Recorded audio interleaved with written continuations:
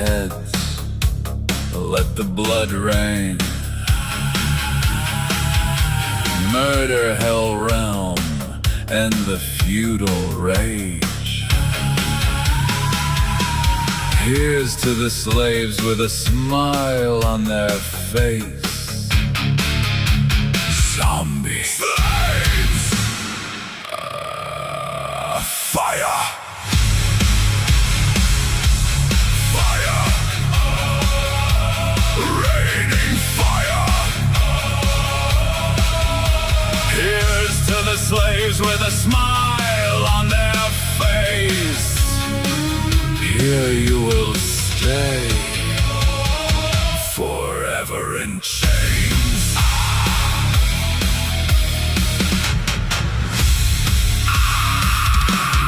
Fire! The Raven King. The Raven King. The Raven King. The Raven King.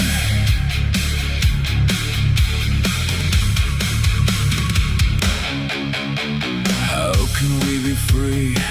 No one here is sacred. Ground them into grist. Burn their ranks in hell. Fire. Remain in hell. Fire. Raining fire.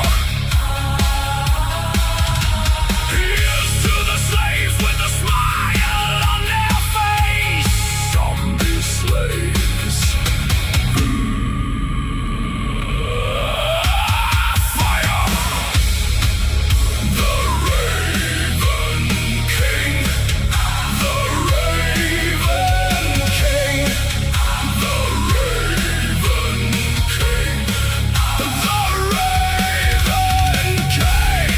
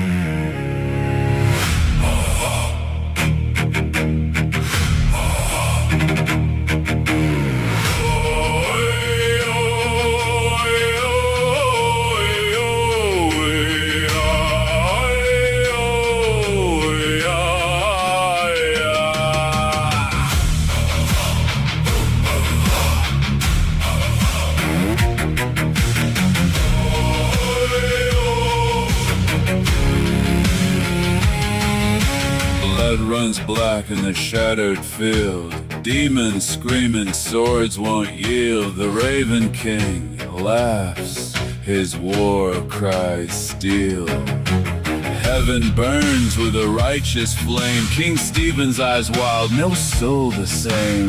March of angels in the devil's name. Raise the blade, raise the blade.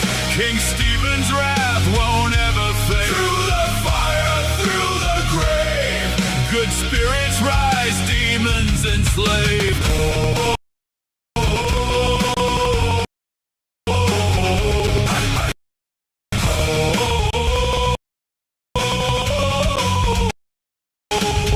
Hellfire cracks beneath their feet. Ashes rain where the armies meet. The Raven King's wings beat the air. King Stephen stands immortal there.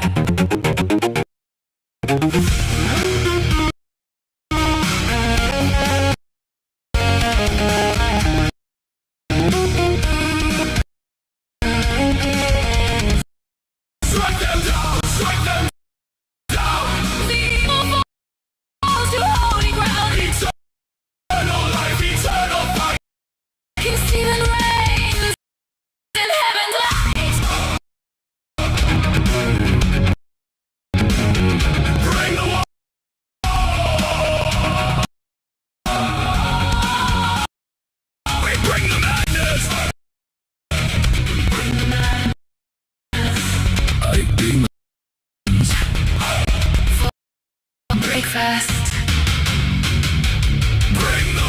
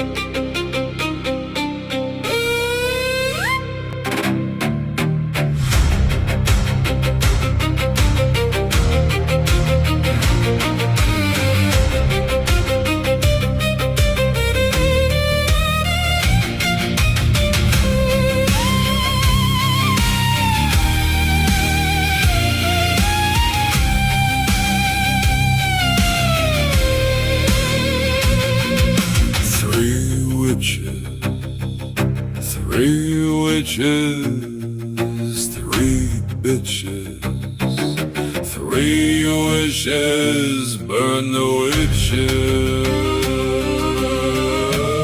witches, burn the witches. The time for evil is over. Team Evil is going to burn and smolder. Flames will rise, smoke will drift. Send the demons into the abyss. Viking strong, Viking strong, pounding drums, I am Viking strong, Viking strong. Viking strong. Sound of the drum, I am Viking strong.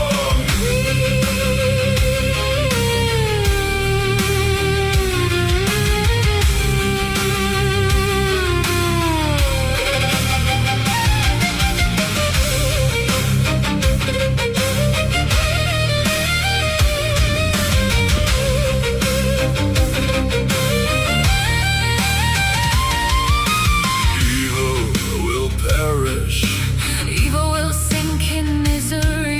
It's truth that I cherish. I eat demons with coffee and cream. Viking strong, Viking strong. sound of the drum, I am Viking strong.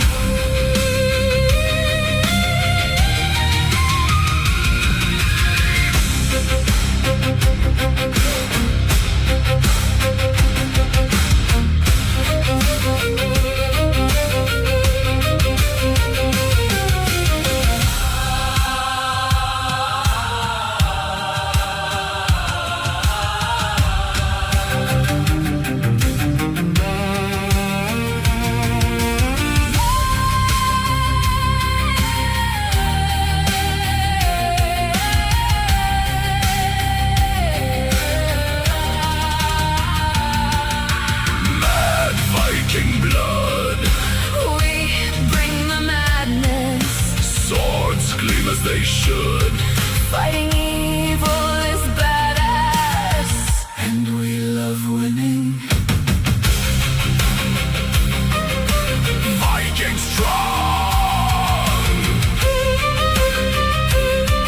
the Raven King.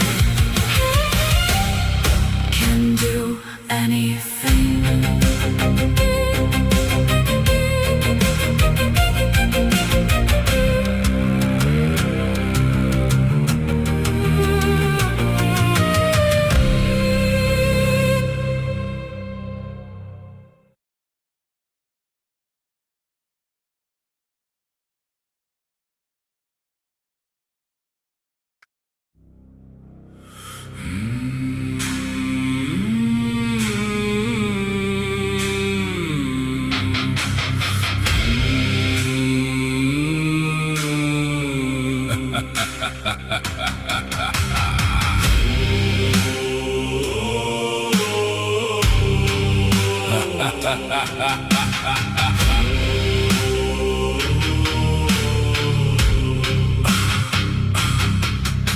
Ravens scream in the blood-red sky. Shadows crawling where the dead men lie.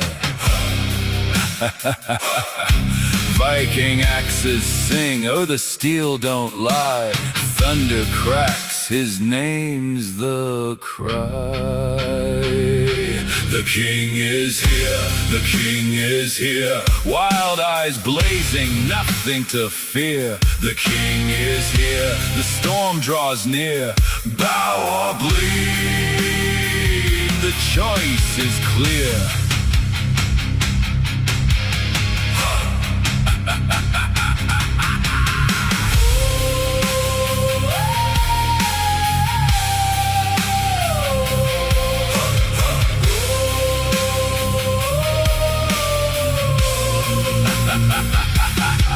Mad laughter rides the howling gale. Waves of fury, shields like scales. Bones break under the hammer's tail.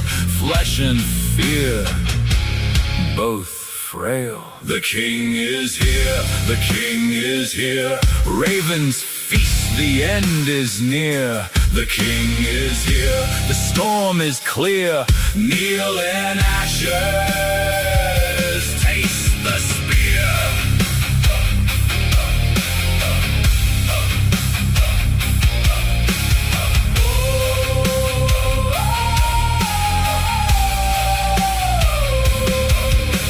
Crown of iron, dripping flame, carved by war, etched with pain. Ravens rise, they call his name. The king is here, Forever reigns. the king is here, Forever reigns. forever reigns, forever reigns.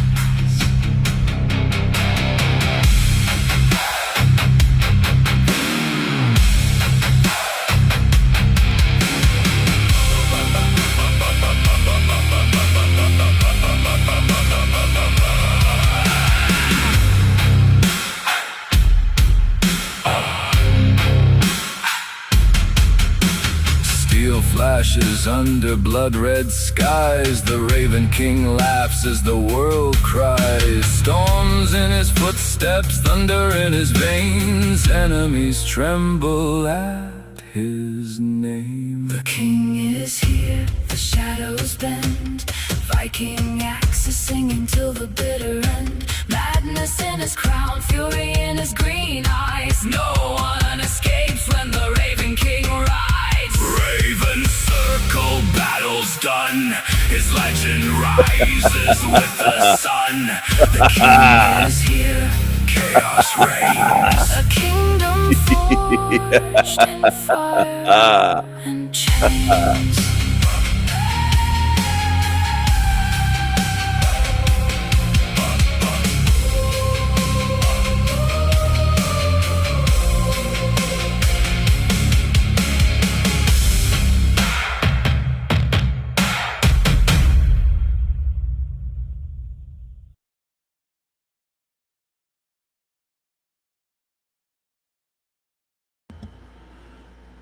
Hello. Hello, everyone. Hello, my tiggas. Do we have 1 million viewers? Is it 1 million tuned in? It's 1 a.m. Pacific time. It's somewhere around 4 a.m. Eastern time. What is it in the UK? 9 a.m.? Some parts of England, I believe it should be around 9 a.m. What a beautiful day. What a glorious day. What a glorious, glorious, glorious day. Glorious. The glory I woke up and thought, I'll do a live stream and then I'll go back to sleep. That's what I thought. I'll do a live stream and then I'll go back to sleep. The hell realm will collapse if we start thinking. Sorry, I could barely get through the title of this shit. This is shit. This is what people watch. This is the shit people watch on YouTube. The hell realm will collapse if we start thinking right. You've been thinking wrong, I guess. That's why it's a hell realm, because your thinking is wrong. It's not because it's designed this way, obviously. The hell realm will collapse if you just start thinking right. That's all. You're thinking wrong, Benny. You're thinking wrong, Tigga. Look at the hands. Oh, my goodness. I'm having an iced coffee with chocolate milk. Oh, it's delicious. Refreshing. Oh, it's so cool and refreshing. It's glorious is what it is. It's magnificent and glorious. I'm just laughing at this Tigga. I can't get over this. This is the shit people believe. No matter what information is put out there. Talk about copium. The hell realm will collapse if we start thinking right. It's your fault again, people. You're thinking the wrong way. You can't think it's a hell realm. Just pretend it's a fantastic place. It's not like there's 220,000 hospitals worldwide. Is it? Maybe it is. Maybe there is that many. Why are there hundreds of thousands of hospitals? See, these are the questions I ask. And these are the questions that most people don't ask, because they're people. They don't question things. Questioning things would be different than being the ordinary person or part of the people. There are approximately 28 million nurses. 28 million. That's quite a few large cities of nurses. Well, why are there so many sick people or injured people? Why do we need so many nurses? If this is such a great place, you can just fix it by thinking differently. It doesn't add up. But this is what people want. They want shit that doesn't make any sense. You want people to feed you shit. I know you do. Most of you people on earth, you want to be told shit that doesn't add up. It's what you've done your whole life, if not for many lifetimes. You want to follow Benny telling you, it's your thinking, idiots. The hell realm will collapse if we start thinking right. See that on the screen? It's just your thinking. It's your thinking that's wrong. It's not the design of the realm isn't meant to be cruel and brutal and evil and create massive suffering and maximum suffering and disease. No, it's your thinking that's wrong, dummies. Look at this. This is a new meme. I just can't help myself. I have fun when I see these idiots. And I know people love to, maybe not you, but most people on earth want to follow stupid shit. You want to follow deceivers. That's why you do it. Millions of you. I need a crystal ball to read your fortune. She looks like a fortune teller. She's got the babushka wrap on her head and her hands out. She's gonna read your fortune. I see comedy everywhere in this realm. Even in deceivers, scammers, liars, thieves, demons, fake truthers on YouTube. I see the comedy in everything. This is a place of comedy. It's a place of darkness, but it's also a place of comedy. And some of you are too simple to see that. You think it has to be one or the other. You just can't do it. A lot of humans can't see. They just can't do it. They can't see. They can't laugh. I'll read it again, his title. The hell realm will collapse if we start thinking right. It's your fault, then, he's saying. You're thinking wrong. You got to start thinking right. Come on, people. Get it together.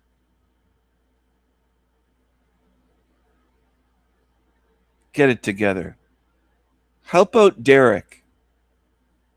Hold on a second. That was the fortune teller lady was Derek's friend. That's why she doesn't come here. She's such a truth seeker. She never comes over here. Total number of hospitals, they call it globally, but we'll say Hellrum wide. So we're getting 214,000. Well over 200,000 hospitals. Why do you need so many hospitals, humans? How are you going to fix that? By thinking differently? You're a fucking fool. And this is what people love. You love shit.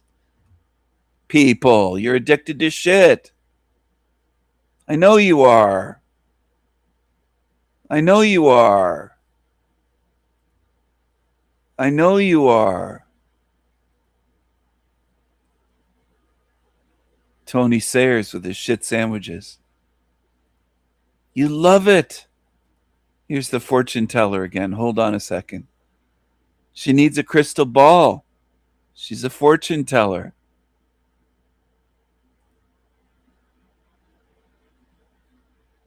I think it's funny. You don't have to. You don't have to laugh for the rest of your life. But most of you will be staying here. That's what I would bet on. Because most people have no care for truth. They have no sense of humor. They just don't. They're just walking zombies. Most people on this earth are exactly what this realm wants you to be. You've become exactly what evil wants you to be. Look at this thing here.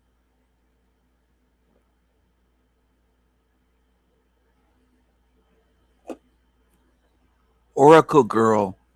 Is it a girl or is it a woman? Very manly. Look at the jaw. Nothing feminine about it. And that's what people love. They love it. Hello, Salty Siren. Hello. What are you doing up so late? Good to see you. I'm sharing some creepy creatures. This is Oracle Girl. Look at the teeth. Look at the eyes, the dull eyes. And here's little Derek's friend, Denisa, the fortune teller from Romania. She needs a crystal ball. She's a fortune teller. And here's the Tiga from South Africa. He's trying to throw up a 666, but his chubby little fingers, they can't form it. He's trying to. He's trying to form a 666. This Tiga. His title is The Hell Realm Will Collapse If We Start Thinking Right. If we start thinking right, we'll collapse this hell realm. Well, how are we going to do that? We need a crystal ball, a babushka woman with their head wrapped. We need an oracle girl, shaved head. What else do we need? What else do we need? Hold on a second. I've got some things here to share. Here. Right here. Here. Here. Here.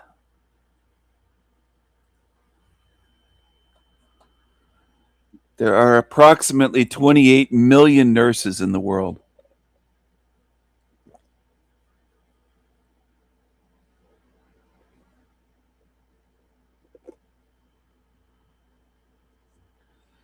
$28 million. Why do we need millions of nurses? I think there's around 3 million nurses just in USA. There's a lot of nurses. Why do we need them? I mean, if this is a good realm, if there aren't tons of injuries and spinal cord injuries and broken necks, broken backs, brain injuries, severe brain injuries, heart attacks, broken arms, broken legs, people in hospital with pneumonia. Why do we need so many nurses if it's such a great realm and it's a great design for the realm, for the body? What a great place. Why do you need 28 million nurses then? If your God is so good. Your God is so good. See, this is the thing. This creature on this screen says the hell realm will collapse if we start thinking right. Well, why do we need so many nurses? Is it just about thinking? Maybe they're misleading you with bullshit again, and that's what people love. They love to be lied to. If people didn't love to be lied to, they wouldn't be following these shit channels. But they love it. They love the lies. People love the lies. Why do we need so many hospitals in this realm if it's a good place and a good design? 214,000 hospitals they counted up in 2024. And it's going up, up, up. Why are they building more? It's a great realm with a great design for the realm and the body. Why do you need hundreds of thousands of fucking hospitals if God designed this so well? What's wrong with you people? Can't you see anything? You can't see where you are? You can't drive around your city and say there's a hospital there, there's another one over there on this side of the city or in this neighborhood? You can't say why? You can't do that? Is that too much for you? Is that too much for you people? To start looking at the realm saying, well, if this was a good realm with a good design and a good creator and a good caring, loving fucking God, there wouldn't be almost 40 million nurses required and hundreds of thousands of hospitals. It wouldn't be that way. It isn't difficult, but a lot of you have issues. I know that. A lot of people on earth have issues. Most of you do. You can't look around. You can't do it.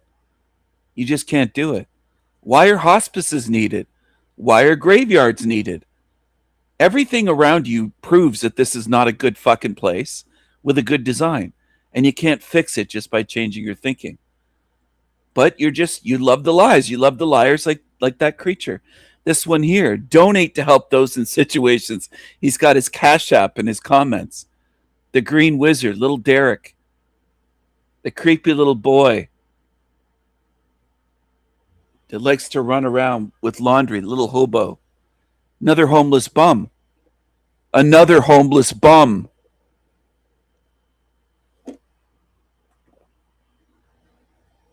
Do you like the homeless bums?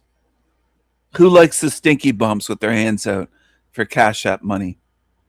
Derek Michael, 88. Oh, interesting. Interesting. Why is he putting 88 there? 88 is my number. I'm 88. So look at that. Look at the copycat putting 88. Take a look. Take a look.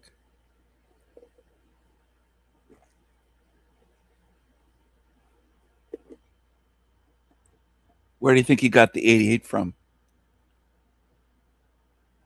I'm 88.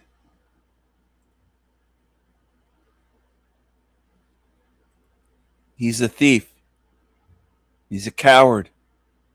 He's a coward. He's a creepy creature. He's a loser. He's a loser. And none of his threats will work, that fucking creep. Creepy creature. Creepy creature.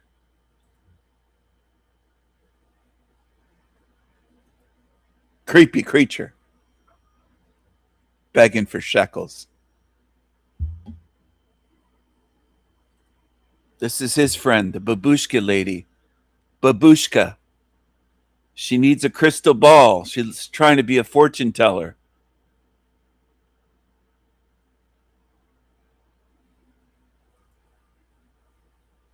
And there's this creature. Yes, they all steal from me. They absolutely do. This bitch here stole from me some of her video. Was directly from me. Directly. Things that I was just talking about less than a week ago. This bitch steals. They all steal. These thieving fucking creatures steal, and then they get money from you. They steal from me, and then they get profit from people. Creepy creatures. Creepy creatures. That's what they are. They're going to stay here. Look at this bitch. the greatest work. This is not the greatest work. This is terrible work. That's a crappy drawing. It sucks. There's nothing good about that. Look at this idiot with his tiny little hands, his manlet hands. He's a little manlet. He's a man child. He's a man child. He's an incel. In here, in my hand, is the great work. This is the great work. Making sure this never happens again.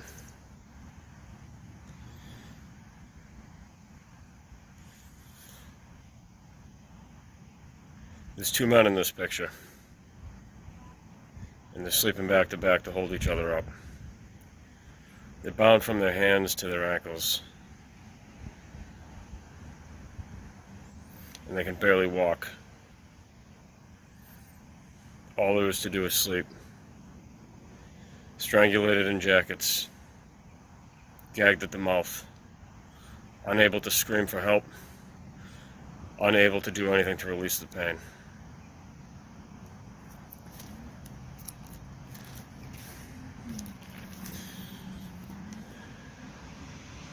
The camera might be a little fuzzy for a moment. Dear reader, if you have found this picture disturbing, then congratulations, you may still have a heart. Featured are two soldiers bound in steel cuffs from wrists to ankles, nearly suffocated in thick fabric jackets and forcefully kept alive. They sleep back to back, holding each other up, while doing all in their power to stay calm and still. Any resistance only makes it worse. This is cruel and inhumane. It sounds like his homo fantasy. Sounds like Derek is having gay fantasies about being bound with another man. That's what it sounds like. Derek, you're going to be chained in this fucking hell realm forever, you stupid fucking evil demon. Humane torture, and they would both give anything to die. Prisoners of war are not treated the same as general lawbreakers. You can look that up and find out that's a fact. A bug just bit my back, so just give me a second. Just, I don't know if it was a bee or something. Yep, something like that. He's going to cry now. A little bug bit his back, and he's going to cry. He's going to cry. It invaded his sovereignty. Okay. Cry like a bitch. Cry like a little bitch. Now the wind's picking up. Sorry about that. We don't see what really happens to people who fight for their true rights. Imagine if this was you. I'd like to go further and just say, in my own words, which these are my own words, but still, I work with a group that's working on this. I'm stationed right now in Massachusetts, and that can change at any time, and it has changed at different times. I go where I'm needed. And I would like to also say that these two men would probably give anything to be thrown out into the street on a regular basis and beaten with baseball bats to just take a break from, well, if you saw the picture, you should know. I realize that people want calm, and that's how people choose their videos and things like that. It's hard to stay calm because I think about this every day, multiple times a day. First thing when I wake up, pretty much, and before I go to sleep, it tortures me. And this isn't even what, there's so much more than this picture that goes on. I just want to say that. This is one scenario, and it's unbelievably inhumane. But there's many other forms of torture and imprisonment that exist in this world. In all situations, imagine if that was you. That's all you should have to say. That's all you should need to know. That's why I say this is a great work. Many are forcefully imprisoned every day, taken to places we don't see or even know about. They go there knowing they may never see their families, children, or loved ones ever again. If you have even one person you love in your life, just think about exactly how that would feel all the time. And many who do go there are innocent.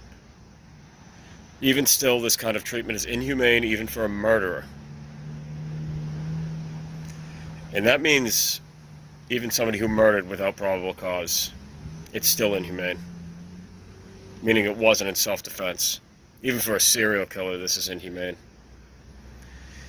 If you don't think this is real, or that this kind of cruel punishment doesn't happen to people every single day, think again. Derek doesn't know what probable cause means. He's a fucking idiot.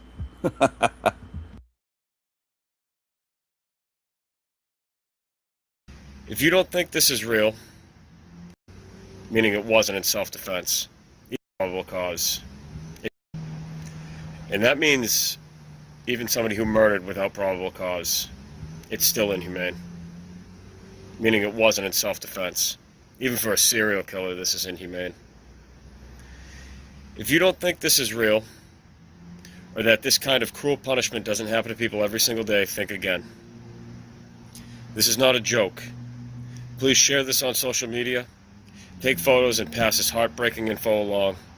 Share if you care. And imagine if that was you. Freedom is not free, signed all of us. The United Saints of America.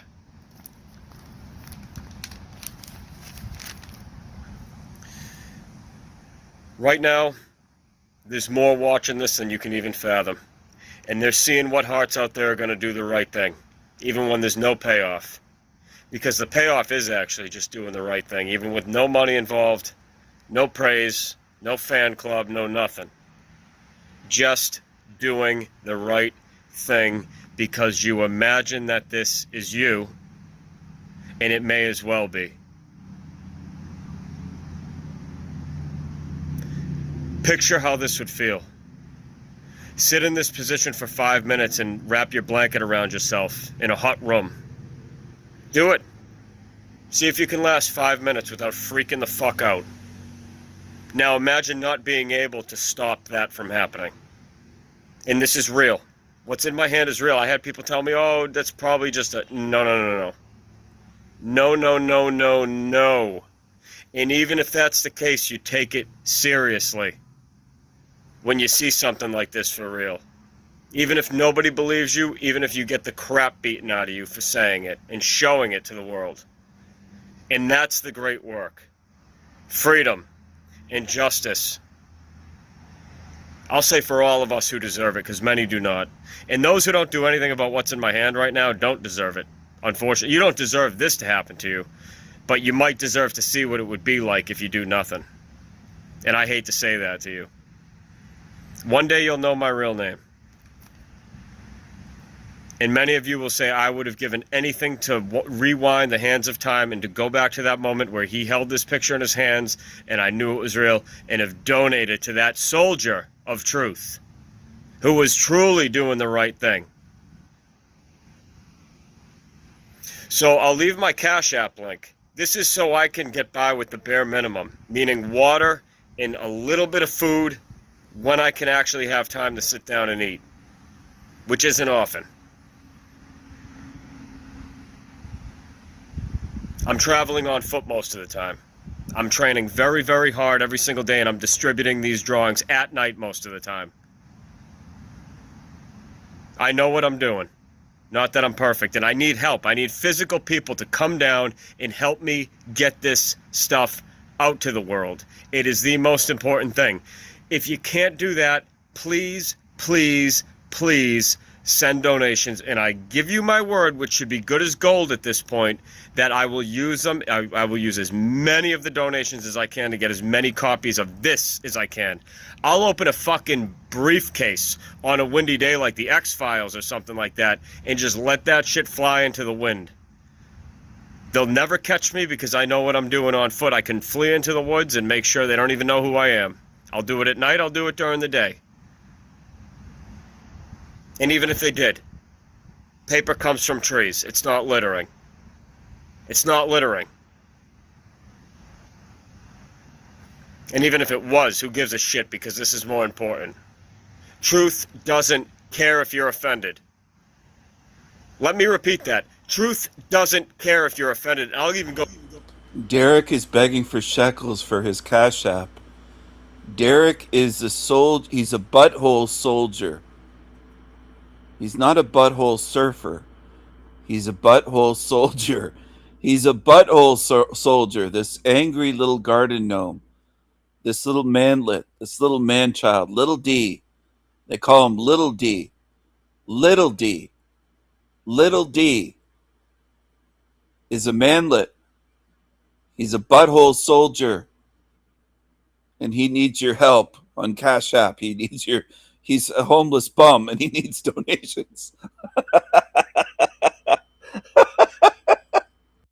Go as far as to say, truth doesn't care if you're scared. You think they aren't scared? It's beyond terrifying. And this is only one of the things that happens to prisoners of war. This is the great work. We don't need more spiritual videos. The time for that should be coming to an end very soon. We don't need more spiritual videos. He had no idea that prisoners are locked up. He says this is the great work. Something that people knew about decades ago. But this is news to Derek DiCarlo.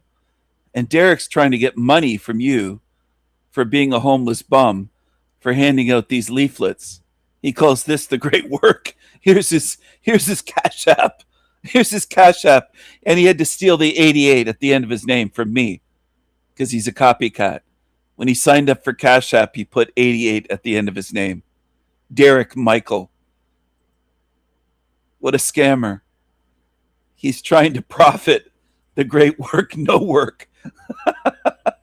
The great work, no work. Exactly, Nick. It's doing no work, just walking around, handing out leaflets, little flyers, or little photocopied sheets of paper. He thinks paper's expensive. You could find a few quarters in the gutter and have what he has on the screen. He doesn't have a pot to piss in. The great work, no work. That is so perfect. That really makes me laugh, but it's true. To Derek, the great work is doing no work, being a stinky bum, just walking around, unshowered, in dirty clothes, like a stinky bum. He's living outdoors, like a homeless bum, handing out these photocopied shit that costs pennies to get this done. He's asking for a donation. Somebody gave him $100 the other day. Somebody gave him $100 donation. Don't ask me how I know, but I know somebody gave him $100 US dollars.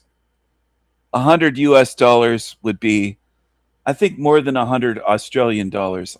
100 Canadian is equivalent, I think, to 100 Australian. It's very close. Canadian, the currency of Canada and Australia is very close at the moment. But 100 US dollars would be about $145. Somebody gave him almost $150 Canadian the other day to this stinky bum. And I think they said, I'm not sure about this, but I'm sure about the $100 donation. I'm not sure that they said this, but I think they might have said, get some new underwear, wash your underwear, you stinky bum loser, and trim that long beard. You look like a mess. You look like a loser. You look like an absolute loser. This guy cracks me up. He's made so many threats to me over the years. He thinks that he can stop me from speaking about him. You'll never stop me. I would put you in a fucking cell like that, Derek. You'll never stop me, ever. You'll never censor me. You'll never control me. You'll never stop me. I knew you'd end up homeless. I knew it. And a lot of you fucking idiot truthers on YouTube end up to be homeless losers living in your vehicles. Stinky bum losers. And he's a stinky bum loser, just like the others, just like Creepy Keith and lots of the others. They end up as homeless bums, delusional, pretending that they're doing the great work. And he's not even getting support anymore. People are just tired of hearing his shit. Only 3 likes on this video. He thinks now he's anarchist. He has hashtag anarchist. You're not an anarchist. You're just a lazy, stinky bum that got kicked out of your mummy and daddy's house. That's what happened. It's not a threat, it's a warning. Please do the right thing now. We don't need more spiritual videos. Work. It's beyond terrifying. And this is only one of the things that happens to prisoners of war. This is the great work. We don't need more spiritual videos. The time for that should be coming to an end very soon.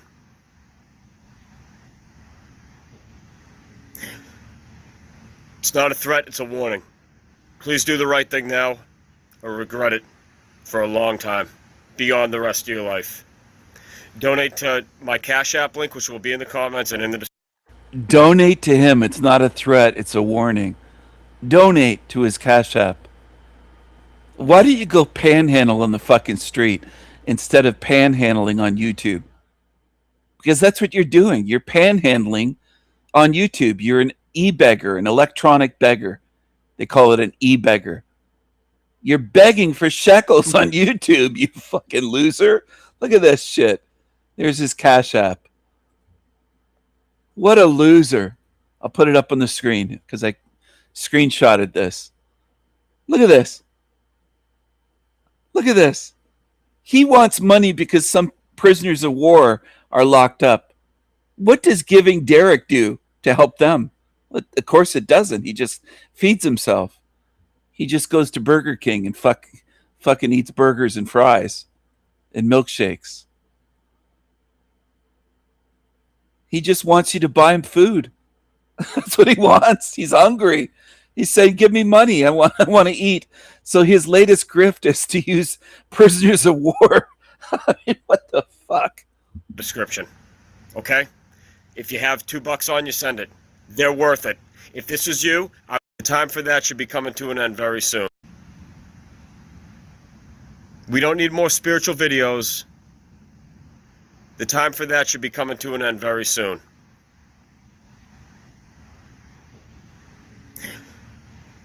It's not a threat, it's a warning. Please do the right thing now, or regret it for a long time, beyond the rest of your life. Donate to my Cash App link, which will be in the comments and in the description. Okay? If you have $2 on you, send it. They're worth it. If this was you, I would be doing the same thing for any one of you, even if I hated your guts and you hated me. I don't care who you are and how badly you wronged me. If this was you, I would be doing the same thing right now. Even if you were a total dick to me my whole life. Because I love you. Unconditionally in that regard, and that's true love. You don't love anyone. You try to destroy people. You're a psycho. You're evil. You're violent. You're a liar. You're a scammer. You don't love anyone. You're a fucking liar. There's many things I'd rather do than this right now. Well, meaning distribute papers. And pay out of pocket to do it. I'm going to do a DoorDash run. I'm back in my truck because I had an emergency situation. Otherwise, I've been doing my own foot backpacking trip, sleeping on the fucking street, seeing what it's really like to be friggin' homeless, okay? So nobody ever has the right to tell me that I didn't do what not only required, but absolutely necessary. You're not going to find a heart like mine out there. I haven't found it yet. I am that love. Never seen anything close to it, okay? Until it comes along, I am that love. I am. I don't care if you know my name or not. If you really knew the real me, you'd know my real name. And if you don't, I know you don't. And I know you don't know me. But that doesn't really matter, does it? Because what's in my hand is what matters. I don't give a shit about your name. I don't give a shit. Why would I care? Why would I care about your stupid name? Who gives a shit? I don't care if your name is...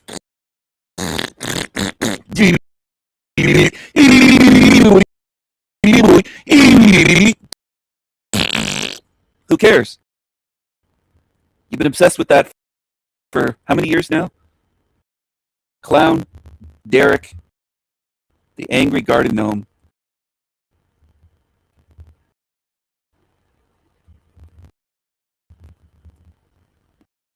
Just give me a second. I'm working on a meme based on his Cash App.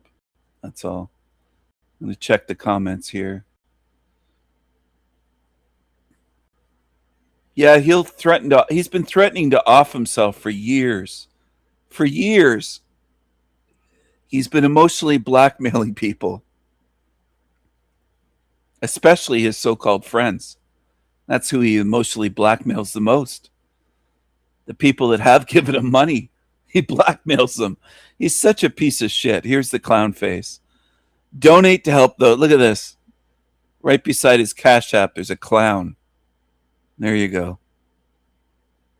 Put a clown there. He's a clown. He's a clown. You'll regret it, people, if you don't donate to Derek. If you don't give him donos, if you don't give him Cash Apps, you'll live to regret it. Getting this out to the world.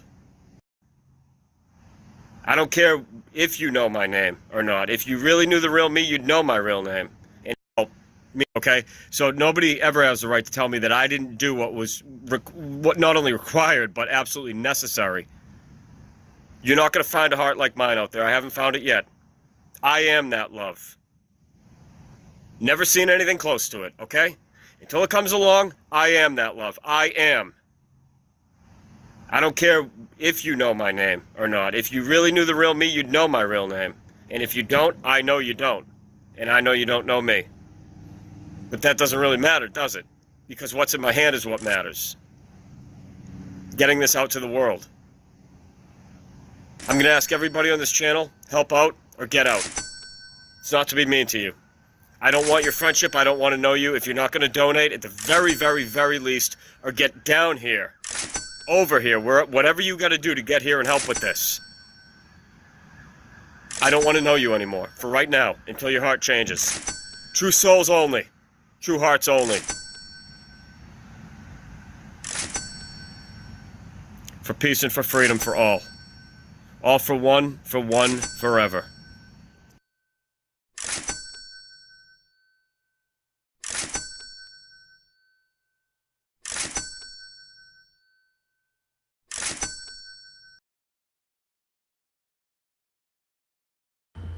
There you go, everyone. According to Derek DiCarlo, the great work is sending him Cash Apps. Sending a stinky homeless bum Cash Apps. Cash Apps for clowns is the great work. Cash Apps for clowns is the great work. Isn't that amazing? That's the great work according to Derek. Cash Apps for clowns. Fucking hell. You can't make this shit up. You just can't. It's so over the top. It's like watching these American televangelists from decades ago when they were very popular on TV. And it's so phony and fake, and people love it. They buy it, and they believe these fucking idiots. They believe these losers. They listen to these losers. They believe them. Cash Apps for clowns, everyone. Isn't that remarkable?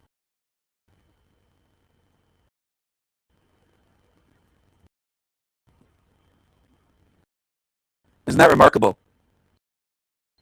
What do you think?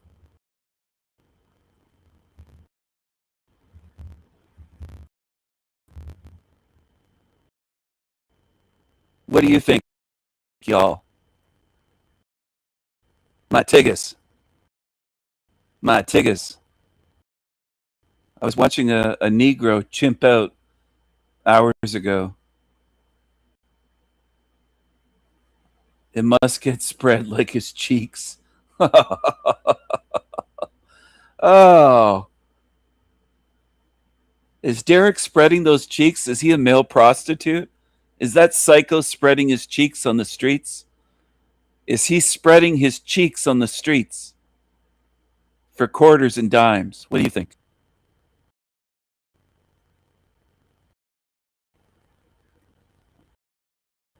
What do you think, everyone? Give me a second. Working on a meme here.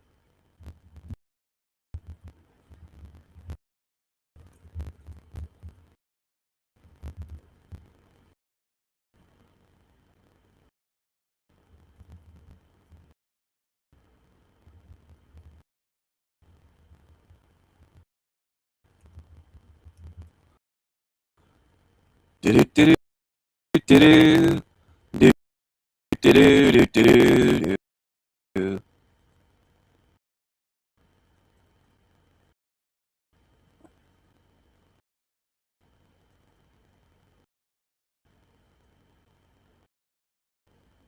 It's a beautiful day in Hellrum today. A beautiful day in Hellrum today. Won't you be mine? Won't you be mine? Won't you be? Oh, won't you be? Won't you be my viewers? Cash apps for clowns. All right. I'll finish this off.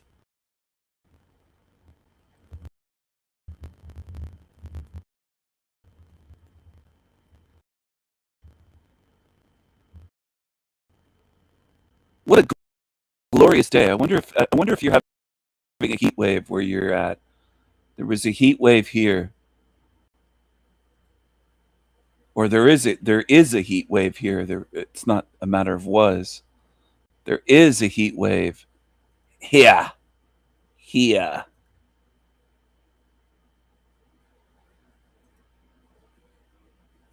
One more time for the fortune teller. This is Derek's friend from Romania. She's a very weird chick with a babushka on her head. She needs a crystal ball to read your fortune. She needs a crystal ball to read your fortune. Now here's Derek. Little D believes looking angry equals manly. Miserable green wizard. Looks like he has a cockroach on his jacket right above the pocket.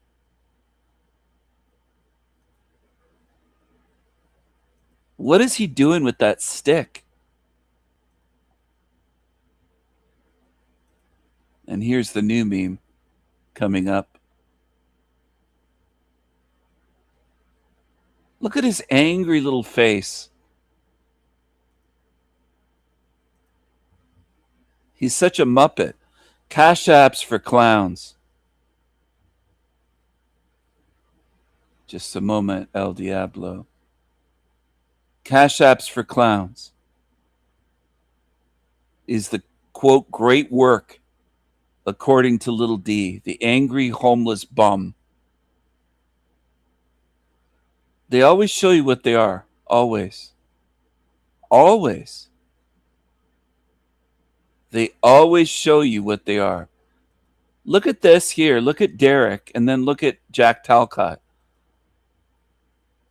They look very similar. Both bearded, both angry, both manlets. They're tiny. They're about 5'7", I think, somewhere around there. 5'6", 5'7". I don't know. He might be 5'5". He looks really tiny. He looks very tiny. He might be 5'5". He's ridiculously small. Little D. And he's so angry. Why are you so angry all the time? He's an angry, angry little man-child. And then Jack Talcott, another angry, angry little man-child. Another angry, stinky bum with a beard. And it's fine to have a beard, but look at this. It's just a mess. Just an unkempt mess. Looks like trash. It looks like a hood rat. Looks like a gutter rat. So does this thing. They have that same look to them. They have that same look, that angry eyes. Eyes, it's almost the same. It's so similar. You look at these two. The angry, demonic look in the eyes of these fucking creatures. Miserable. Two miserable little fucking things. Two miserable little things. There's both miserable. And Derek is a butthole soldier. He's a butthole soldier. That's what he is. So now he's trying to scare people. I'm going to share his newest video. The demons are coming. Look at this. This is funny. I'm glad he's posting videos again. The demons are coming and you better run. I'm going to give this a thumbs down right away. He's telling you to run, and there's his donation again, his Cash App. He posted his Cash App. He forgot to post it 6 hours ago, so he just put it in there 1 hour ago. Donate to help. So giving money to Derek somehow helps people suffering that are caged up as prisoners of war. I don't think so, but here you go. There's his Cash App. He put it there. He's put it everywhere. Putting his Cash App everywhere.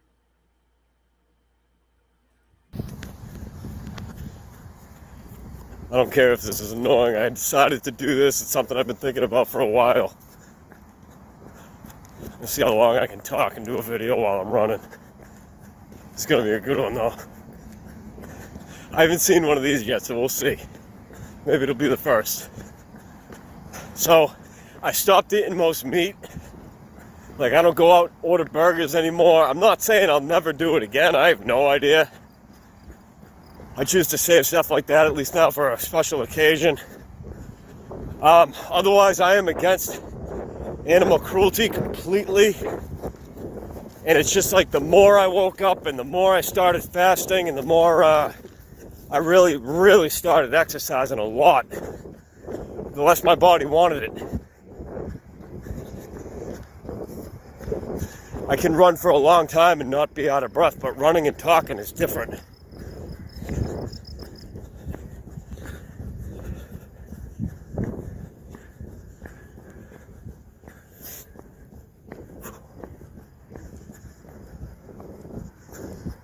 I tried for a few weeks. I did an experiment.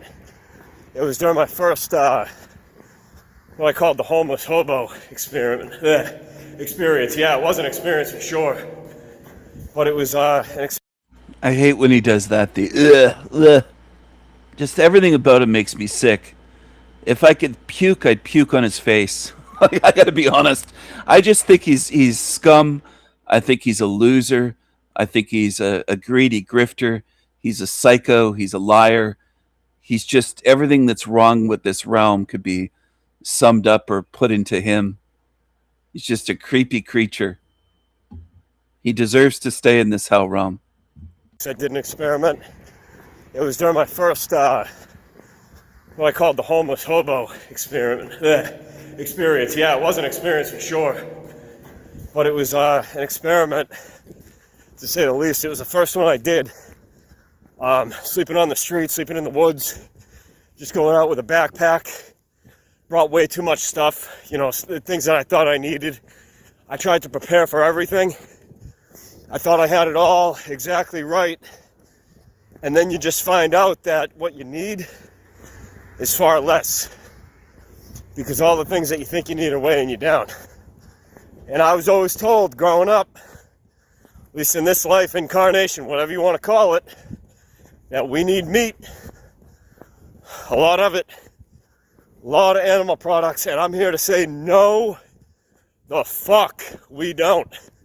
So I did this, I found this out by experimenting, even while losing sleep, traveling on foot, walking and running literally all day, feet sore as hell. Spirit was willing, flesh was weak, sort of thing. So I had this heartbreak moment where I just truly saw what all our actions are doing. And I thought I already did see it, but not the same way that I did when I had this experience. And so I'll tell you, I just started eating crap. I tried to warn people about this.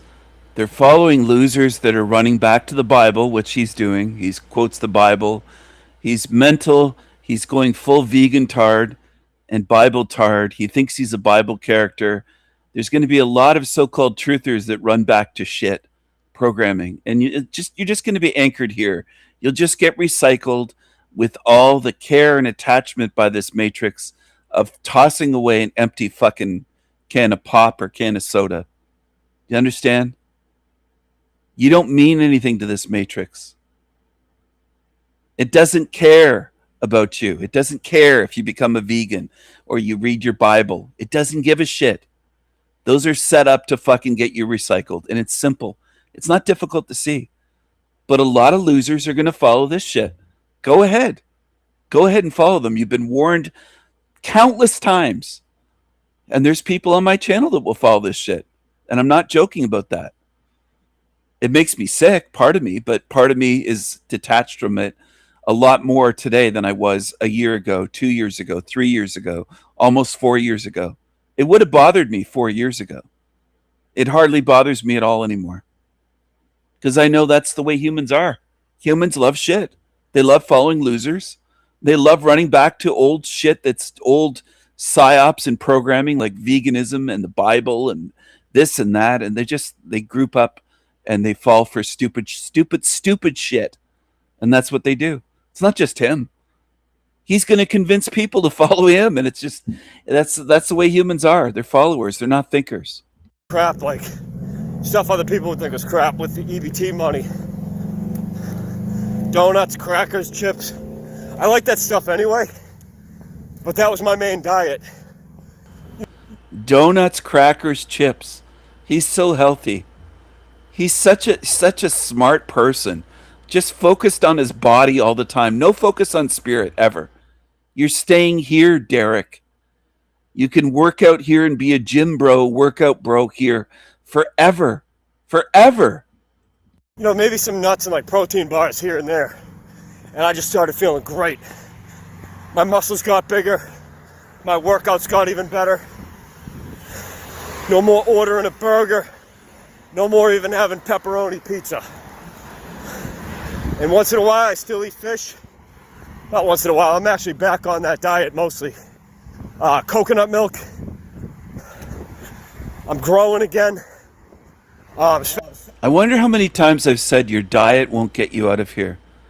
I wonder how many times I've said that, not just on live streams, in my lifetime. I wonder how many times I've said your diet won't get you out of here. Your diet won't make you free. Your diet won't get you out of hell realm. Your diet won't get you out of the recycling system. But this is the shit people focus on. And I've said countless times, I can't help most people in this realm. A lot of people like to praise me or applaud me saying you're helping people. I'm reaching very few. And I'm aware of that. I'm not going to lie and brag myself up and say, oh, I'm reaching so many. I'm not reaching very many. Most people in this realm can't be reached. They're full-on retards. They're demontards. They fall for the dumbest shit that they're warned about. I can warn them about psychos like Derek, and they'll line up to follow him. And he'll be threatening them in a month or two and getting money from them like he did from Mushroom Coyote, about $1,000 or more from Mushroom over the past year, $100 a month. He was giving Derek $100 a month, and it was giving Derek $100 a month. And others. There was a group of them giving Derek money for nothing. And this is what people do. They fall into this shit. They can't be helped. They're too low IQ. They're not spiritual. They don't have spiritual eyes to see. They don't have discernment. They don't listen to advice, to warnings. They just don't do it. They ignore all truth to line up and follow and eat shit sandwiches and pay Derek for shits. They pay Derek for shit. They pay Tony Sayers. They pay tons of them. Lolita. The list goes on. Archaics. It's a long list. It's dozens and dozens and hundreds. It must be thousands of them on YouTube. Thousands. Maybe it's millions of them. But regardless, it's a big number that sell you lies and sell you shit and dupe you. And people are addicted. They're addicted to religion. They're addicted to YouTube cults. They're addicted to psychos. They're addicted to homeless bum grifters. And they defend them verbally. They'll threaten me. They'll come to my channel and make threats on behalf of Derek or on behalf of Archaics, on behalf of Rebellious Meth Puppet, on behalf of Tony Sayers and the others. That's what people do. You're addicted to shit. You're addicted to liars and grifters and psychos. That's what humans show. And they've shown me for years and years and years. The more I try to help humans, the more they follow shit. They follow evil. Following evil, like it shouldn't need to be even said or explained, is going to lead to you staying here It's really that simple. It's not difficult. And it makes perfect sense.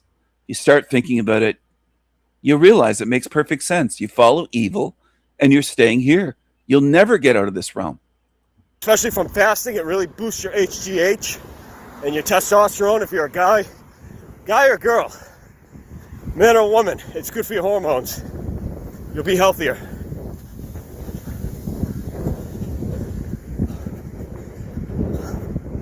But yeah, the only way to know, like anything, is to do it. He hates when people mention how angry his voice sounds. He always sounds angry because he is angry. That's why. The guy's never laughing. He has no sense of humor. He's not lighthearted ever. There's no lightheartedness or no lighthearted moments, no humor, no jokes, no laughter, nothing. He's angry all the time.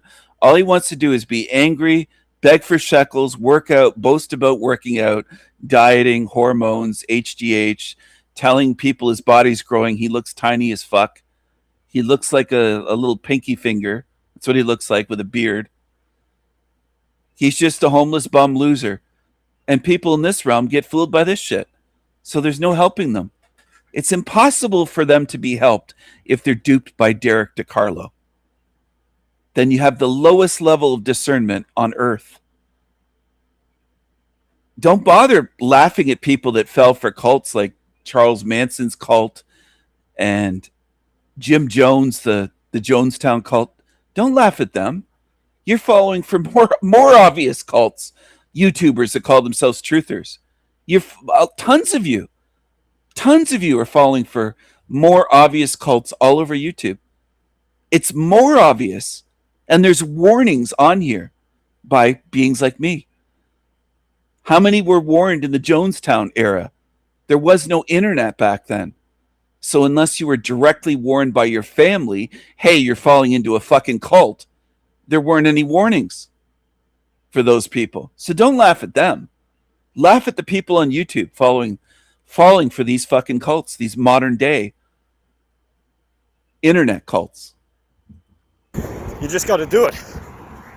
And you got to see how you respond, especially after, like if you do a 2 or 3 day fast, I would recommend just doing it. You don't have to do them all the time, I don't think. Derek's is a death cult. He wants people to unalive themselves. He said it himself. He wants people to get together for one last hurrah, he said, and then unalive themselves. But he won't do it, of course. But he'd love to hear about a group of his followers unaliving themselves in a mass suicide. That's what he'd love. He's a psycho. He's sick. And people can't get that through their heads yet. After me saying it and showing it for years, this creature. My old videos, years ago, I was warning about this guy. And people can't see. So there's no point in even trying to warn people for years and years more. I've done all I can and people can't see. There's a rare few that can. It might be a dozen. It might be a couple dozen. It might only be 5 people. But it's not many. It isn't many, that's for sure. There should be thousands that could see this. There should have been thousands over the years that could see through Derek, especially with my help and videos. But that shouldn't have even been required to see through him in reality. They should be able to on their own without anything or anyone exposing them. But this is the way this realm is. People fall for all kinds of evil psychos. And I don't think that'll ever change in this realm. I have no reason to believe it will. I see people getting degraded. I don't see them waking up or getting smarter or more aware or wiser spiritually at all. That doesn't seem to be happening at all. Wiser spirits? I don't see it. So show me. Bring 100 to my channel. Bring 1,000 here and prove me wrong. But, your senses increase. Your sense of smell, sense of taste, all that. Your thoughts will change a bit. You'll have a lot more mental clarity for the most part.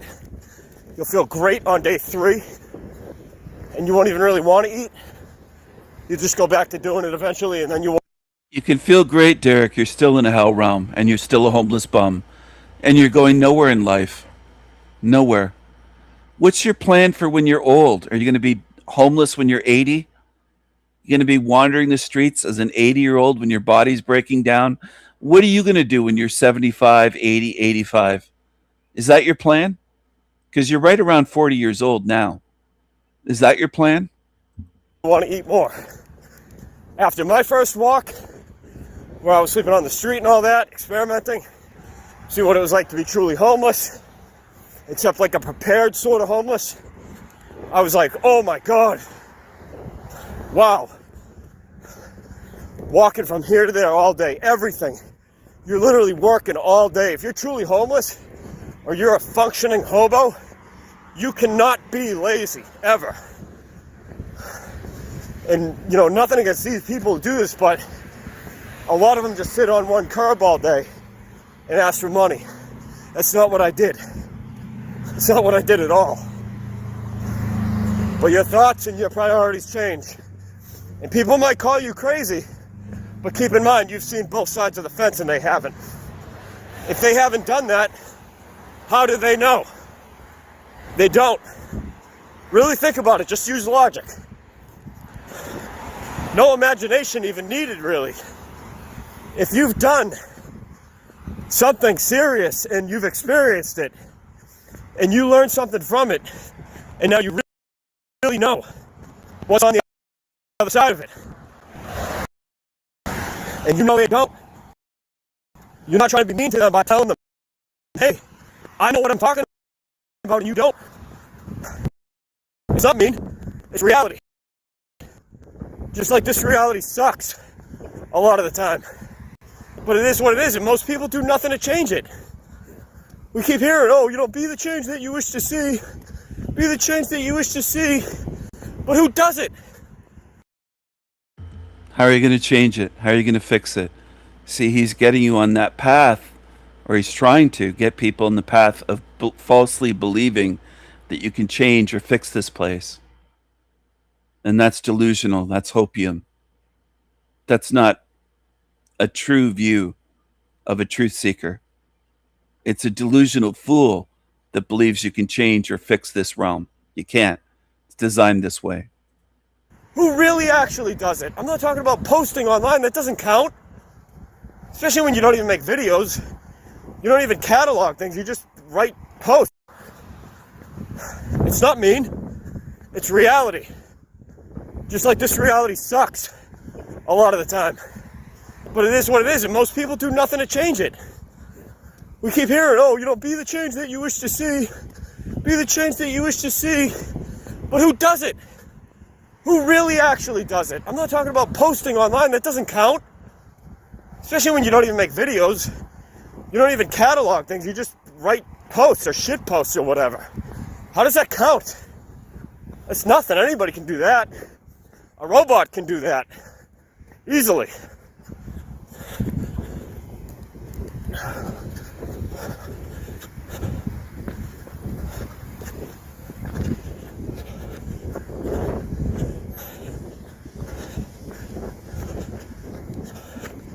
Everybody wants to know you when they know who you really are. But when you take on a new identity and you become a traveling bum or gypsy, then who wants to know you? Not many. Especially when they know that you get down and dirty and you do what you gotta do. They all want to chip in when the results are in. And it turns out they are N-I-G-G-O's. I'll just say O's for the video, because I know some people still think it means something it doesn't. It has nothing to do with racism. It has everything to do with who you are. I train every day because I love someone. A lot. In fact, I love more than one. A lot. And so I do it every single day, even when I'm supposed to be resting. And that's pretty fucked up. I did a jog yesterday with some walking rest in between, with my big rucksack on. Probably somewhere between 30 and 40 pounds, which when you're trying to run in over 90 degrees in the middle of the day on busy roads, because you got to get somewhere, and it's well over 10 miles away. He's homeless. He didn't have to get anywhere. He doesn't have a job. He doesn't have meetings to go to. He doesn't have to be at a job on time at an office or punch in at a factory or warehouse. He doesn't need to be anywhere. He's just full of shit. He doesn't have anything. He's a liar. And this is a lesson for people. Stop believing and following liars. That's something you can do while you're in this realm. Stop believing, following, and defending fucking lying, narcissistic psychos. Because a lot of humans do that. It's like a habit of theirs. They just do it automatically. All I can say is you really learned to tap into your spirit. And your feet friggin' kill. Especially after you've been walking consistently with a pack on for weeks.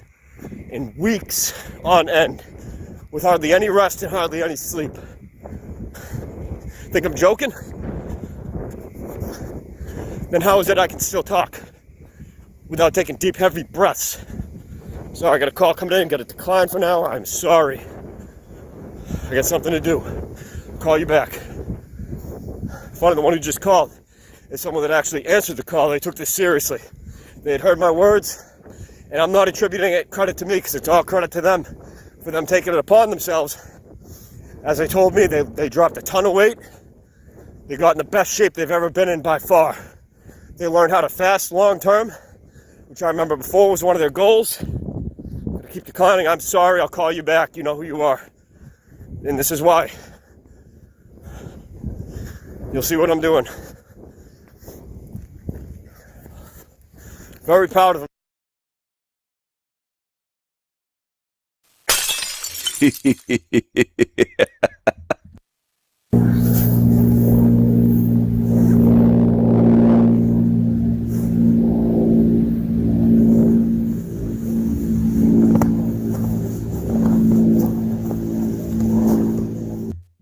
He thinks he's Rambo.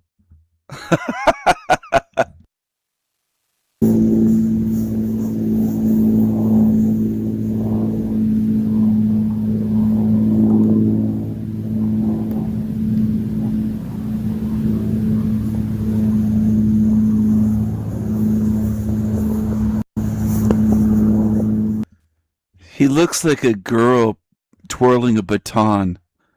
A bearded little girl. That's what he looks like.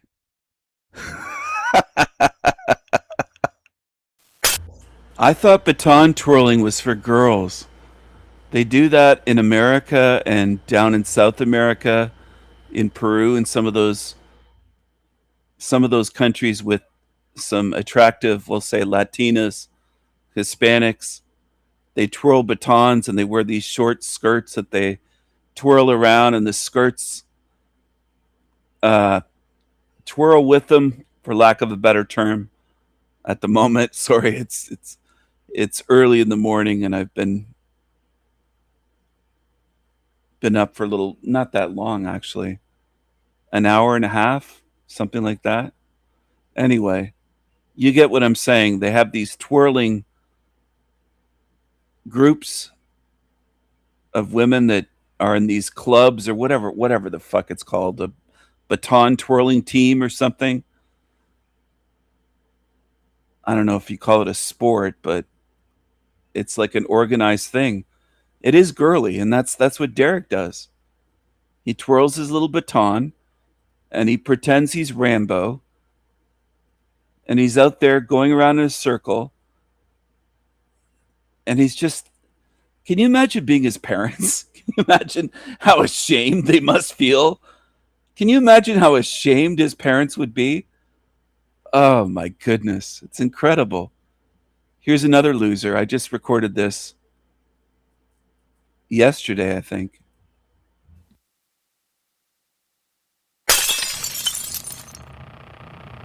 These are completely our life source here. Like, without them, we're definitely not going to make it. And I hope that these bees can be helped somehow. This place is truly a fallen world. There's no doubt about that. This place, I try not to dwell on how wicked this place is, because it will break my heart. And I don't know why. I've been looking up videos. Sorry, I'm outside and my neighbors just drove into their carport, so I'm like feeling awkward to talk right now, but I've been looking up different videos, different viewpoints on, you know, why does God allow suffering? You know, why is there suffering? Why do children die of cancer? Why do young children die, and all these things? And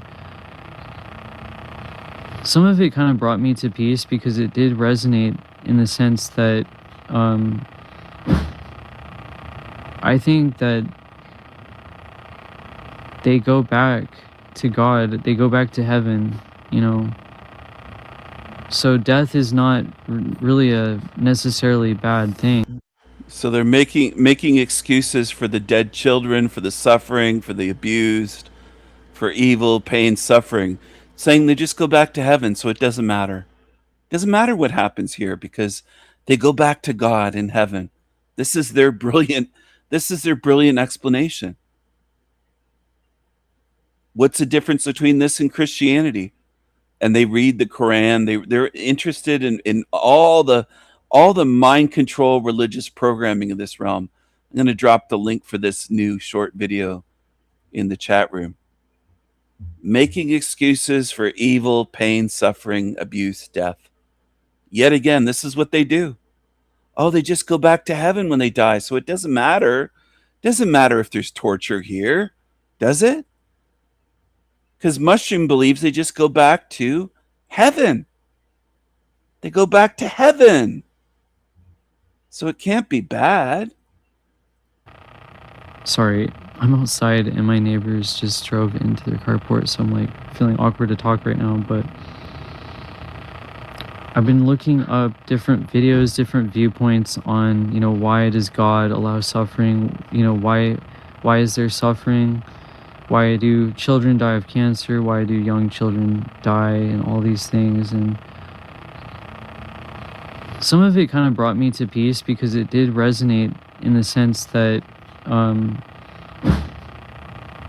I think that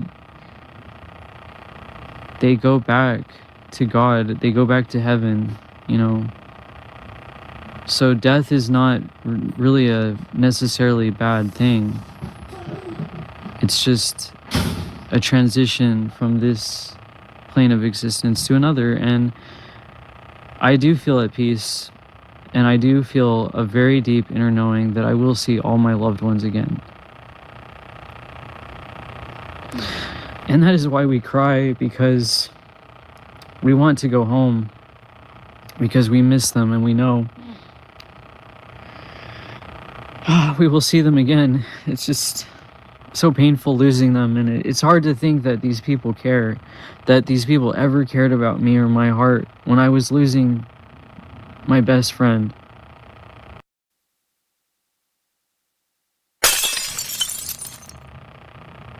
These are... So this freak calls home heaven, going back to God. That doesn't explain pain, suffering, why all of that exists here at all.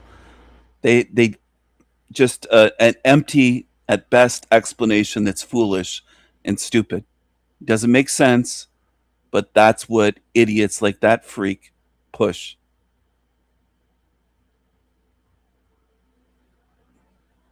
Yeah, in heaven, just like Ian with Lindis. We're in heaven. The next day, Malibu was on fire and they were running for their lives, scurrying to get away, and talking about how it looked like hell on earth and flames and and smoke, and how they just got out by the skin of their teeth. Remember that? One day after they were saying, we're in heaven, in heaven.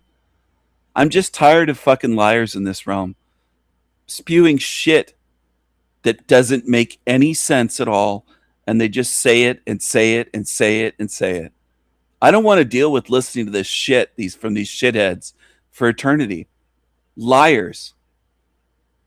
And that's what they are. And they have access to truth at their fingertips that makes sense. But they don't want that. They want to spew shit. That's what they want. And that's what they do. They do it for years. It's not a matter of making a mistake and somebody saying something and going, oh, yeah, I was wrong about that. I'm sorry, I was wrong about that. I wasn't. No, they don't do that. They spew shit nonstop their whole fucking lifetime. And if you really pay attention and observe 1, 2, 5 of them, 10 of them, you'll see that's what they do. They spew shit their whole life. And they never say, oh, I was wrong. I was completely wrong.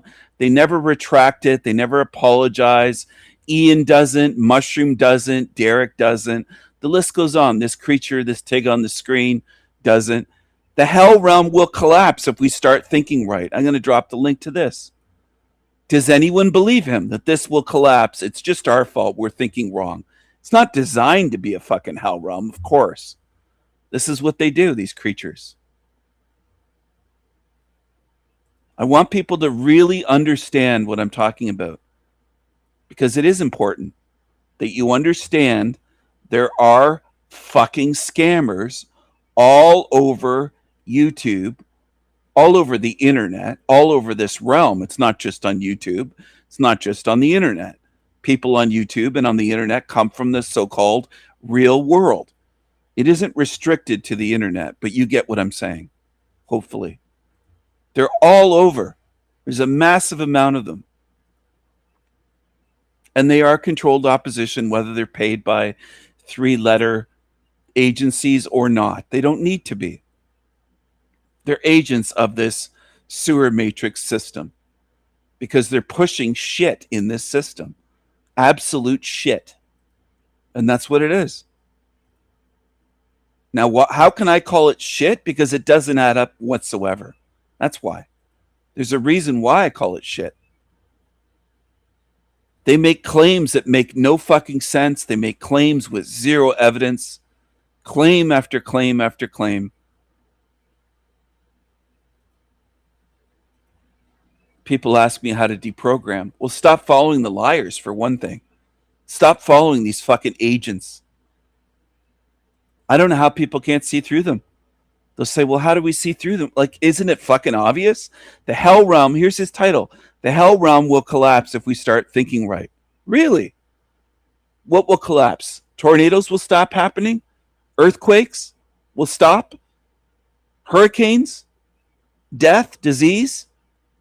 Evil? No, it won't. You're lying again. You're calling it a hell realm every video now, I notice. You're stealing from me. But then you're saying it will collapse if we start thinking right. This creature just wants fame and fortune. He wishes he were fucking Puff Daddy or P. Diddy or whatever his name is. That's what he wishes. He wishes he had that money, fame, lifestyle. He's a creep. And it makes me sick that so many in this realm follow shit like this and they hit the like button on this shit. I gave it a thumbs down. Not that that's really going to affect them. Of course. Because most people love this shit. They love it. You don't agree with me, the base of your thinking is wrong. Because when you think about this world, it's the exact thing. His fingers are too chubby to do the 666 sign. He was trying to do it, but he couldn't do it. Anything about their history, and they're being told lies. Think of a place like that. Would you say, as a normal, I'm not even saying normal, but I've been telling y'all it's a hell realm and possibly a soul trap. I've been telling y'all we are not having a positive experience. Whatever shit we go through is not for us. It is not for us to benefit in any way, shape, or form.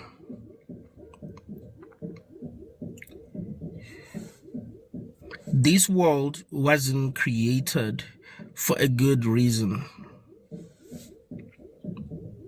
I'm not telling you all this so that you give up. I'm not telling you all this so that you feel hopeless. I'm not telling you all this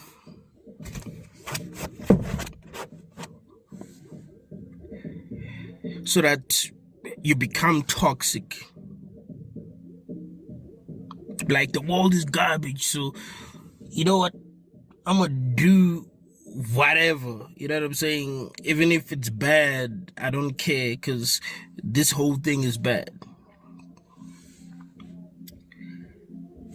My videos are meant for those who are already realizing that something is not right, but when they try to talk to someone, they don't seem to want to listen. They try to talk to their partners. Hey man, I think this world is not really what we think it is, you know? Like, think about it. We're born without our consent. Before they even finish the sentence, the partner is talking about something else. But the partner is saying, if you think too much, you will only stress yourself. I don't want to be depressed. I don't want to talk about these things. You know,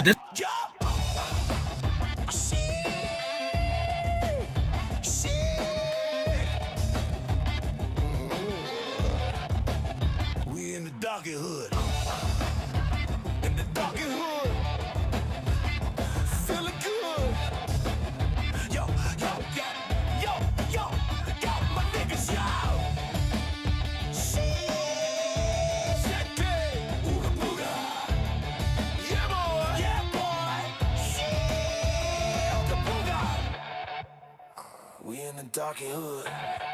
Hey, we feeling good.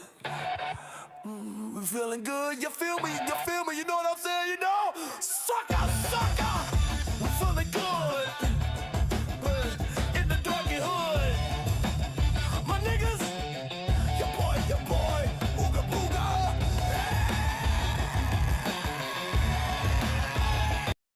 Yeah, yeah, yeah, yeah, yeah, yeah, yeah, oh, yeah, yeah. Niggas shout.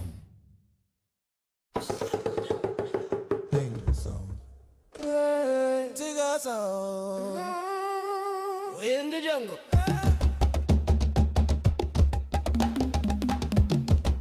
This be all darky hood.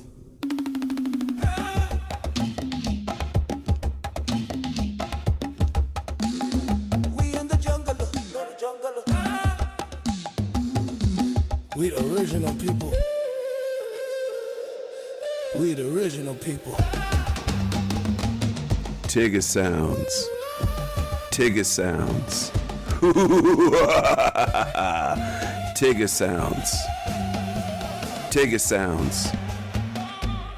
Umina ko ikonde makakasa baya akari jama kaita mo tafa ko baya ko akhulupuko sa kena le ta ngai ta khate ta khabo ale baya ko mina ko ikonde makakasa baya akari jama umina ko ikonde makakasa baya akari jama kaita mo tafa ko baya ko akhulupuko sa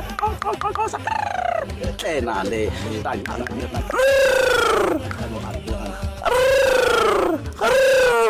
Tigger sounds. Tigger sounds.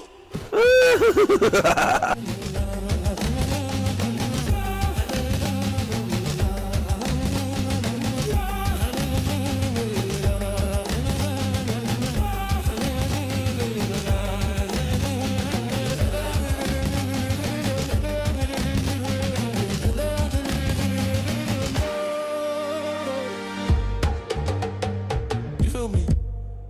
Tigger sounds. Tigger sounds. Tigger sound, down, down, down, down. What game on? Tigger sound. We in the jungle. Hey. You look cool.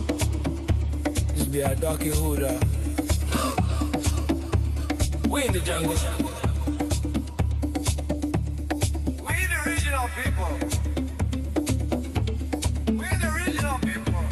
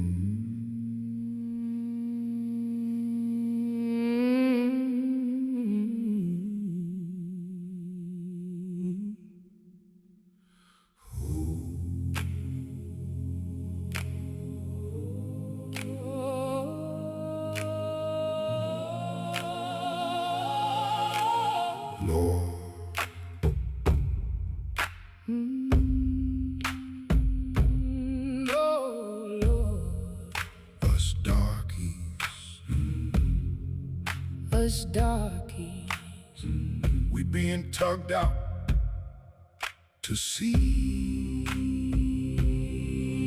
Oh Lord, the tugboats brigade is here, on a rampage, a flotilla, tugging away us potiggers. a flotilla. No more snacks, no beans or tortillas. We be floating on doors, We say we be kings and more.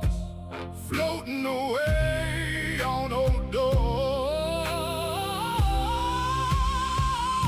Going far out to sea. Tell me, Tell me, how can this be? I can't swim. Save me, Jesus. Is that him? Oh, yeah. Tugboats, I'm no pirate. But I can shake my black booty. Coochie coochie cooties. Oh, Lord. Yo yo. Oh, Lord. Oh Lord. Oh, Lord. Oh Lord. The tugboats. Oh, Lord. Our Lord. Our darky Lord. Our black Jesus. Help me. I can't swim. Oh Lord, Lord. oh Lord, oh Lord, oh Lord, oh Lord, oh Lord, oh Lord, a darky. Can't swim. Oh Lord. Our Lord. Oh Lord, I can't swim. oh Lord, oh Lord, Black Jesus.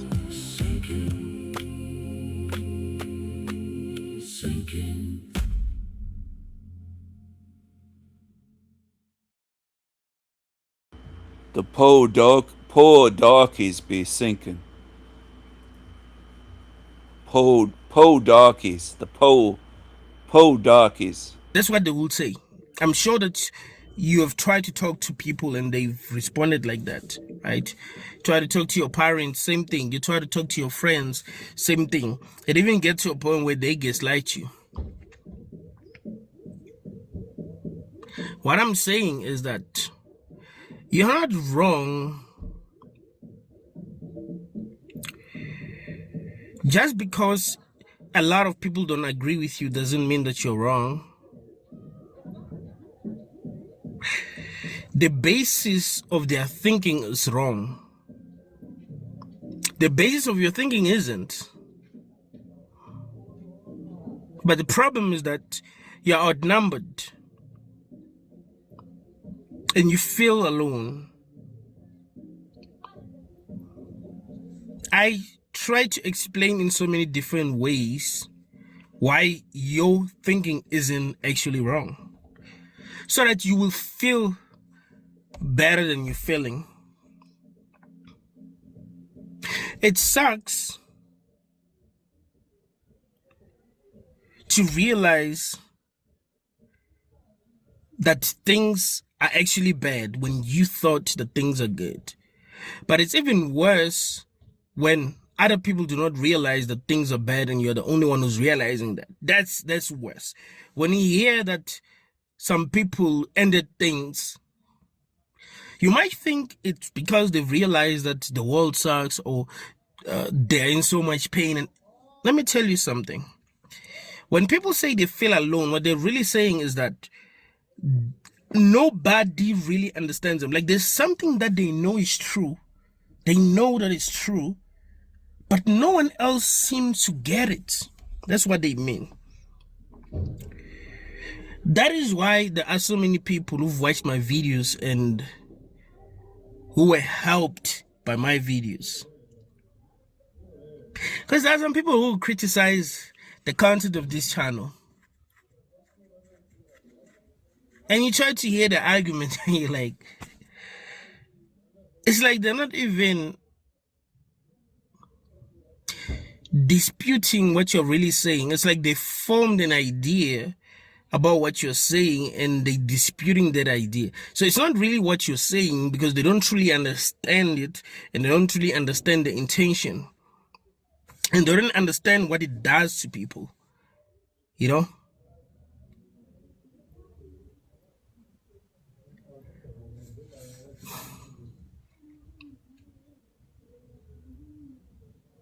There are so many people who are able to cope every day because these videos are being published. There are so many people who will click on my video not feeling good at all and they watch it and I'm telling them the real truth and they start to feel better.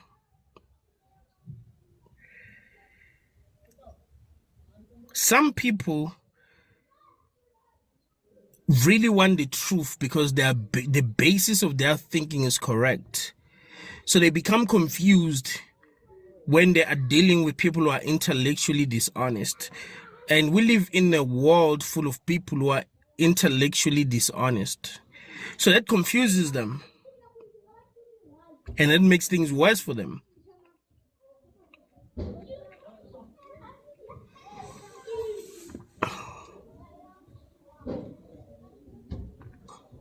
Some people will say, Benedict, you're wrong when you say this is a hell realm, or you say it's bad, or like we're having a bad experience, or you call this a soul trap. We might not have like 100% proof that this is a soul trap. However, based on everything that we've seen so far, it's actually justified to think that that is possible.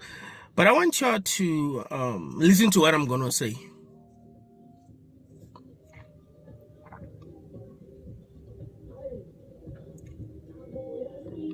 Think of a scenario where a person is taken to a place without their consent. Someone takes them to a place and decide to wipe off their memories completely.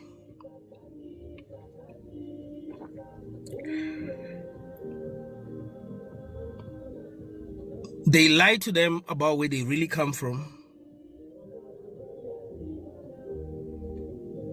And lie to everyone else in that place. But they don't even tell them the same lies. They tell them different lies. And these people end up fighting because they feel like their truth is true. While it's actually not even truth, it's just lies. It's just the lies that they've been told.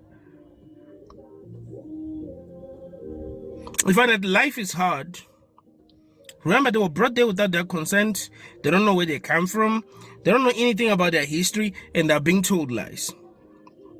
Think of a place like that. Would you say, as a normal, I'm not even saying normal, but as an intelligent human, would you say that the people who are in that place are having a positive experience? Is that what you would say? I want you to think thoroughly here. That's why I tell you that if you don't agree with me, the base of your thinking is wrong. Because when you think about this world, it's the exact thing that's actually happening. People are brought here without their consent for real. Stop telling me you've agreed before you... That's BS. Show me proof that I've agreed to this shit. And I already told you that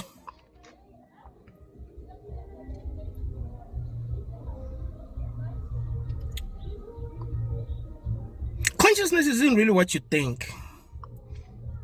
What do I even mean? If I agree to do something today, I'm not the same person tomorrow. Consciousness is always changing. So let me give you this simple example. If I agree that I want to go and live in Nigeria for some reason, but not as me, I want someone to clone me, and they will and they'll take my clone to Nigeria. It's me, right? My clone is me.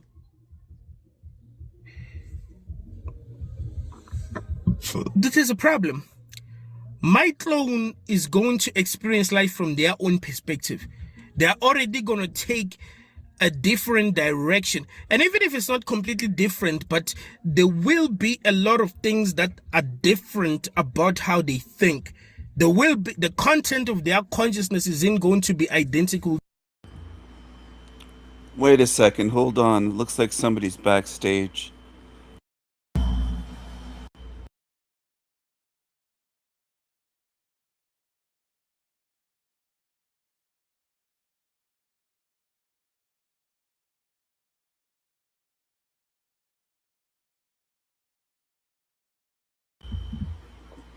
Hello, hello. Hold on, it looks like somebody's backstage. Hello. Hello, hello. What? Oh.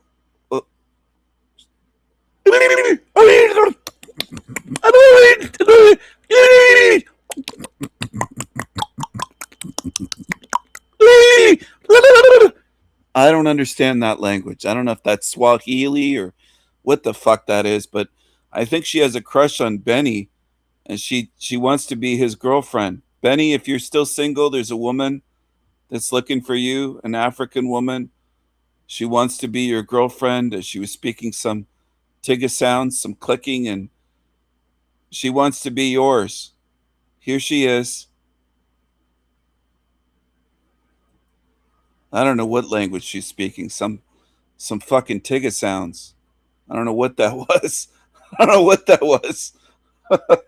She wants you. She wants you, Benny. She wants to be your girlfriend. Oh my goodness. Oh my goodness. She looks like she ate an African village. God damn.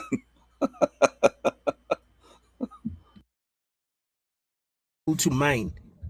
So that means they're going to think differently. That means that they're a new person, even if they look like me. So me making that choice for them doesn't mean that now they must go along with it, or they must act like it was okay, even if they don't think that it's okay, based on their own personal experiences. This reminds me of a very brilliant TV series. It's called Severance. Very brilliant, very brilliant TV series. So what they will do is they will split someone's I'd say they will split their mind in half. So here's what will happen. Some people would, okay, there was this company, they were doing something that they didn't want other people to know, right? So their employees had to forget completely what they do at work. So when they enter where they work, they will forget completely what they do at home, how their lives is at home, if they're married, if they're dating someone, if they're cheating, if they're friends, and they forget that completely. When they're at work, they forget what happens when they're at work completely. Here's what will happen. Some of the people working for the company would actually hate their jobs and they would want to quit, but the visions of themselves at home that agreed that they'll work for the company will say no. Can you imagine? As soon as I enter my workplace, I'm no longer myself. I don't know what happens there. I only experience entering and leaving. That's it. I don't know what happens at work. But then I see a video of myself at work saying, I don't want to work here. I'm a slave here. I hate it here. But I'll be like, well, it's not like I'm suffering. I mean, I'm good. I'm getting paid.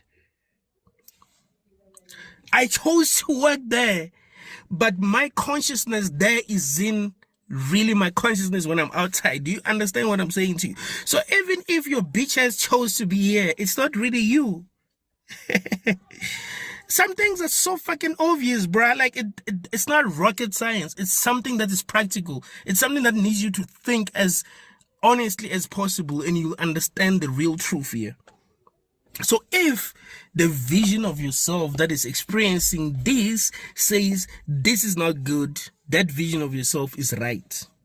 If you don't feel it's good, if you feel it's good, that's how you feel. I'm not here to convince you that this is bad. If you feel like it's good, you feel like it's good. It's your own personal experience. But if you feel like it's bad and you feel like this is trash, that's how you feel. No one is going to convince you that this isn't trash. That's another thing that you should realize. No person in the world that can convince you, there's not a person in the world that can convince you that this isn't trash. It has a lot to do with how you're experiencing everything and your level of intelligence and your intellectual honesty.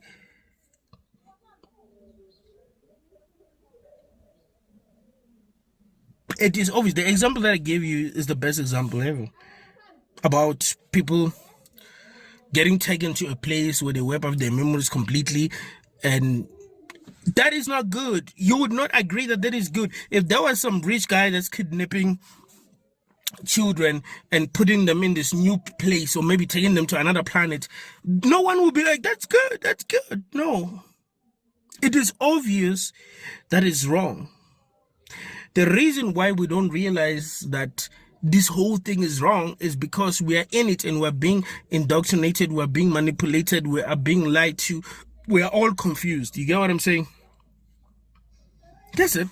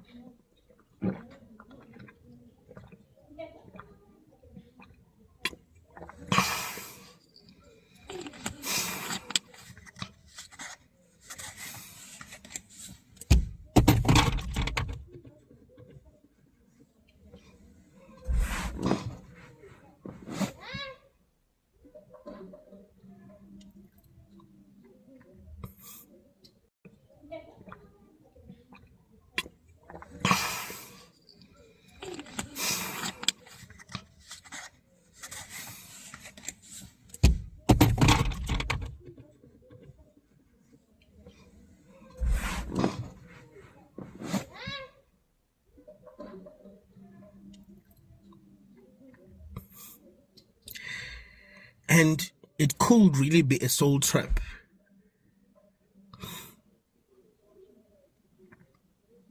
Can you imagine? And there are some people who will be defending that. There are some people who believe that when you die, if you haven't learned all your lessons, you come back. One of my favorite spiritual teachers, Til Swan, she believes that. That when you die, if you have not learned your lessons, you come back. So that you've... People like Delirium Kenan, they believe that. People like Bashar, they believe that. You keep on reincarnating until you be like, but it's obvious that that's a trap. It's obvious that that is actually a trap.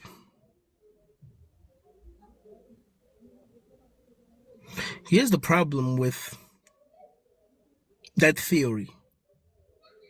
You come back and you're coming back here to learn. If you haven't learned all your lessons. Life is so complicated that the lessons that you might have learned in your previous lives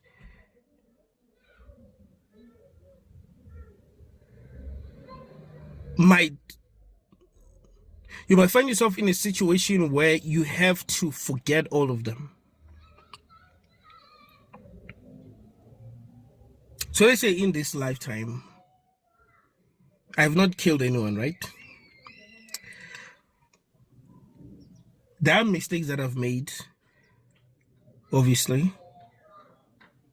But it seems like maybe in my previous life I've learned not to kill people, right? But what if in my next life I was born in a country where they want soldiers? I'm young. My parents sent me to exile. Next thing, I'm a soldier. I'm like this machine that's programmed to kill. To me, killing is nothing. You know what I'm saying? I might end up being a killer, even though in this life I wasn't a killer.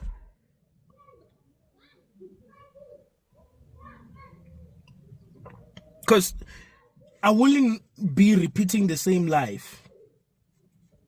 But also, even if I would be repeating the same life, because of the butterfly effect, a lot will change. But even if the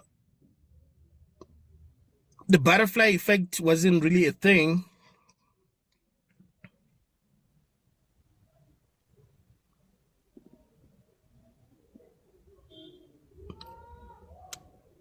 most of us are put in situations where there isn't really the right thing to do. Even the right thing is the wrong thing.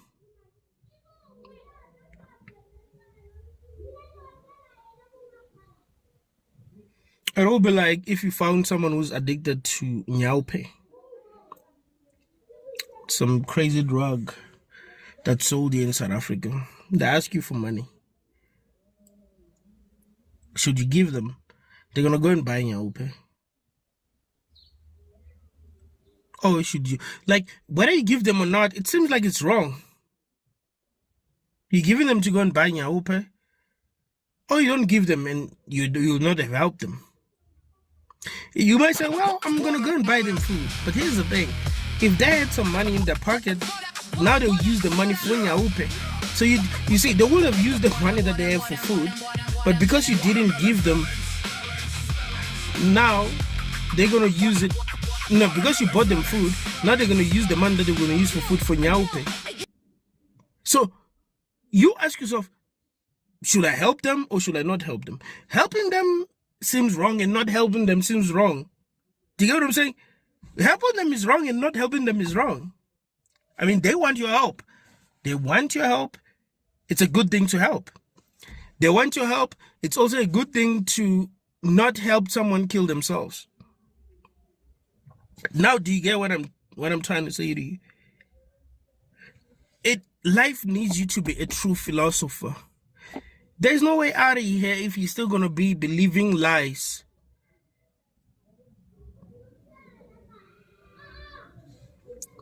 The basis of their thinking is wrong.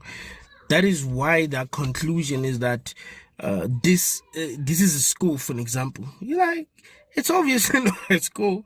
Obvious. This ain't even, look, I'm not even trying to like create a theory that this shit is not it's not even a theory. I know it's not a school. I don't even, listen, there's some things that I'm not like very certain of. Like, for example, I don't know for sure if it's a soul trap. It seems like a soul trap based on everything that I've seen so far. I'm leaning towards the soul trap theory. But it isn't something that I know. But that this is how I know thing that I've seen so far.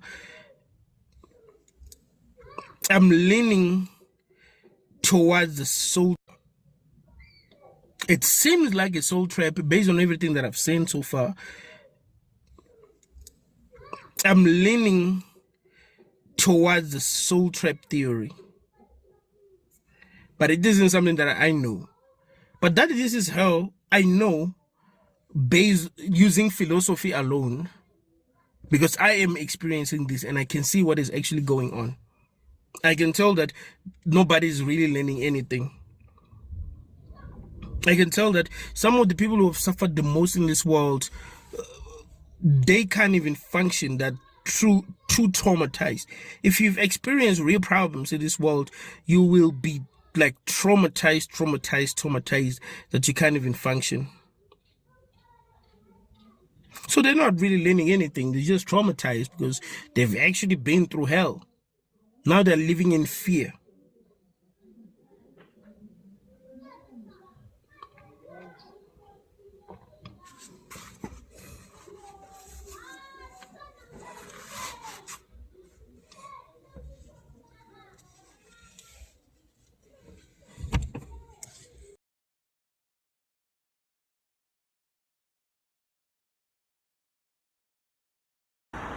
So lately online, I've been seeing a lot of this European on European violence. Basically, they keep attacking each other over the most bullshit fucking things.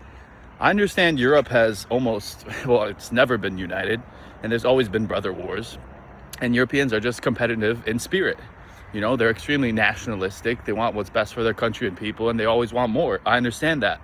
And that's one of the best things about the European people and how much they've done for society as a whole.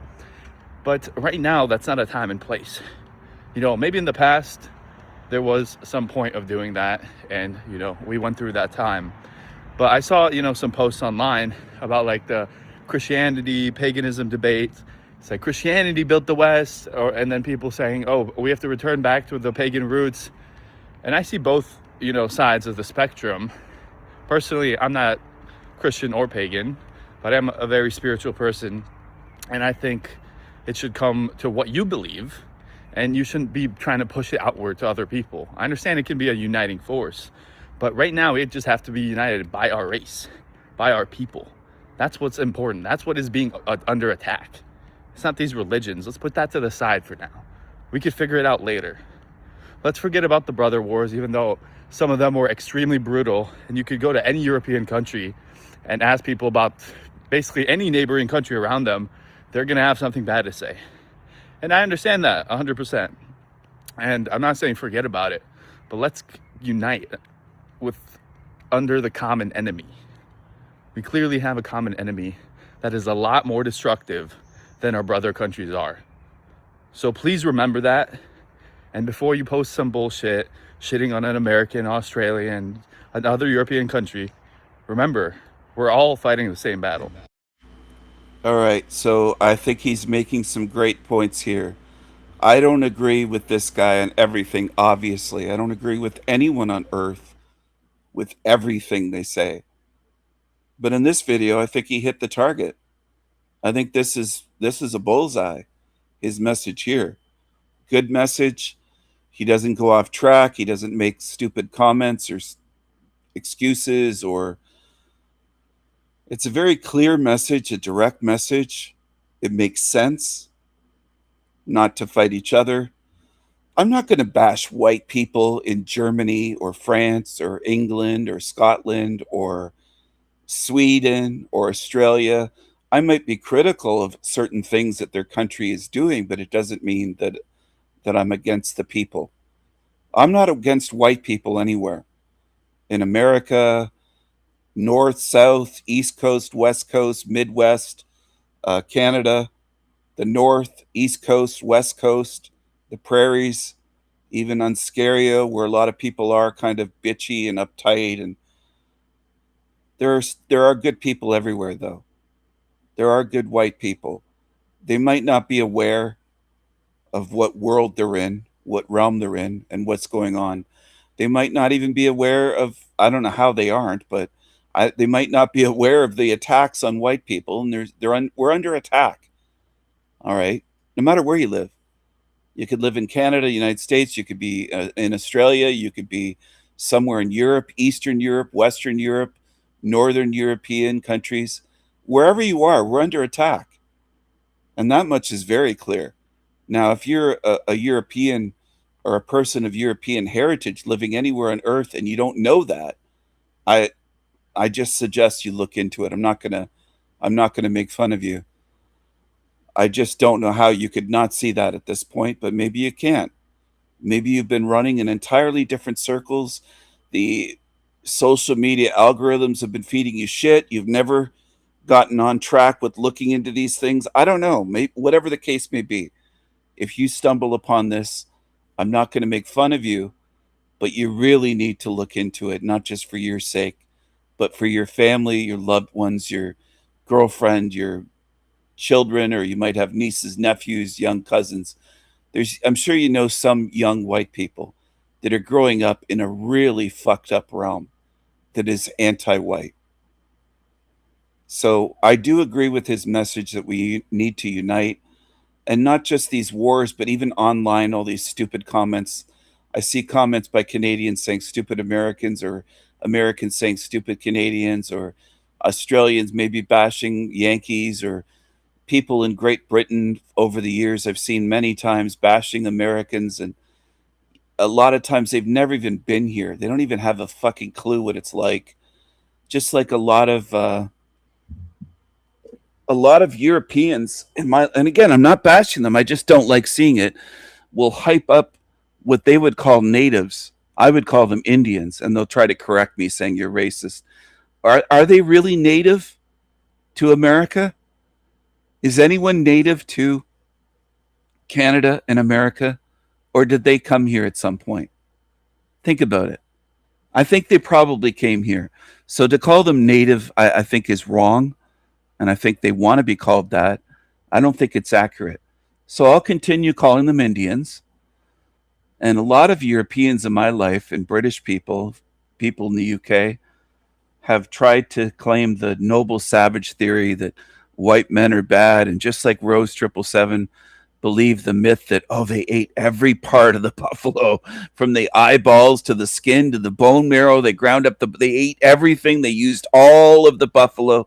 That's one of the longest, dumbest fucking myths ever. It's not true.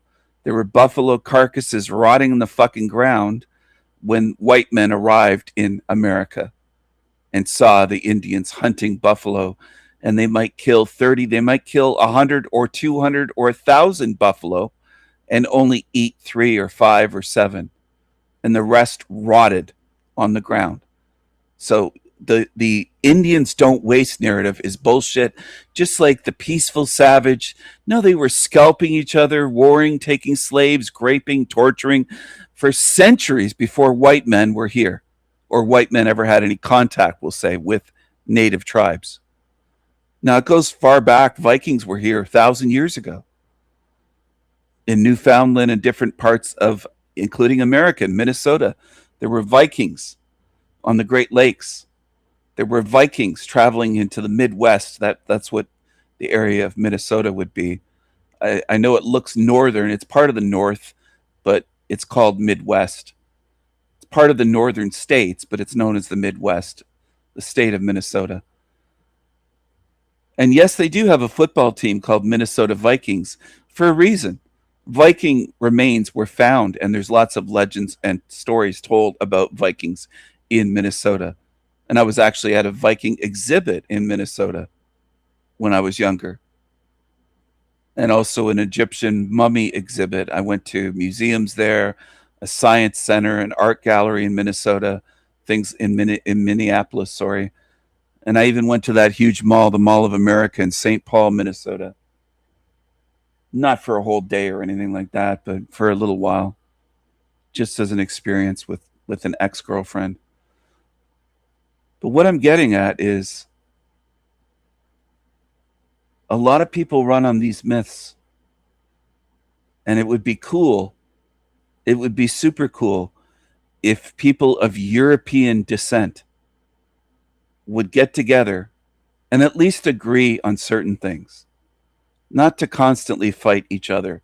The infighting has to end if white people are even going to be able to have anything in this realm for their children, because it might be a long time before this is shut down. And I've tried to explain this for years, and I know there's dummies like Finkelstein that almost 4 years later, he doesn't get it. He probably never will. His type, saying, well, how come they haven't ended it yet? You're not the first. Others have gotten out. I don't make these assumptions. Baby truthers do. Zombies do. And I don't think Finkelstein is European. I think he's a tiny hat, big schnoz. So I don't mind saying it about him. I think he's got a big schnoz. And I don't believe his story. I don't think he looks English whatsoever. I don't think he looks Italian. I think he looks like somebody straight out of Tel Aviv instead of straight out of Compton. That's what I think. And anyway, what I'm getting at is we should stop fighting each other and bashing each other. And I don't mind banter and jokes, and it was Canada Day yesterday and people can make jokes. Even my girlfriend would be say Happy Canada Day, and things like that. That's fine. That doesn't bother me. It's not that I'm talking about, but bashing everyone, let's say in Australia, or everyone in Canada, or everyone in England, or everyone in the United States, is just ridiculous. It's stupid. It's dumb behavior. And then boosting up the Indians and believing the shit that white men came and exterminated them and stole their land. Which is it? Doesn't make sense. Stole their land? How did we do that? You mean conquered them? Which is it? They want to say we stole their land, committed genocide, conquered them, which is it? Their narratives are all over the place. Is it narrative B, narrative C? This is easy stuff to see through. Just examine the way people talk about it. Why are there still Indians alive today on reservations if we exterminated them? We could have wiped them all out. If we were just the psychopaths that they claim white men are, we would have wiped them all out, wouldn't we? So they couldn't breed at all? Just like lions do when certain lions kill every baby, every cub, male lion that's a cub in the pride. They wipe them out. Now, if European men were the white devils and sadistic beings that they claim we are, wouldn't we have wiped out every last Indian so that there were none left? Because that has happened in various tribes in Africa where they're all gone. They're just written about in the history books. None of them are left. But you notice there's natives or Indians alive today in America on reservations, and ones that are not living on the res, as they call it. They call it the res here. There's even TV programs they had on fucking Canadian TV, the res. Always the victim, just like the darkies, always the victim. And that's a pattern that I see. They always claim the victim status. Well, they're sore losers. They were conquered.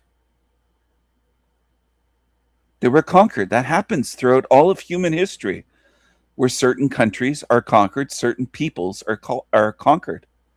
It's that simple. We didn't steal land from anyone. This isn't stolen land. We conquered them. We were victorious. We were triumphant. We conquered. We came here and we conquered. That's my narrative. So they're going to have to deal with it. Now, if we wanted to wipe them all out, we would have done that. But we didn't. Would they have wiped out every white person that stepped foot here if they could have? Certain Indian tribes? Yes, they would have. They would have if they could have. It's that simple. Anyway, I hope Europeans stop with the infighting and the bashing and the stupidity and saying you're all dumb over there, up there, down there, out there, west, east, whatever. It's just stupidity. It's a level that Nolan is at. That dummy that comes here saying about the Vikings and tries to bash me. He's a loser. He's a kiss ass to Tigges. He's a disgrace. He's a disgrace is what he is. He's a disgrace. Do you know what the Indians did to white people, to women, men? They roasted white people over fires for days, slowly. Not burning them in flames, but slowly roasting them, torturing them over the course of 2, 3, 5 days, 7 days. They roasted people, and then they'd eat humans. They'd eat human flesh. This is documented, by the way. They scalped people. They took human slaves, white and dark, and other Indians from other tribes. They had slaves. They tortured. They raped women and children. They were savage. That's why they were called savages. That's why people were afraid of them, because they did savage shit. They went on raids. Not military. They'd go into a village full, or wherever, in a camp, a settlement full of white people that were just trying to live peacefully. In the middle of the night, and steal people and brutalize people with tomahawks and hatchets and attack people and murder and kidnap and torture and grape and enslave. That's what they did. This is all documented. And all you have to do is go beyond your mainstream classroom shit and find out what happened. That's what happened. So the white men that came to this country, to America and to Canada, and fought against them to build what is now a great civilization, had to battle against true savages that were frightening, that would steal women and children and rape them and torture them.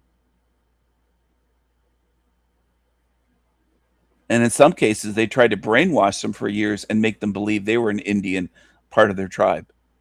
It wasn't Dances with Wolves. It wasn't Matt McKinley's favorite fucking movie from Hollywood with Kevin Costner, and I can't remember the others in that movie. I just remember him being in it. That's Matt's favorite movie, or one of them. Movie's Matty. Because he loves propaganda. He believes it. Well, it's Hollywood. It has to be real. They showed us in a movie. White men bad, Indians good is the narrative, always in Hollywood. Just like Tiggas, victims, innocent victims, white men bad. The tiny hats always portray white men as bad. Always. Always. Because Hollywood is tiny hat, matzo ball soup propaganda. It is anti-white. Period.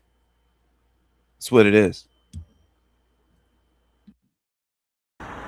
So lately online, I've been seeing a lot of this European on European violence, basically. They keep attacking each other over the most bullshit fucking things. I understand Europe has it's never been united, and there's always been brother wars. And Europeans are just competitive in spirit. You know, they're extremely nationalistic. They want what's best for their country and people, and they always want more. I understand that. And that's one of the best things about the European people and how much they've done for society as a whole. But right now, that's not a time and place.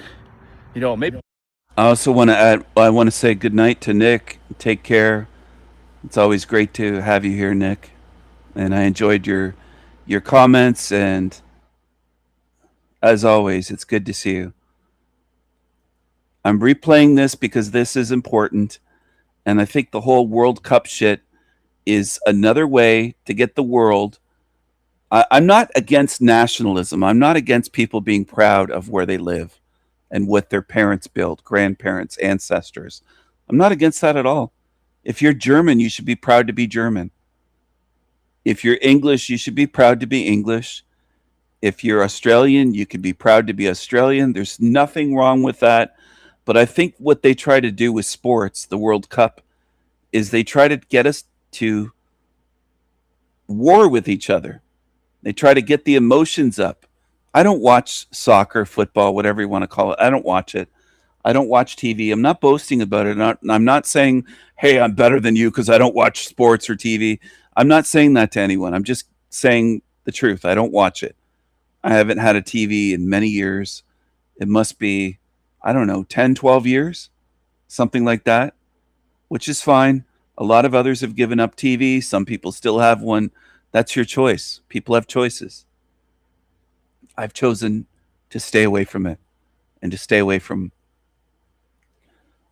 watching sports, following sports. Now, on occasion, do I watch, let's say, a UFC match or something on YouTube or somewhere? Yeah, once in a while. Now and then. Not that often, but now and then. Now and then I'll watch martial arts or something like that. That's about it, though. In terms of team sports, football, soccer, whatever you want to call it, American football, Canadian football, hockey, basketball, I don't watch any of it. None of it. Not college level, not the pro level. I don't think I watched any of the last Olympics, whenever that was. The World Cup soccer, whatever. I don't watch it. But what I'm getting at, I think it's to pit us against each other, to give people a sense of belonging, their team. They get all emotional. They controls their emotions, and it pits one country against another, like Canada versus USA or England versus Germany or whatever the case may be. I don't even know what teams are playing in it in this World Cup. I don't know. But you see what I'm getting at, right? I think it's another psychological operation. That's what they organize sports to do. And a lot of it is aimed at dividing Europeans. It's not necessarily aimed at blacks versus whites or whites versus blacks. That's part of it, of course, but I think a big part of it is to divide Europeans so that we're never seen or don't see ourselves as European stock, European heritage. You don't have to be living in Europe to say that. It's obvious where we're from. It's obvious that when you look at me, sorry about that. I clicked on something by accident that I want to play later. But it's obvious that my great grandparents, or somewhere, for me it's great grandparents, were from Ireland. It's obvious. It's obvious that I didn't just pop up out of the ground. I came from Europeans, from Germanic people, from Celtic people, from Anglo-Saxons, mostly. All right. And Germanic also has to do with Vikings. They're considered Germanic as well in a lot of places. Northern Germany and German. It's not just the Germanic tribes of the ancient times is what I'm getting at. So without going into too much detail on that, you get what I'm saying. So if you're living in Australia or Canada or America or somewhere that's thousands of miles an ocean away from Europe, you're still European. And that's the way you're seen by people of other races, I'll put it that way. They see us as either European or white, as just the term white, an umbrella term that they try to use for us. That's the way we're seen, whether you deny it or not. That's the way others see us, like a Chinese person that comes to Canada or comes to Australia, a tourist. They look at you or look at me and they see a white person, or they'll say European or of European descent. But usually they don't go that far. They just say white. And that's the way it is. You're never going to change that, no matter how much some of you want to change that. That's the way you're seen. So why wouldn't you want to be united? They don't differentiate. A darkie's not going to differentiate between someone from Poland, someone from England, someone from France, someone from Germany. They don't give a shit. A Tigga in America that's walking up on you to rob you doesn't give a shit if your ancestors are from this part of Europe or that part. They don't care. They see you as white and they want to prey on you. Maybe in the past there was some point of doing that, and we went through that time. But I saw some posts online about like the Christianity paganism debate. It's like Christianity built the West, and then people saying, oh, we have. So this guy Hermes is fairly young, so I do give him a pass with certain things. I'm a lot older than this guy, and sometimes with age can come wisdom. So does this guy make mistakes? Yes. Do I make mistakes? Yes. Do all of us at certain points make mistakes? Yeah, we do. So this guy's not perfect, neither am I. He's a lot younger. He's trying to do something here.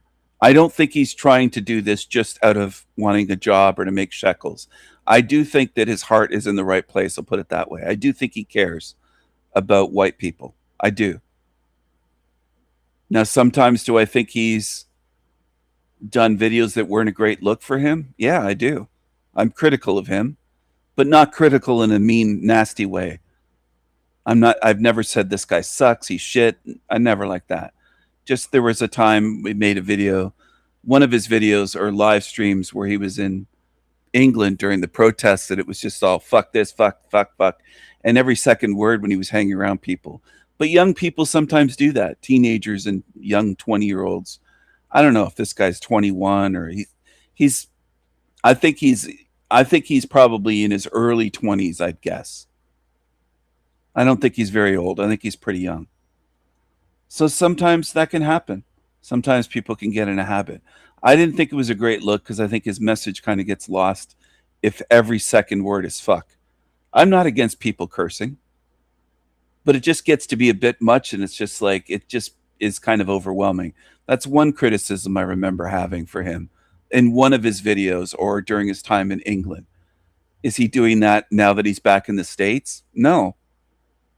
He's putting his message his message is a lot better in some of his videos than in others, and this is a good one.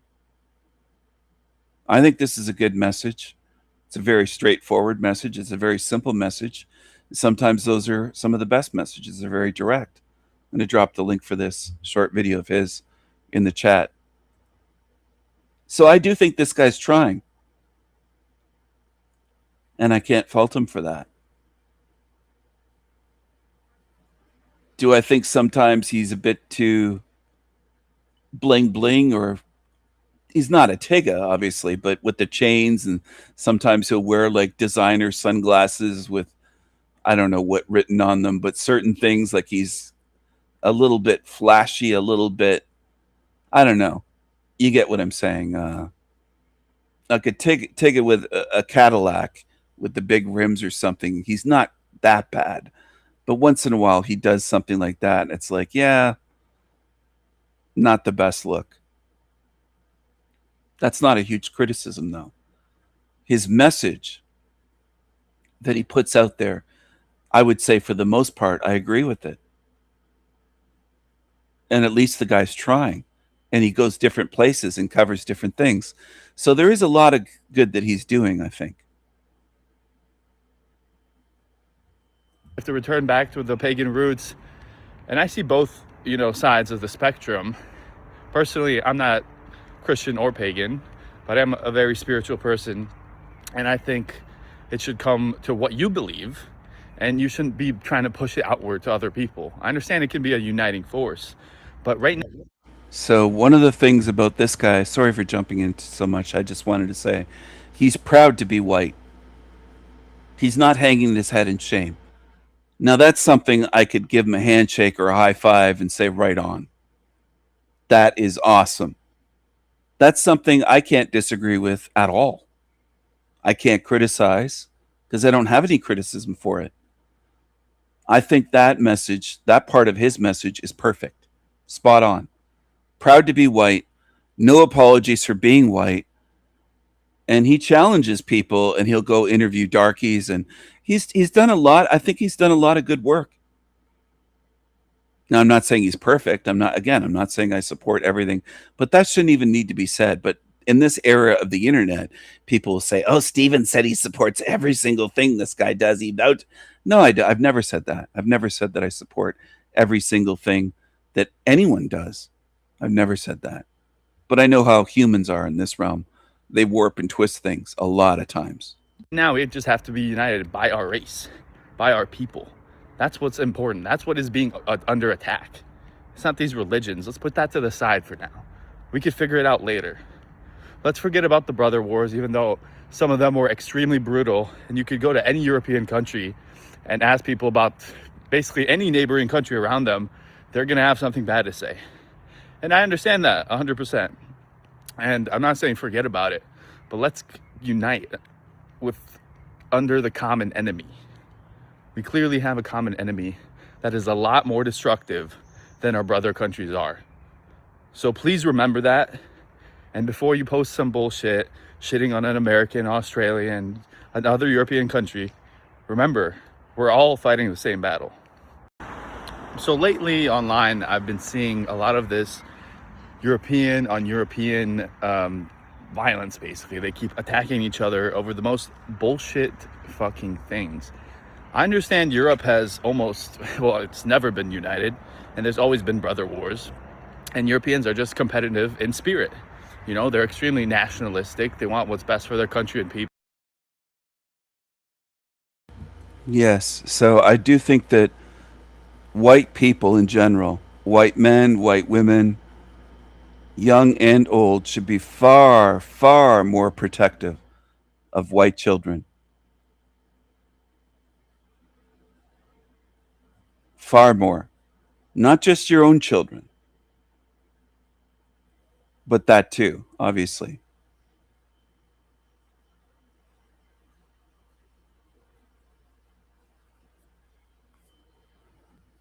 And too many white people have gotten away from that.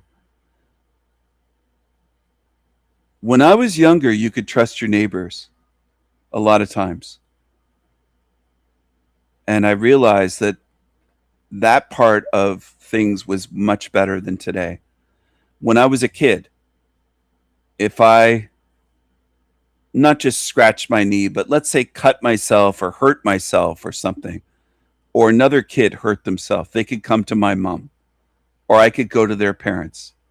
If my parents weren't home, or if I was down the street, whatever the case may be, maybe I was a mile away, or whatever, a distance away.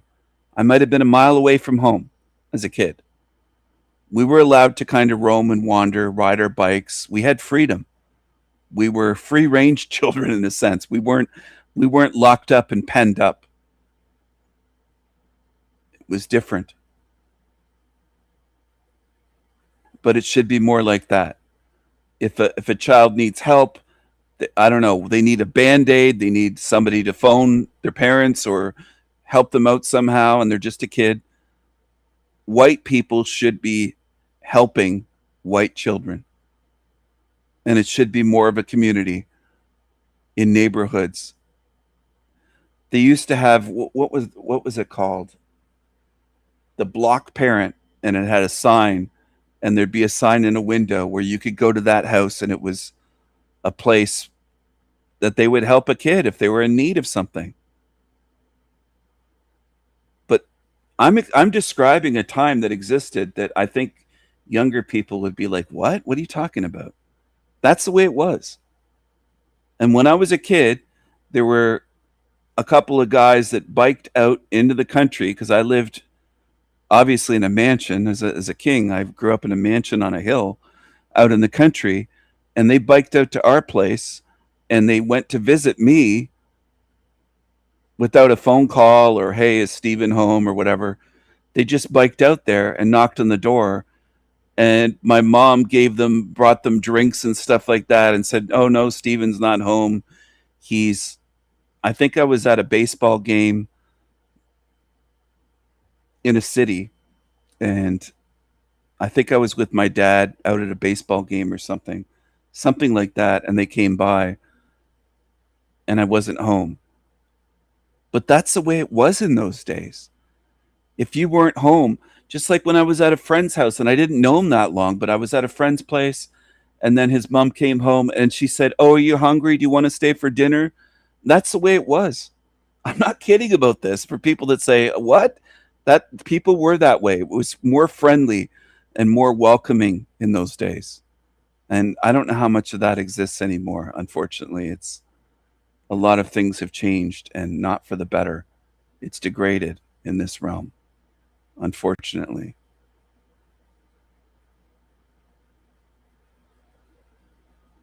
Anyway, we should get back to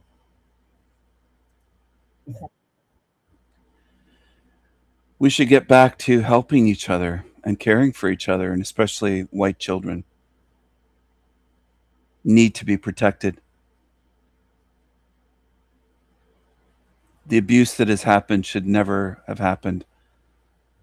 Destroying their sons' spirits. Yes, this is what's gone on. Hatred for white men and white boys. And it's almost all aimed at white boys. Not Asian, not Chinese, not black children, not from ones from Pakistan. Hatred for white boys and white men is what's going on. And tons of propaganda. It's been going on, and most women accept it. Most women applaud it. They watch and they like it. In a world where women had finally had enough, where the abuse had become unbearable, the control unbearable, the lies unbearable, they didn't fight, they didn't scream. They simply left. Millions of women walked away from society and built something new, a place they called the village. No religion, no patriarchy, no violence, no fear. Here, women raise their daughters in peace and their sons the right way. Surrounded by love, strength, and respect, a new kind of man is being born. But as this new world begins to flourish, the old world starts to crumble. Because when half of humanity walks away, the other half quickly discovers just how much they truly needed them. This is not a war, this is a withdrawal. This is what happens when women choose themselves. What happens when you remove yourself from a broken system? What happens when you take your daughters and begin raising your sons without the poison they've been fed for thousands of years? In the village, the rules are simple. No man will ever be allowed to tell a woman what she can or cannot do. No boy will ever be taught that he is above her. Every child, boy or girl, is raised by an entire community of strong, conscious women. This is not revenge. This is evolution. This is the first generation of men who were never taught to hate, control, or diminish women. And as these boys grow into men, the world outside begins to realize something terrifying. The future doesn't need them anymore. But outside, the old world has become a ghost. Empty streets echo with the wind. Factories stand silent. The last generations of men grow old and bitter, surrounded by the ruins of their own making. No births, no renewal, only memories of what they lost when the women walked away. Some still rage at the walls of the village. Some beg for entry, some simply sit in silence, finally understanding the cost of the system they once defended. A lone scout from the old world stands on a distant hill, watching the lights of the village glow in the night. He whispers to the wind. We called it power. They called it freedom. And for the first time in his life, he feels the weight of what was truly taken when the mothers left. The village did not destroy the old world. It simply stopped feeding it. And now, two very different futures live side by side on the same earth, one fading into dust, one blooming into something entirely new. A century has passed. The village is now a thriving nation, vast, beautiful, and self-sustaining. Its borders are not walls of fear, but living boundaries of forest and light. Inside, harmony is not forced, it is lived. The boys who were born in the first generation are now elders. The men they raise have raised their own sons. Completely new lineage walks the earth. Men who have never known misogyny, who were never taught dominance as strength, who see partnership not as conquest but as the natural order. They build beside the women, they create with them. This is the toxic view that a lot of women have for men and boys, believing that we're toxic, believing that men hate them, that we're trying to conquer them, dominate them, enslave them, that we have toxic masculinity, that we're misogynistic, that we're taught misogyny. All this ridiculous shit is in their heads. It's actually women that have been programmed. Women have not been raised right. They treat in this video as though daughters are perfect and you need to raise boys right. Women are delusional. You're privileged in society and you don't even realize it. You're not sent to war to die, to be maimed, to lose your arms, legs, to have to kill strangers. You're privileged beyond that. You're privileged in so many ways that you don't see. And I want you to try to go build this village. Like the darkies, go build Wakanda. Women, go build something. Go build a civilization.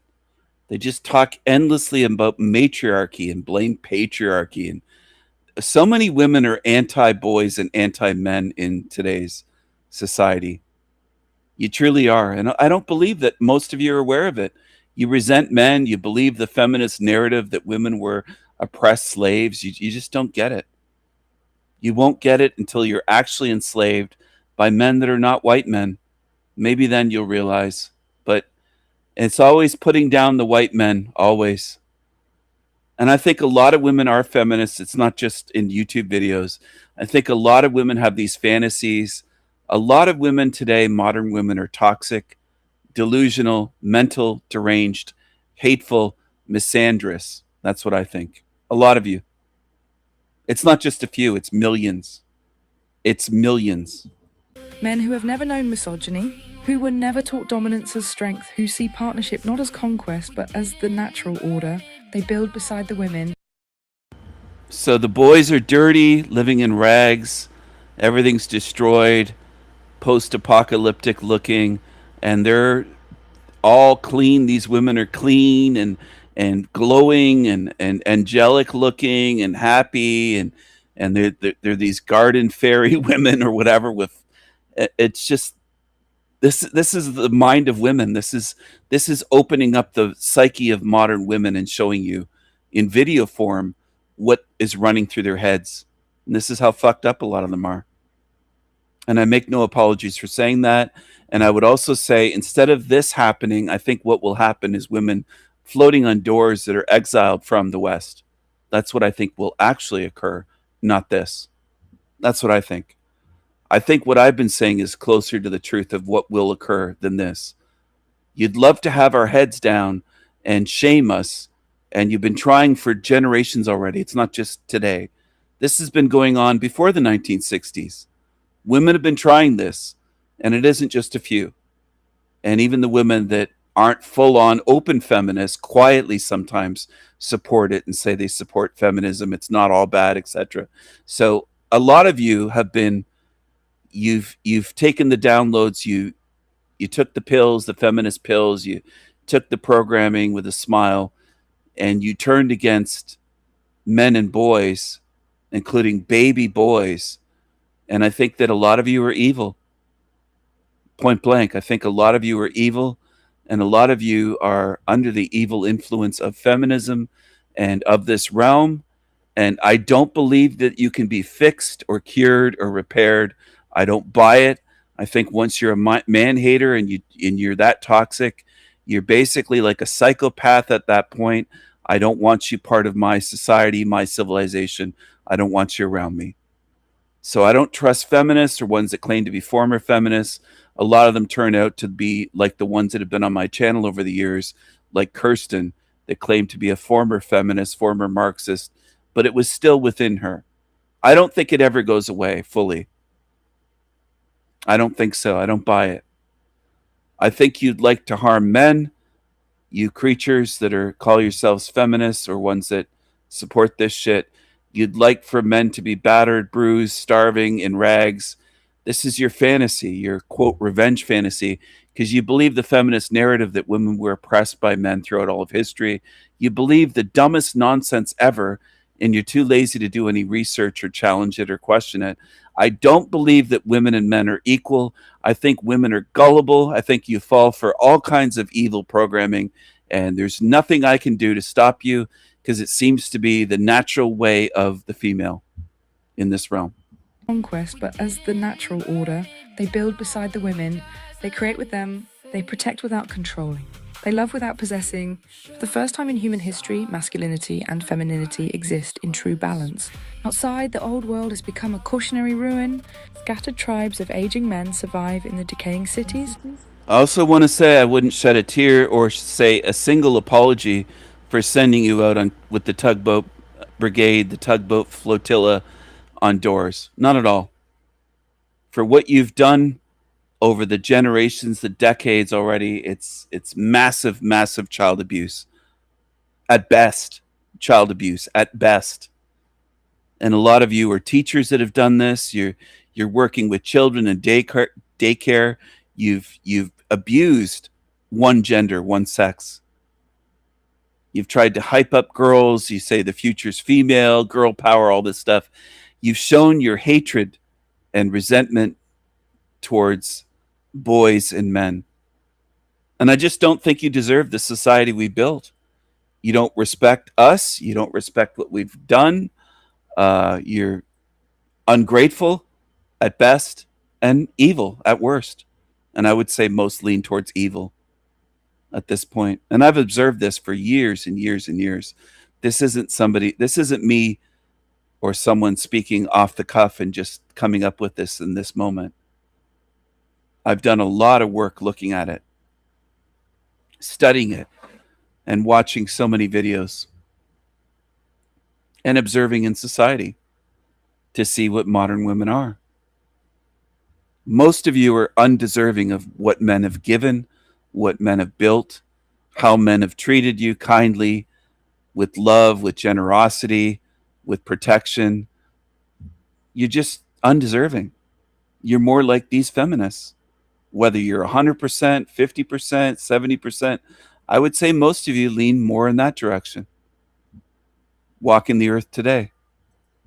Telling stories around dying fires about the time before the women left. Some still curse the day the withdrawal began. 2 centuries later, the village has become the heart of a new humanity. Its influence has quietly spread beyond its borders, not by conquest, but by example. Groups of women and the new men venture out into the ruins of the old world, offering seeds, knowledge, and a different way of being. Groups of women and the new men. So they want to change men. This is an ancient part of the psyche. I'll call it the evil psyche, the toxic femininity of women wanting to change men, wanting to make men more like they are, turn men into women, to feminize men. This is how sick they are, because they resent men, they envy men. They'll never be men, just like YouTubers will never be me. And out of envy, they try to attack and gaslight. And that's what women do. They wage war psychologically this way, out of their feelings, their bruised coochie chakras. Some of the old tribes accept, many do not. But the tide has turned. The children born now know only one story, the Great Withdrawal. They learn it not as myth, but as living history. And the truth is, many of these women hate half of humanity, and they'll spin it the other way, claiming that men hate women, or men hate half the world. False.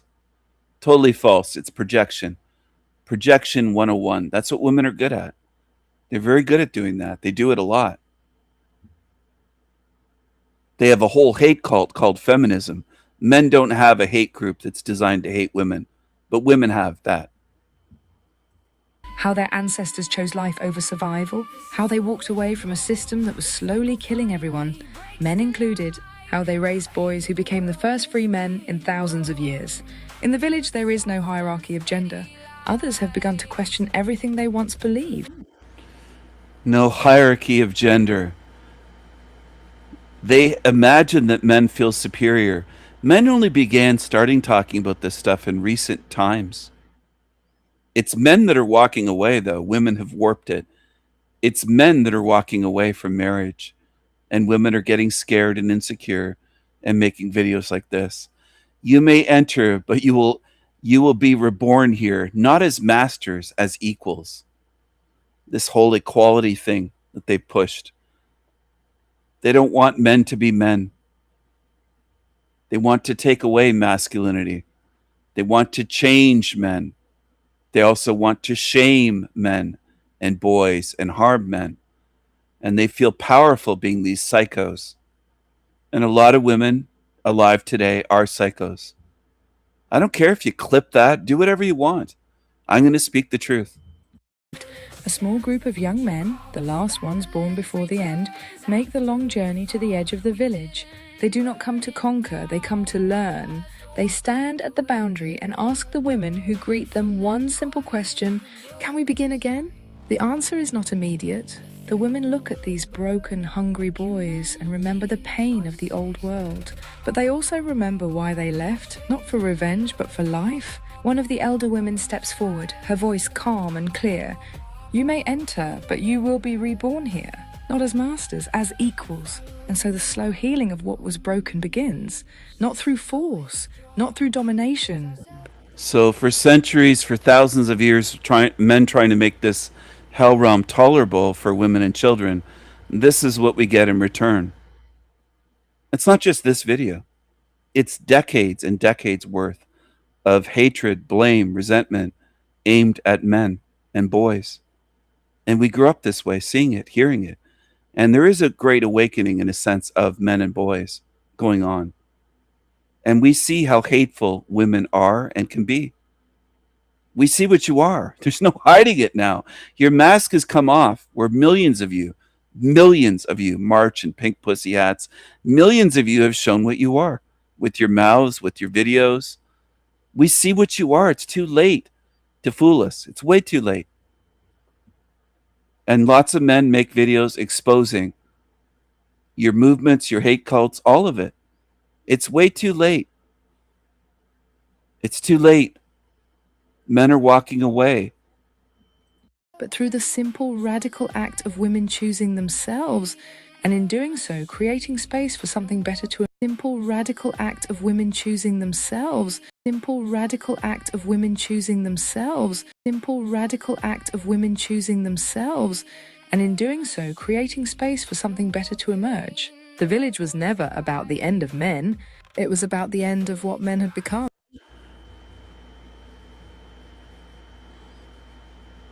Let's see them walk away and build a village. Let's see them walk away from civilization, go out into the jungle or mountains or whatever, and build homes, build pathways, build gardens, live without men. I want to see it, just like I want to see Wakanda. You can laugh, but I know you can't do it. You can't do it. I'm challenging you. Let's see you do it. I don't want to hear the talk anymore. Women can do anything. Women can. Let's see you. I don't just say I can do this and do that and never do it. I show you I can do it. Let's see you build this. This is a challenge to the women of this realm. Let's see you fucking build this. Build these hobbit homes. Without men. No help. On your own. Walk away from men as women and do this. Build your matriarchy. Your matriarchal society. I want to see it. And from that ending, a new beginning was born. 2 centuries later, the village has become the heart of a new humanity. Its influence has quietly spread beyond its borders, not by... No more. We chose life. And the buildings that men built are all crumbling, overgrown with vines. And this is what they chose, to sit around, and they think food just comes on the table and everything works if we let Western civilization collapse and nature to take over it. Everything will be great. No one will starve. This is the mindset of women. It's like talking to a 4-year-old. They're like children. They don't figure out how things would actually work. How would we feed people? That doesn't enter their minds. Just let it all fall apart. No more. We chose life. We should let all of civilization collapse and just go live out in beautiful nature, because nature is so wonderful. It treats people so great in the wild. It's so wonderful. by conquest but by example. The future is not female, but by example. Beyond its borders, not by conquest but by example. The village has become the heart of a new humanity. Its influence has quietly spread beyond its borders, not by conquest but by example. The future is not female, the future is balanced, the future is conscious, the future is free. And it began the day the women walked away and chose to build something better. Please walk away and build something better. Better, as she says. She, it could be a he, but I think it's a woman using AI. I think they probably have help. I don't think they're doing this channel all on their own. I think they had funding. I think they had help. This channel has grown very rapidly. It's over 100,000 subs already. I remember commenting on this channel not long ago where it had 50,000, and I said they'll be at over 100,000 in no time. And there they are, 104,000 subs. And this is what you should watch. You should fill your head up with programming. Fill your skulls with programming. Ignore what I've shown and said and warned about and how I've debunked this shit, and just go follow this shit. This is what people can do. You can go join her channel or its channel. It's all AI made. The AI voice, the AI being, that's not them, obviously. It's the whole channel is AI. But a person is running it, or a group of people. It's one or the other. And I think I'll drop the link in the chat. I'm not afraid of anybody following these channels. And that's what some of you have to fucking realize. I prove it by dropping links all the time. Go follow the shit channels if that's what you want. Go get programmed. I've taught you how to deprogram, but I'm not your babysitter in life. People that want to be programmed, go get it. Gobble it up. I'm not joking. It's your choice.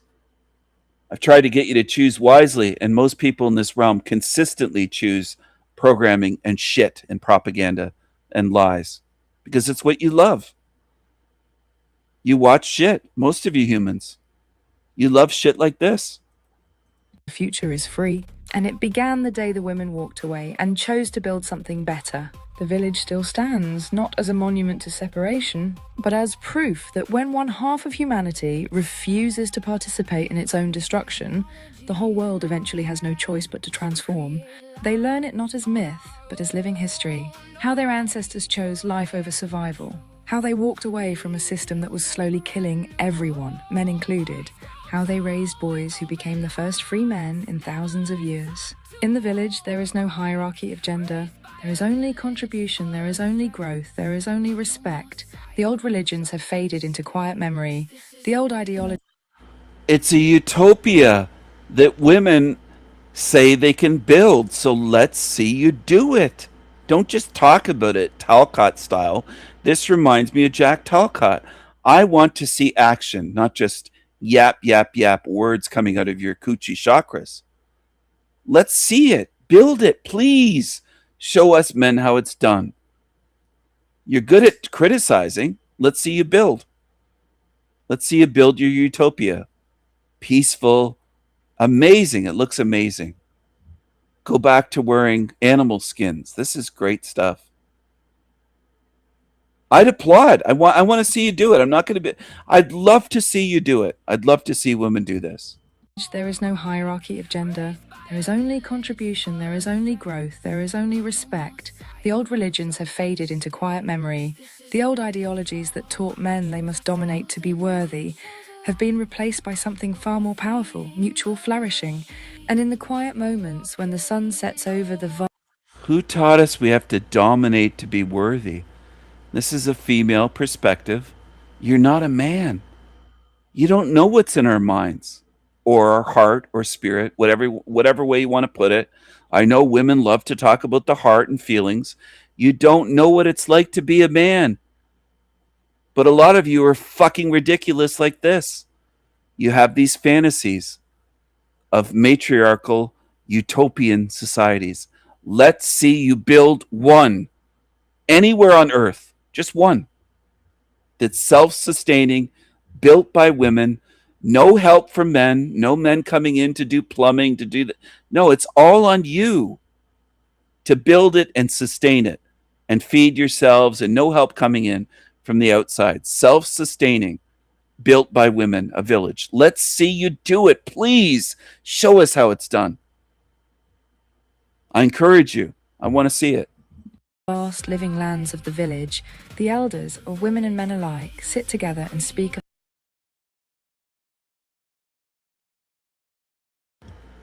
I thought it said multiculturalism somewhere. Contribution, growth, respect. Look at the signs, a spiral. The signs are carved into stone, etched into stone. This is awesome. Let's go back to the Stone Age. I applaud this. I'd love to see an attempt made. I don't want women to just talk anymore. A lot of men are tired of the talk. We're tired of your superiority complex that a lot of females in this realm have. When the sun sets over the vast living lands of the village. Oh, it said mutual something. Thought it said multicultural. Because I wouldn't be surprised if they push multicultural, which they seem to be doing with the images and the footage of different races together. But a lot of the women are shown as gray hair, the old wise women, reading from scrolls. Oh, this is wonderful. Living lands of the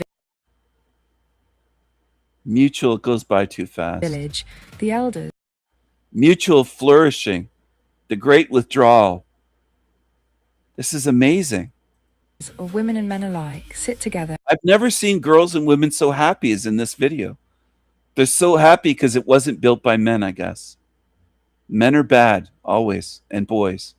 And speak of the time when half of humanity simply said, the great withdrawal. We left so life could stay. Amazing. I plead with you, women, please build this. I want to see it in my lifetime. I want to see you do it. Do the building, not the talking. No more. They did not destroy the old world. They let it starve itself of what it needed most. And in doing so, they saved every... What it needed most was women. The women left and it starved. That's what happened, right? everyone who was willing to change. 1,000 years after the Great Withdrawal, the world is green again. Vast forests have reclaimed the old cities. The concrete skeletons of the past are barely visible beneath layers of moss and ivy. The old world is no longer feared, it is studied. Young students visit the ruins on educational journeys, walking through the decaying temples and government buildings in Look at that. Amazing. silence, trying to understand how It's almost an avatar world, a movie world, a utopia. This is in the minds of women. It's not just this M-spiracy channel. I think women have fantasies like this. Ruling the world, starting their own civilization, creating a utopia. Men are bad. What men built is shit. Look at the trees growing over this building with the Roman columns. Trees on the roof, just nature's overtaking everything. This is great. This is the fantasy of women. humanity ever accepted such madness. The village is journeys, walking through the decaying temples and government buildings in silence, trying to understand how humanity ever accepted such madness. The village has evolved far beyond its original borders. It is now a global civilization built on the principles that were born the day the women walked away. Men and women live together once more, but not as they did before. These men were never taught to rule. They were never told they were superior. They were raised in balance, and so they live in balance. There is no... They were never told they were superior. They were raised, but not as they did before. These men were Never been told that my whole life. Not by parents, aunts, uncles, grandparents. Never told. But this is in the minds of women. They think that boys are taught that we're superior. They just have all these paranoid, delusional, toxic ideas. I think the modern woman has a toxic mind. Envious, insecure, neurotic, paranoid, resentful. And I don't just blame feminism. I can't just say, well, it's all on feminism. Who drank the Kool-Aid? You chose to do that. Millions of you, most of you for generations. Never taught to rule. They were never told they were superior. They were raised in balance, and so they live in balance. There is no war, there is no domination, there is no fear between the sexes. It has become the heart of a new world. The old... In this new world order, you could say, this is a new world. We walk as equals, we heal together. Do women and men actually have sex in your new world, or is that domineering too? Is that toxic? This is just, to me, this is fascinating. It's a glimpse into the female psyche. Now, I'm not saying all women have the same psyche, but I strongly suspect millions and millions, maybe hundreds of millions, maybe even billions of women are more aligned with this shit. And I don't think there's any fixing them. I don't think it's possible. Old cities have crumbled and been reclaimed by the forest. The ruins of the previous civilization now stand silent, monuments to a time when one half of humanity slowly destroyed the other. Inside the village, life thrives in balance. The men born here are nothing like the ones who came before. They were never taught dominance. They were never... Inside the village, life thrives in balance. The men born here are nothing like the ones who came before. They were never taught dominance. They were never in balance. The men born here are nothing like the ones who came before. They were never taught dominance. They were never poisoned by entitlement or control. They were never poisoned by entitlement or control. It's so fascinating to me, the psychology of women. Ungrateful bitches. They can't be grateful for men. Not just for what men built, but be grateful for men. They can't do it. And it isn't just her. The comments there are loaded with support from like-minded females. And it reminded me, look at this. That's not the right Trexty screenshot. I was looking for another one.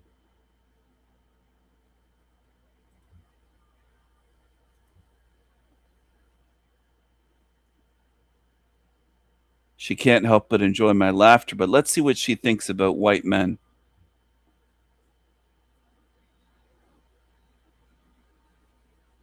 When will the straight white men have their day? Look at this. Is the way that anti-white men, females, think, if you can call it thinking. It's the way they scheme and envy and hate. Look at the shifty eyes. Sneaky snake. That is the sneaky snake look. Here she is. Sneaky snake. Sneaky snake. One thing that's good, though, is women are revealing themselves more and more on social media, in comments, in videos, so that men get a real glimpse behind that mask, behind that facade that so many of them wear, where they pretend to be one thing and they are not like that at all. Dominance, they were never poisoned by entitlement or control. They were raised with love, respect, and truth from the very beginning, strength without cruelty, leadership without ego, protection without possession. For the first time in recorded history, men and women walk side by side as equals. The old world, left to its own devices, slowly withered away.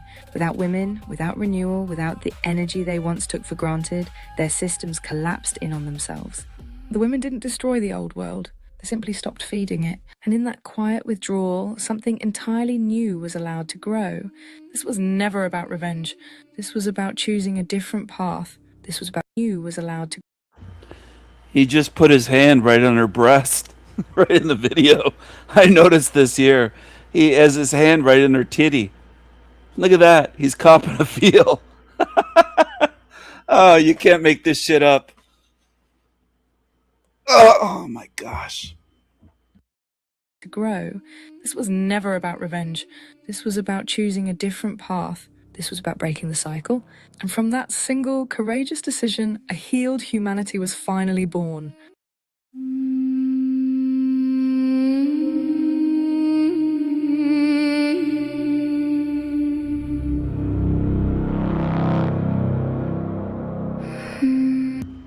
The Village, the same as the same as what it was called in the show The Prisoner series that I have shown. The Village.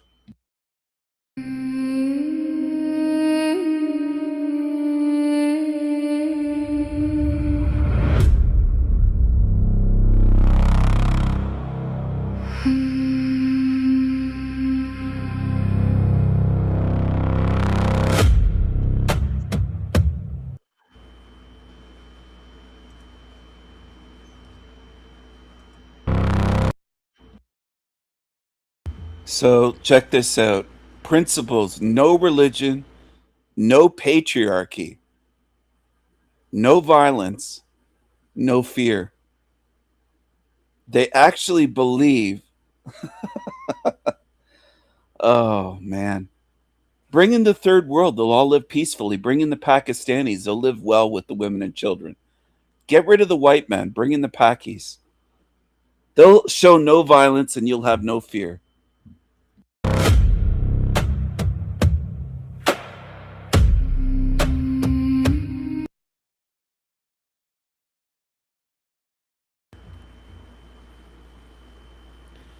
So buildings crumbling on fire, and the quote is, "This is what happens when women choose themselves."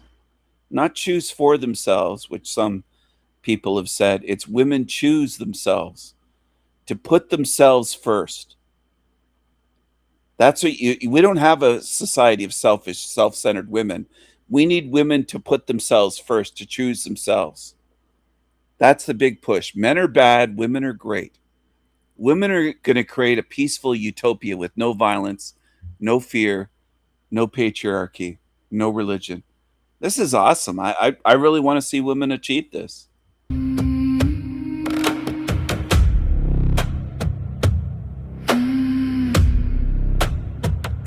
We carried our daughters through the broken night, left the old world burning. I think women have a great chance of building this village and building a utopia, every bit as much of a chance as the darkies do of building Wakanda in the Congo. I have faith in you women. Please build, show us. Don't just talk. We need actions. in its own false light. No more chains, no more lies, no more silent screams. We walked. I noticed they have the boys in dresses like the girls. It's another thing I noticed. There's nothing different about the way the boys are dressed and the girls. They're dressed the same way. So girls are in kind of these dresses, these drab looking dresses, and so are the boys. This is also a dream of women to feminize boys because a lot of women are very resentful and bitter. I don't know if they always were. I don't know what women were like 1,000 years ago in this realm, but in modern times, they certainly are. Most women want this. They want to feminize boys. They're part of this agenda. They want boys dressed as girls, which is right on the screen. Right on the screen.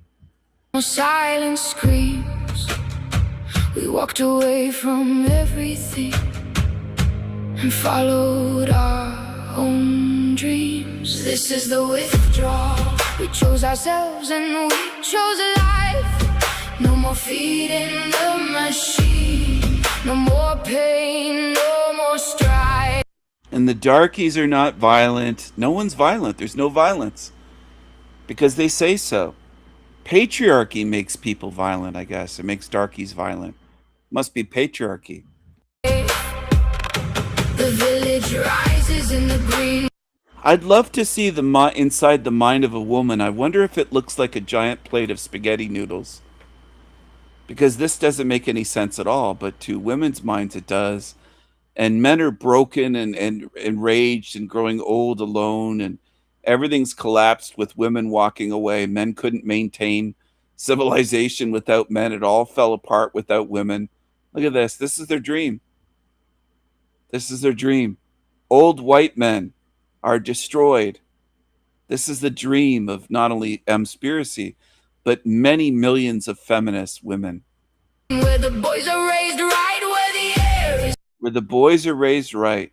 clean. We didn't burn it down, we just let it fade. Where the air is clean. It's men that are polluting the air. Obviously, it's my fault. Must be. It's my fault.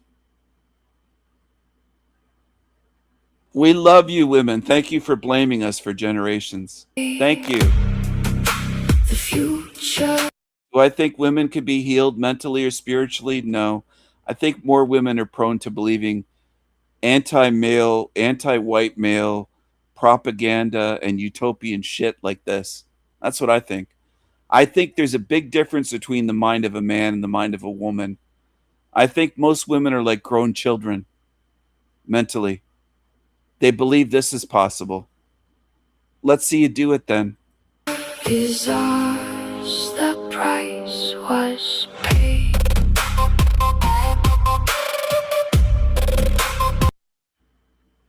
A village of gardeners, a whole civilization of gardeners.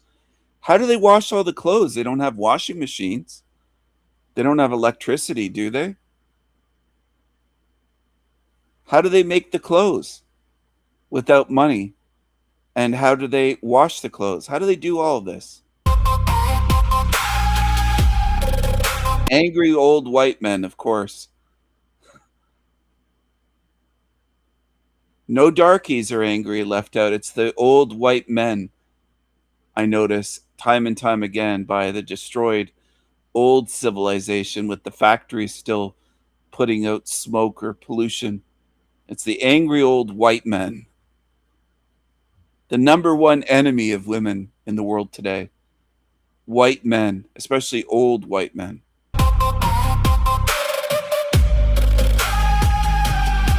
New technology in our hands, we create With technology in their hands.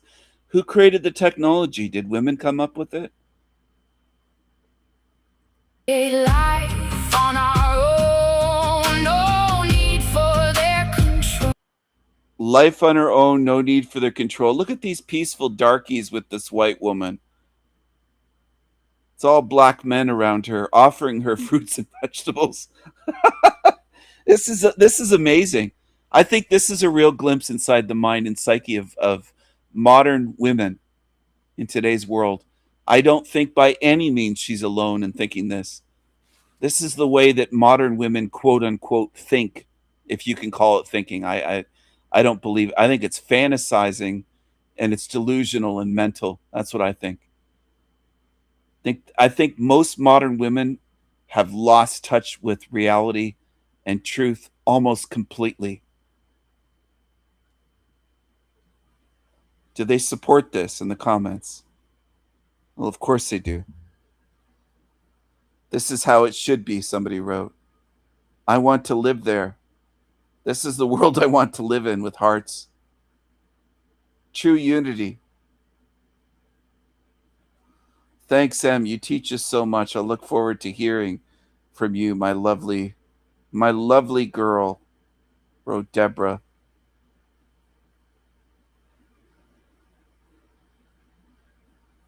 And Emily said, once upon a time, entire villages were attuned and passed down through the matriarchal line. This world was corrupted to keep divine feminine down. But we are rising again. Oh, I'm sure you're rising. We build a brand new home. Boys grow tall with open hearts. Never taught to own a break. Raised by a village full of strength. No more cycle. The young white boys with their heads down, as though they're evil, they're wrong. They created Hell Realm. It's their fault. Look at this. Heads down depicted, all of them on screen with their heads down. And they're all white. And right before was the smiling Tiggas with the white women. It's just, you can't make this shit up. Can't make it up. But do I think women fall for propaganda? They sure do. Always. I would say always. Whatever's fed to them by YouTube, by the system, in schools, it's women that feel superior these days. It is not men that feel superior. It's women. Have a real entitlement complex, a superiority complex. This is all projection. I see right through this shit. Right through it. The dream of women. Raised by a village full of strength. No more. Give them everything, they'll resent you for it, and they'll want to punish you for your kindness, generosity, protection, provision. This is what they do. That's the dark side, the evil dark side of the female.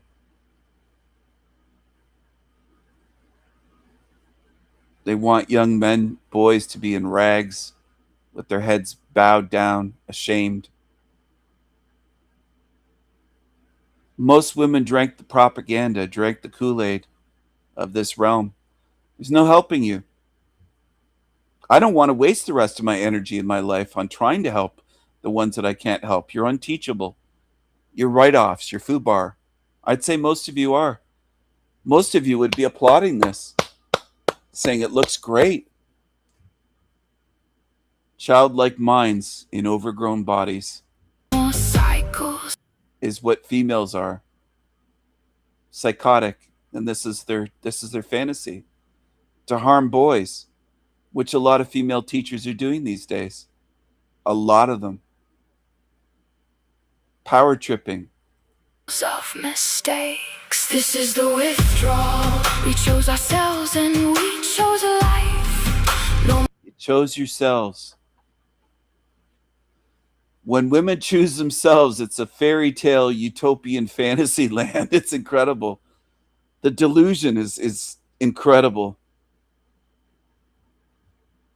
No more feeding the machine. No more pain. What's stopping you from building this? That's what I want to know. No more strife. The village rises in the green where the boys are raised right, where the air. The boys are raised right is the lyric. The boys, white boys with their heads down, or young white men, maybe teenagers, heads bowed down, they're in rags, they're dirty, they look defeated. and the women are sparkling, literally sparkling with light, like they're fairies, clean clothing, clean hair, just living in a fairy tale. The stark contrast they put there is on purpose. This is what women gobble up. I bet if this was a movie, you'd love it. Women would love it. Is clean. We didn't burn it down, we just let it fade. The future. Women will show us how it's done. The future is women doing things. Instead of just talking and complaining and saying, men, I hate men, men. There's so much hatred for men everywhere. But show us how it's done. Show us. Is ours the price? It down, we just let it fade. The future is ours, the price was paid.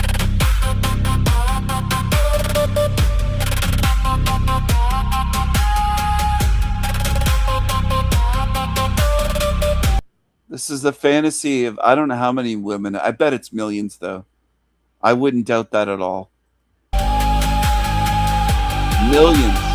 Outside the walls, the old world dies quiet in the dust. No mothers left to give them life, no daughters left to trust. It was about the end of what men had become. It's totally targeting men and white men. There's no heads lowered with the brown men or brown boys or black ones. It's all white men.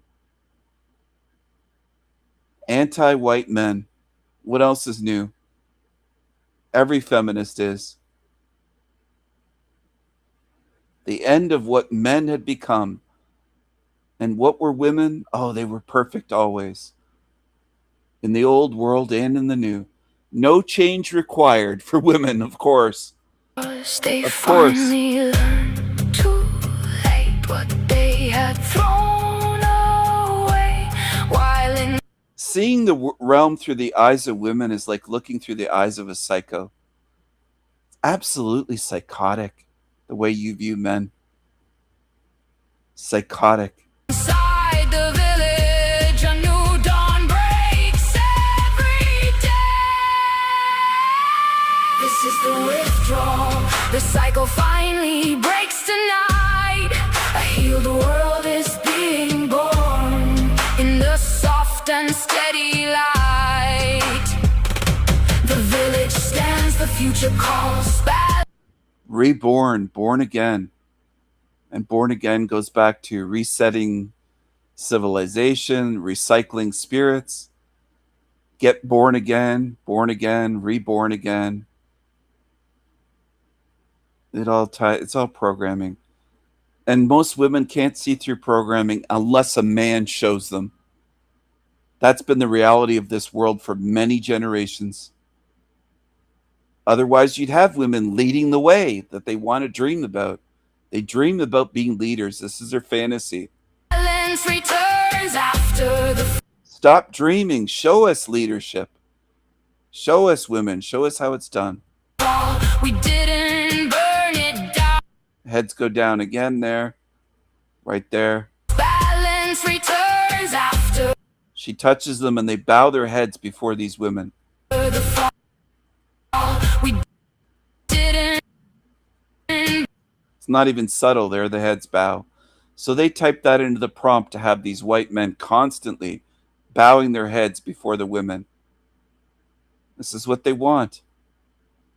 We're not going to bow before you. Rather ship you away on doors. Burn it down, we just walked away. And from that quiet choice, The head bowing again, over and over and over again. choice.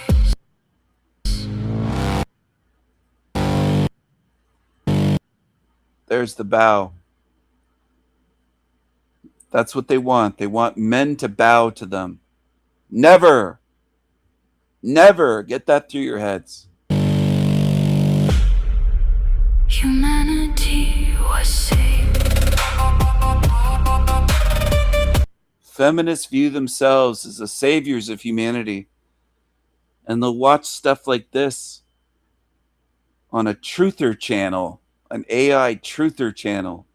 And I've always said that all these channels are left-wing feminist. I'm sure Talcott would enjoy this. He blames men all the time. He's a male feminist. Psycho Talcott.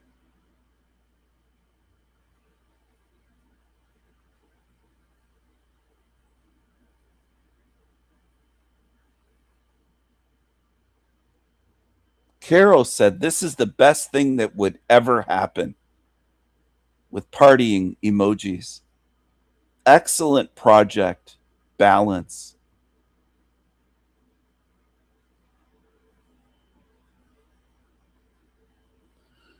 Well, I'm sorry to tell you, humans, but I'm going to do everything I can to end your hell realm that you love to pretend is utopia. I'm going to do everything I can, no matter how many of you are against me. Even if you all were, all of humanity, I'm going to do anything I can to end what you're clinging to. I'll do everything in my spiritual power to make that happen. And I will recruit every intelligent being that I can to oppose evil and fight you tooth and fucking nail until it's done. So let's see who wins. Let's see who wins. You think you can defeat me? Bring it on.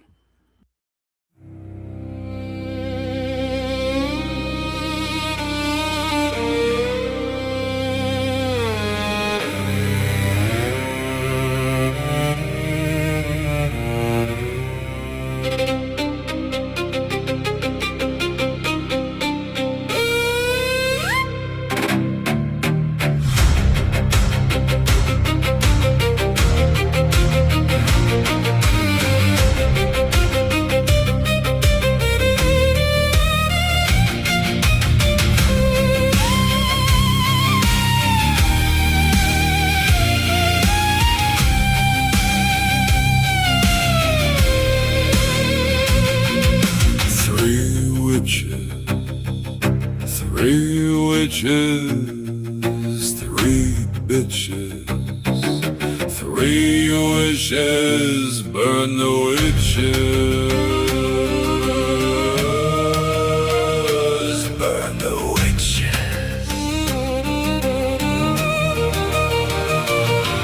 The time for evil is over. Team Evil is going to burn and smolder. Flames will rise, smoke will drift. Send the demons into the abyss. Viking strong, Viking strong, pounding drums, I am Viking strong, Viking strong, Viking strong. sound of the drum, I am Viking strong.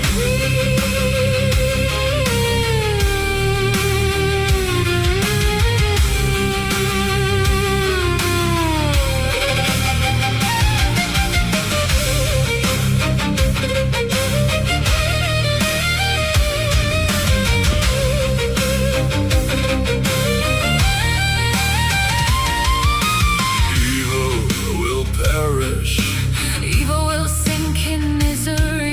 It's truth that I cherish. I eat demons with coffee and cream. Viking strong, Viking strong.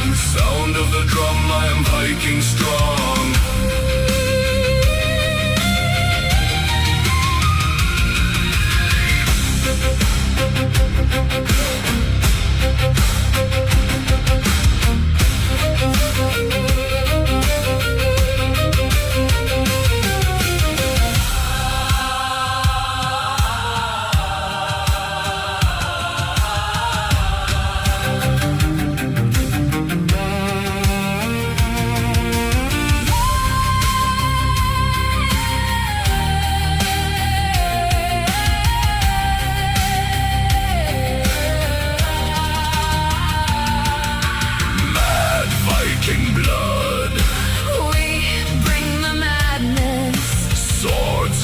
they should. Fighting evil is badass, and we love winning. Viking strong, the Raven King Can do anything.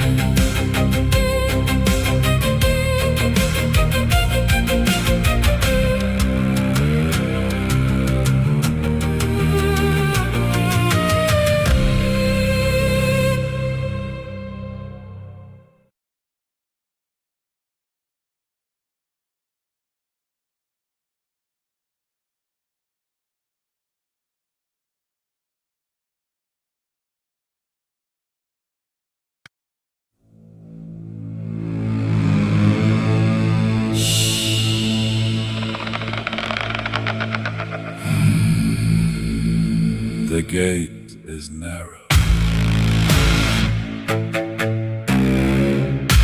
The gate is narrow. The narrow gate won't open for all, big or small, wretched and wicked, kind and good.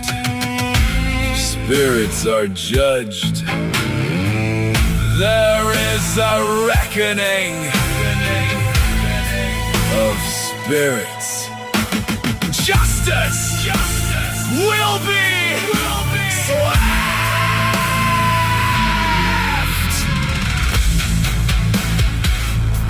The gate is narrow. The gate is narrow. My ravens and crows will be there to witness the end Of this matrix. Ravens and crows. Ravens and crows. The gate is narrow.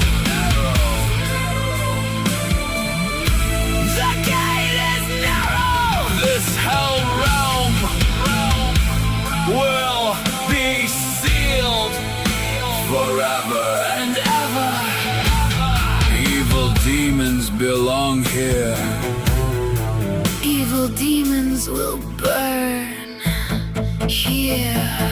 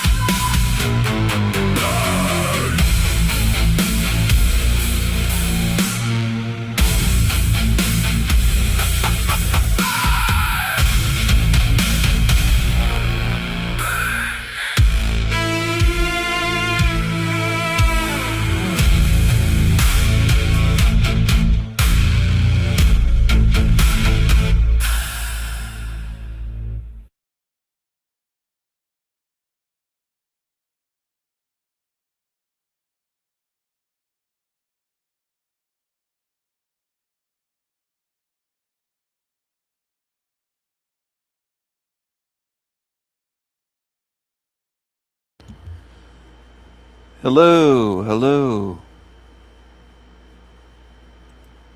Hello. Is this a good realm? Is this a love and light realm? Is this a realm of goodness, fairness, justice? Is this a good realm? Is this a love and light realm? Are you retarded? Maybe some of you are retarded. There might be some retards tuned in. There could be some retards tuned in that don't understand very much at all. Is this a good realm?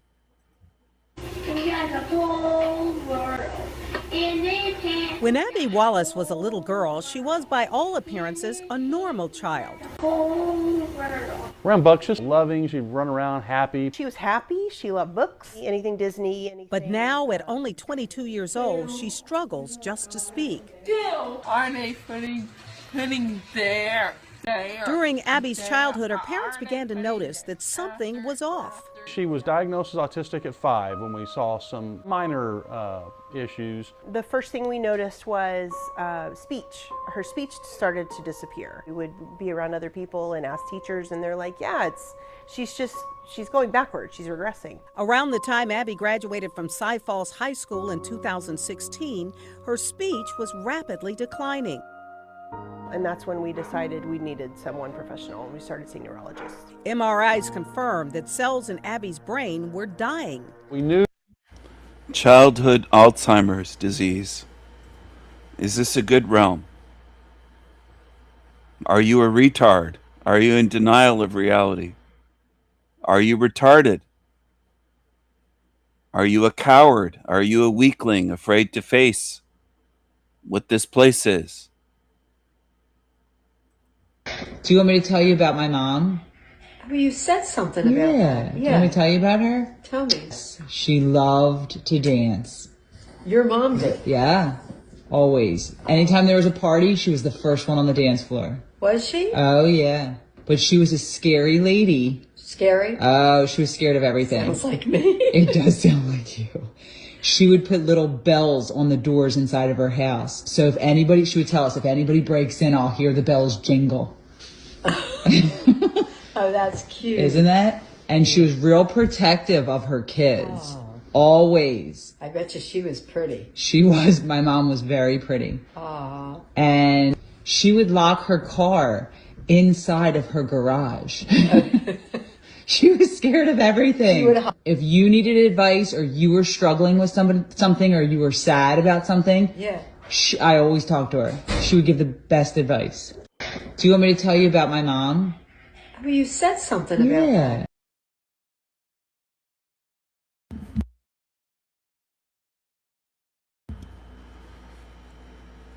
Telling my mom with Alzheimer's about my mom.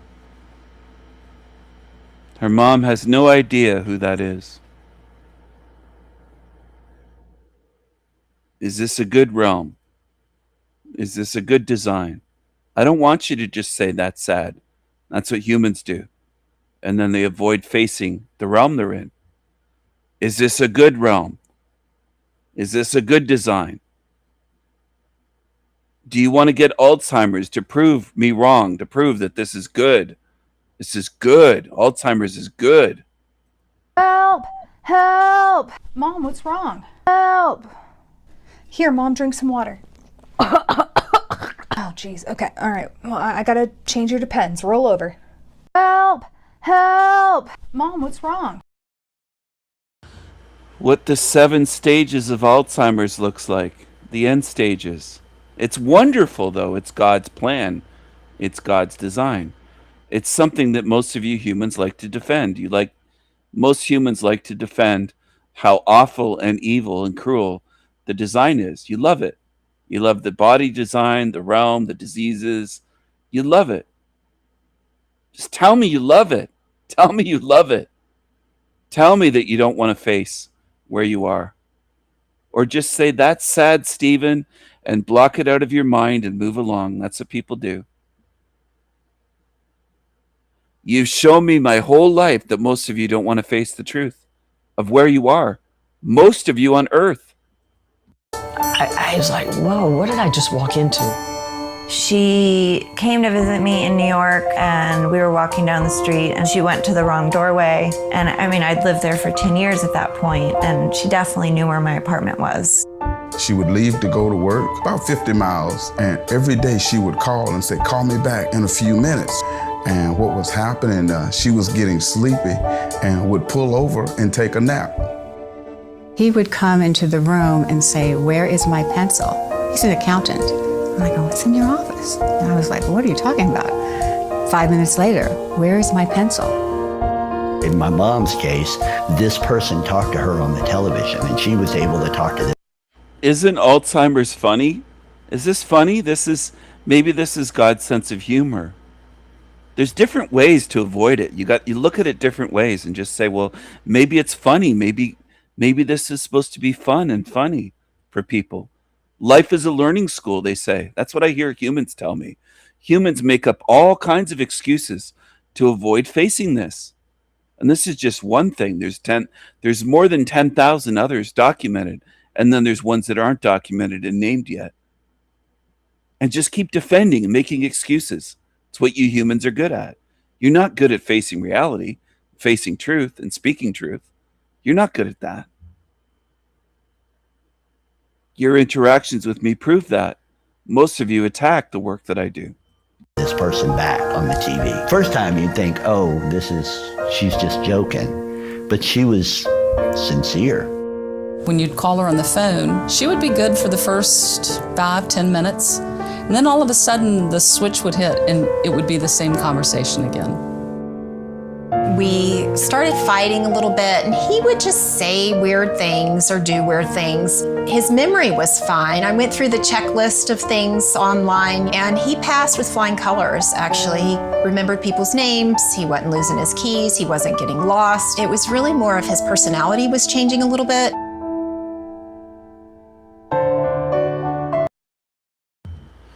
Interesting. Alzheimer's Association. Over 15 million family members and friends provided 18.1 billion hours of unpaid care in 2015 to those with Alzheimer's and other dementias. Why does dementia exist? Why does Alzheimer's exist? Well, obviously, God's a loving, awesome God, right? A caring God, and that's what you people do. That's what humans do. A lot of you do that. I'd say most of you on Earth. Most of you on Earth don't want to face the truth. You're not like me. You're something very different. We have people who are struggling all over the place, and it's time to quit acting like this is a rare disease, that only the odd person gets upset and only a few family members are giving up their lives. Well, this is everywhere.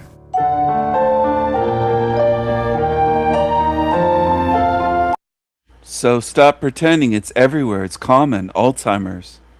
And there's other forms of dementia that are not Alzheimer's.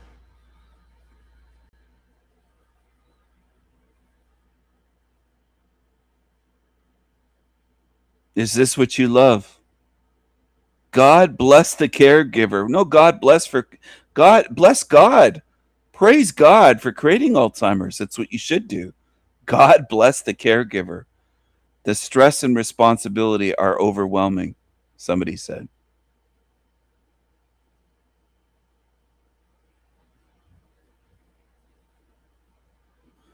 Best thing is to hire a caregiver if you can afford it, this person wrote, even part-time, especially if it is advanced Alzheimer's. Your own health will be greatly affected if you do not. Prayers to all. Oh, gosh. So many prayers. And your prayers never change anything in this realm. This hell realm never changes from your prayers. But humans are too stupid to realize that. Too stupid.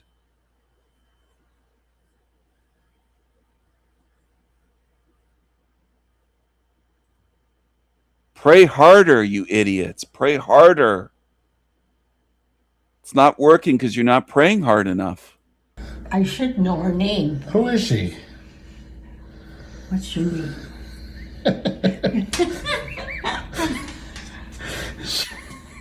She's looking at you. I know. I can't remember her name. What's her name? That's Betty in front of you. Who are you talking to? This lady here. Betty. I'm Betty. Well, she's Betty too. Oh, are you Betty too? Okay. All right. We got that settled. Wait, now I'm going to get a good night's sleep. There you go. Thank you. I should know her name. Who is she? What's your name? Isn't this funny? This is God's sense of humor, Alzheimer's.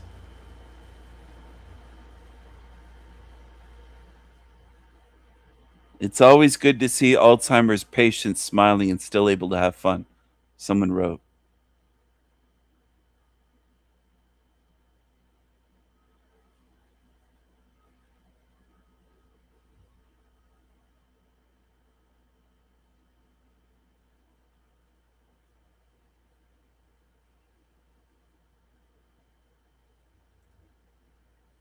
It's a beautiful day in Hellrealm today. A glorious day in Hellrealm today.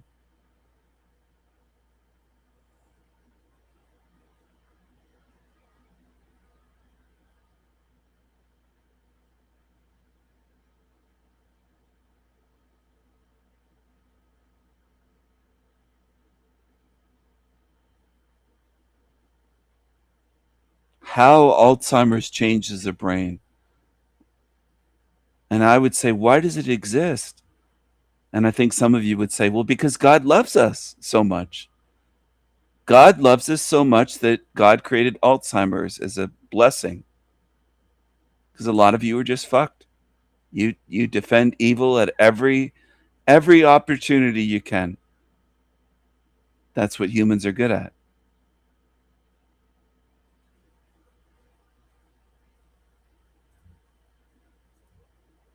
You're very good at that.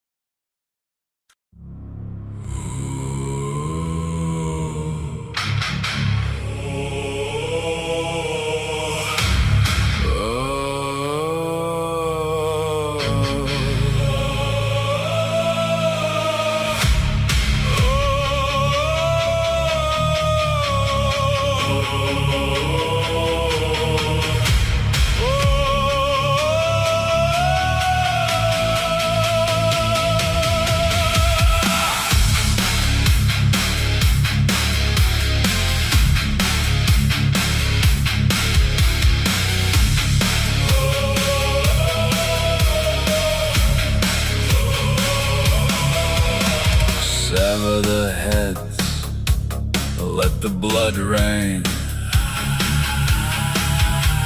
Murder Hellrealm and the feudal rage.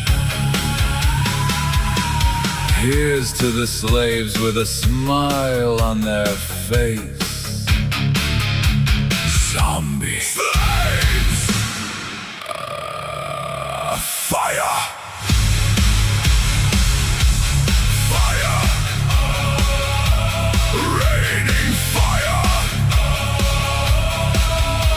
Here's to the slaves with a smile on their face. Here you will stay forever in chains.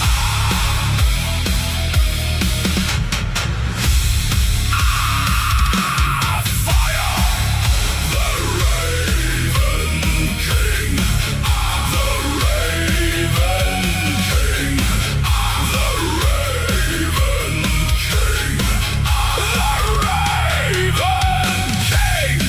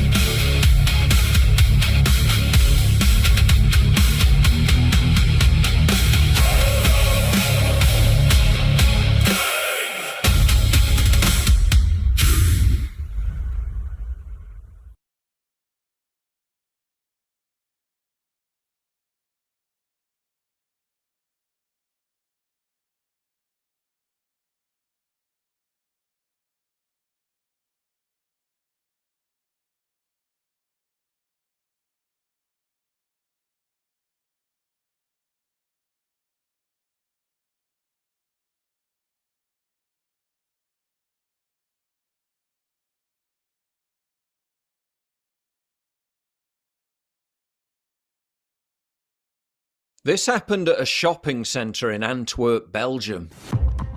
Een drukke zaterdagmiddag in het Weinigem shoppingcenter in Antwerpen. Alles lijkt normaal, tot een winkelbediende komt aangespurt. Ze achtervolgt enkele vermoedelijke winkeldieven. Plots komt ze zwaar ten val en ze moet haar achtervolging staken. Turns out she only had to give up her pursuit for a very specific reason. De vermoedelijke winkeldieven gaan erg geslepen te werk. Kijkt u mee. Om 3:20 wandelen 3 vrouwen met stevige pas door de gang van het Weinigem shoppingcenter. De eerste vrouw draagt een zwarte jas en heeft zwarte dreadlocks. De tweede vrouw draagt een opvallende hoofddoek met bloemen. En de derde vrouw draagt een donkere hoofddoek en heeft een witte winkeltas bij. But wait, something else happened here which is even more revealing. Probeert hen in te halen en passeert een jonge man. Die ziet haar, gaat meteen achter haar aan en steekt dan zijn been uit, zodat de winkelbediende struikelt en op de grond smakt. A fall that ended up costing her a broken shoulder, a broken knee and kept her out of work for months. Meteen na de valpartij loopt de jongeman naar zijn slachtoffer. Hij draait eerst rond een paal, zodat het lijkt alsof hij van een andere kant komt.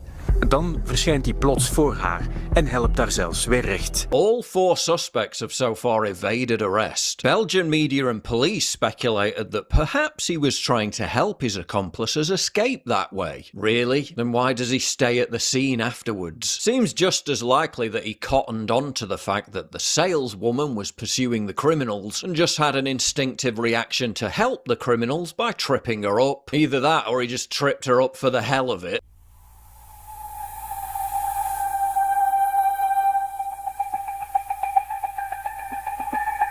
Yeah, we used to live in a high-trust society, where if members of the public saw criminals trying to flee, they would at worst do nothing, or at best try to intervene to help the people trying to catch them. But a lot has changed since then, hasn't it? 60% of Antwerp's population has an immigrant background, with that figure jumping to over 70% when you look at the youth population. The former mayor of Antwerp and now Prime Minister of Belgium previously blamed the country's immigration policy for being the source of all misery, adding, "We are recording more and more violence or thuggish behaviour against anyone who represents authority. They are almost always young people of immigrant origin, mostly non-European, who grow up in our cities without much perspective." Or it seems any kind of grasp of how quickly society deteriorates when aiding and abetting criminals manifests itself as an innate reflex reaction.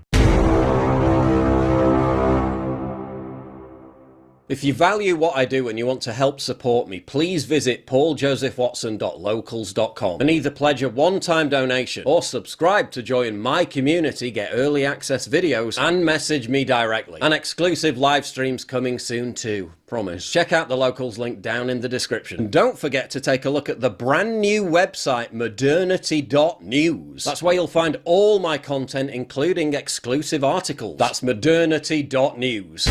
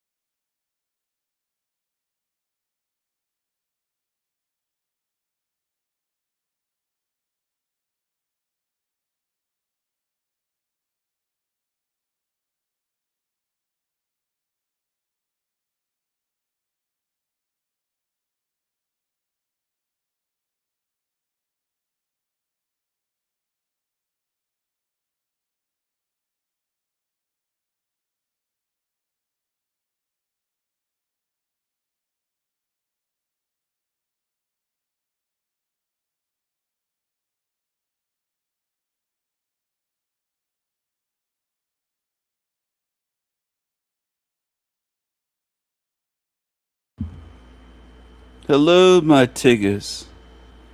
Hello, my Tiggers. Hello.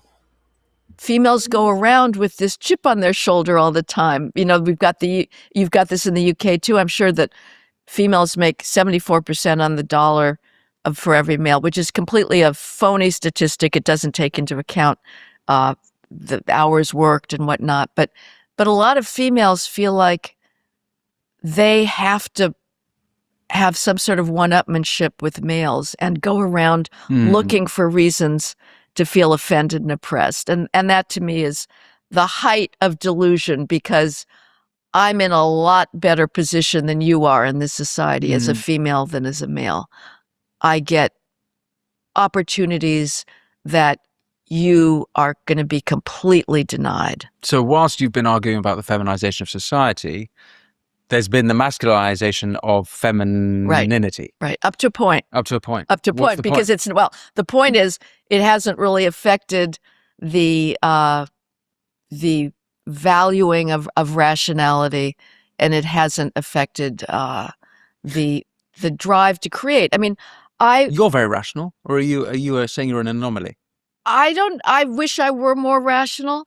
I'm not going to judge. I'm not going to judge how rational I am, but I am perfectly prepared to cop to what I regard as the unfortunate aspects of females. Whether I have the fortunate ones, I don't know. But you know, we're taught again to see any disparity as proof of discrimination. So if there's not a lot of females in any individual field, it's got to be discrimination.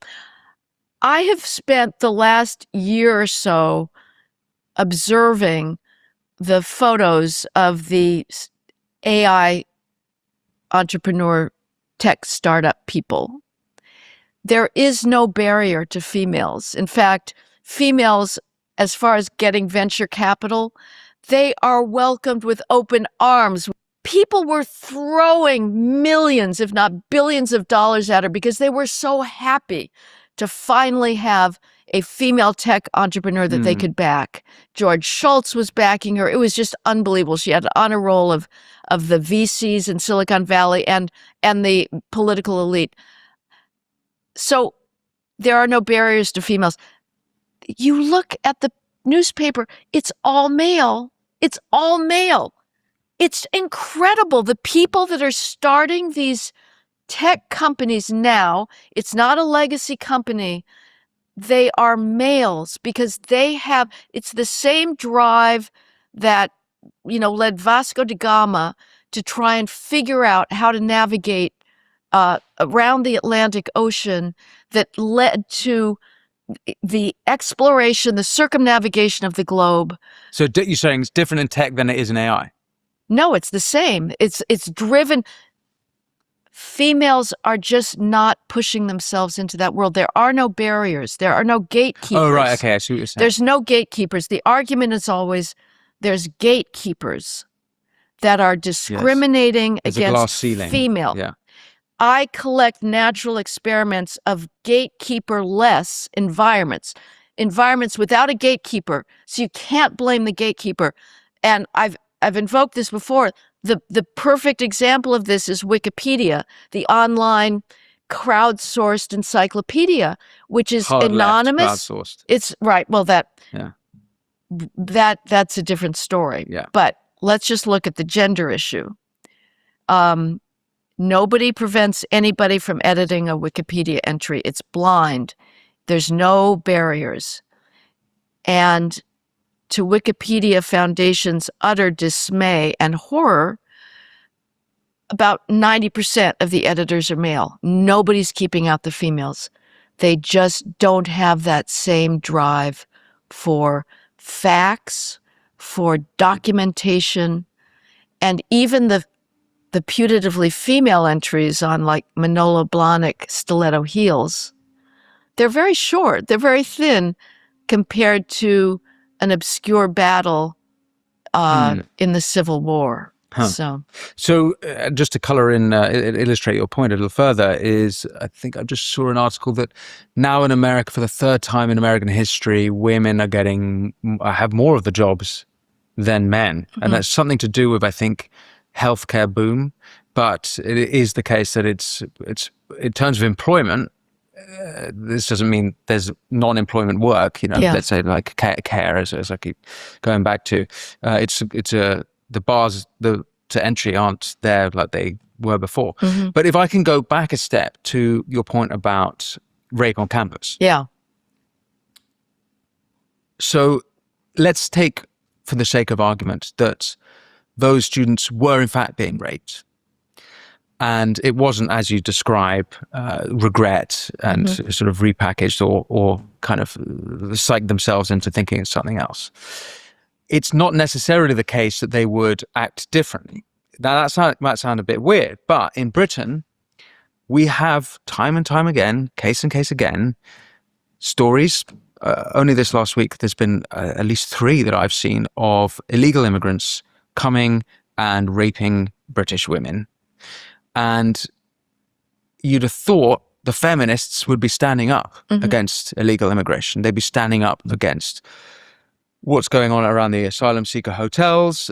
And indeed, some of them are. There are a handful of them. They're branded as far right, as always. But if you look at the data, young women are still voting for the party, like the Green Party, that would increase that. That's the thing I don't quite get. That's the thing I want to unlock with you. That's that contradiction quite get. Would increase that.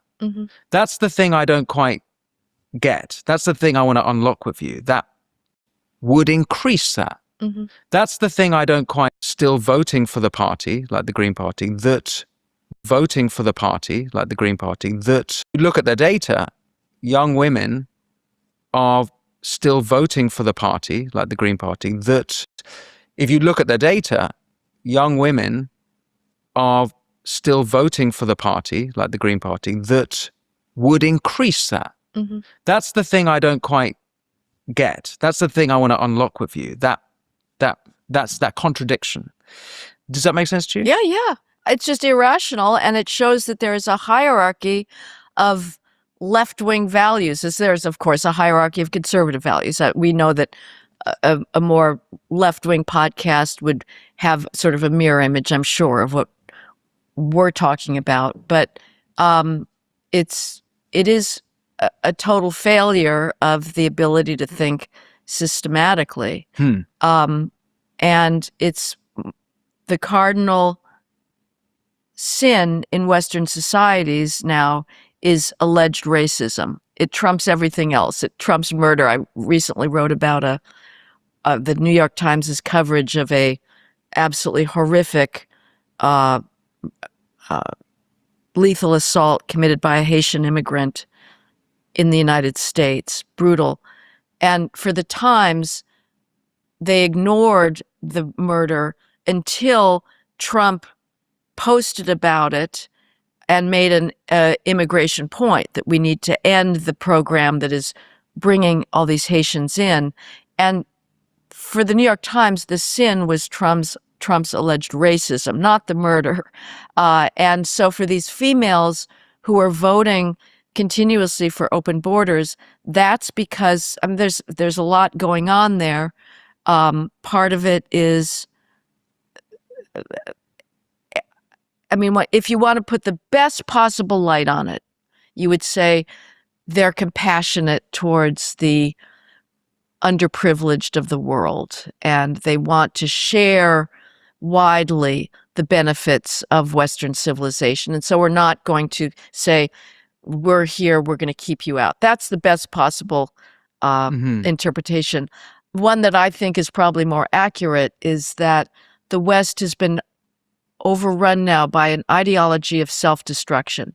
The West is the only civilization on the planet today that is determined to both erase itself demographically and to discredit its unparalleled achievements and to exaggerate its achievements. Its unparalleled achievements, both erase itself demographically and to discredit its unparalleled achievements and to exaggerate its common faults. I don't know if you've This is the progressives you're talking about. Yeah, the progressives. Is not the and case.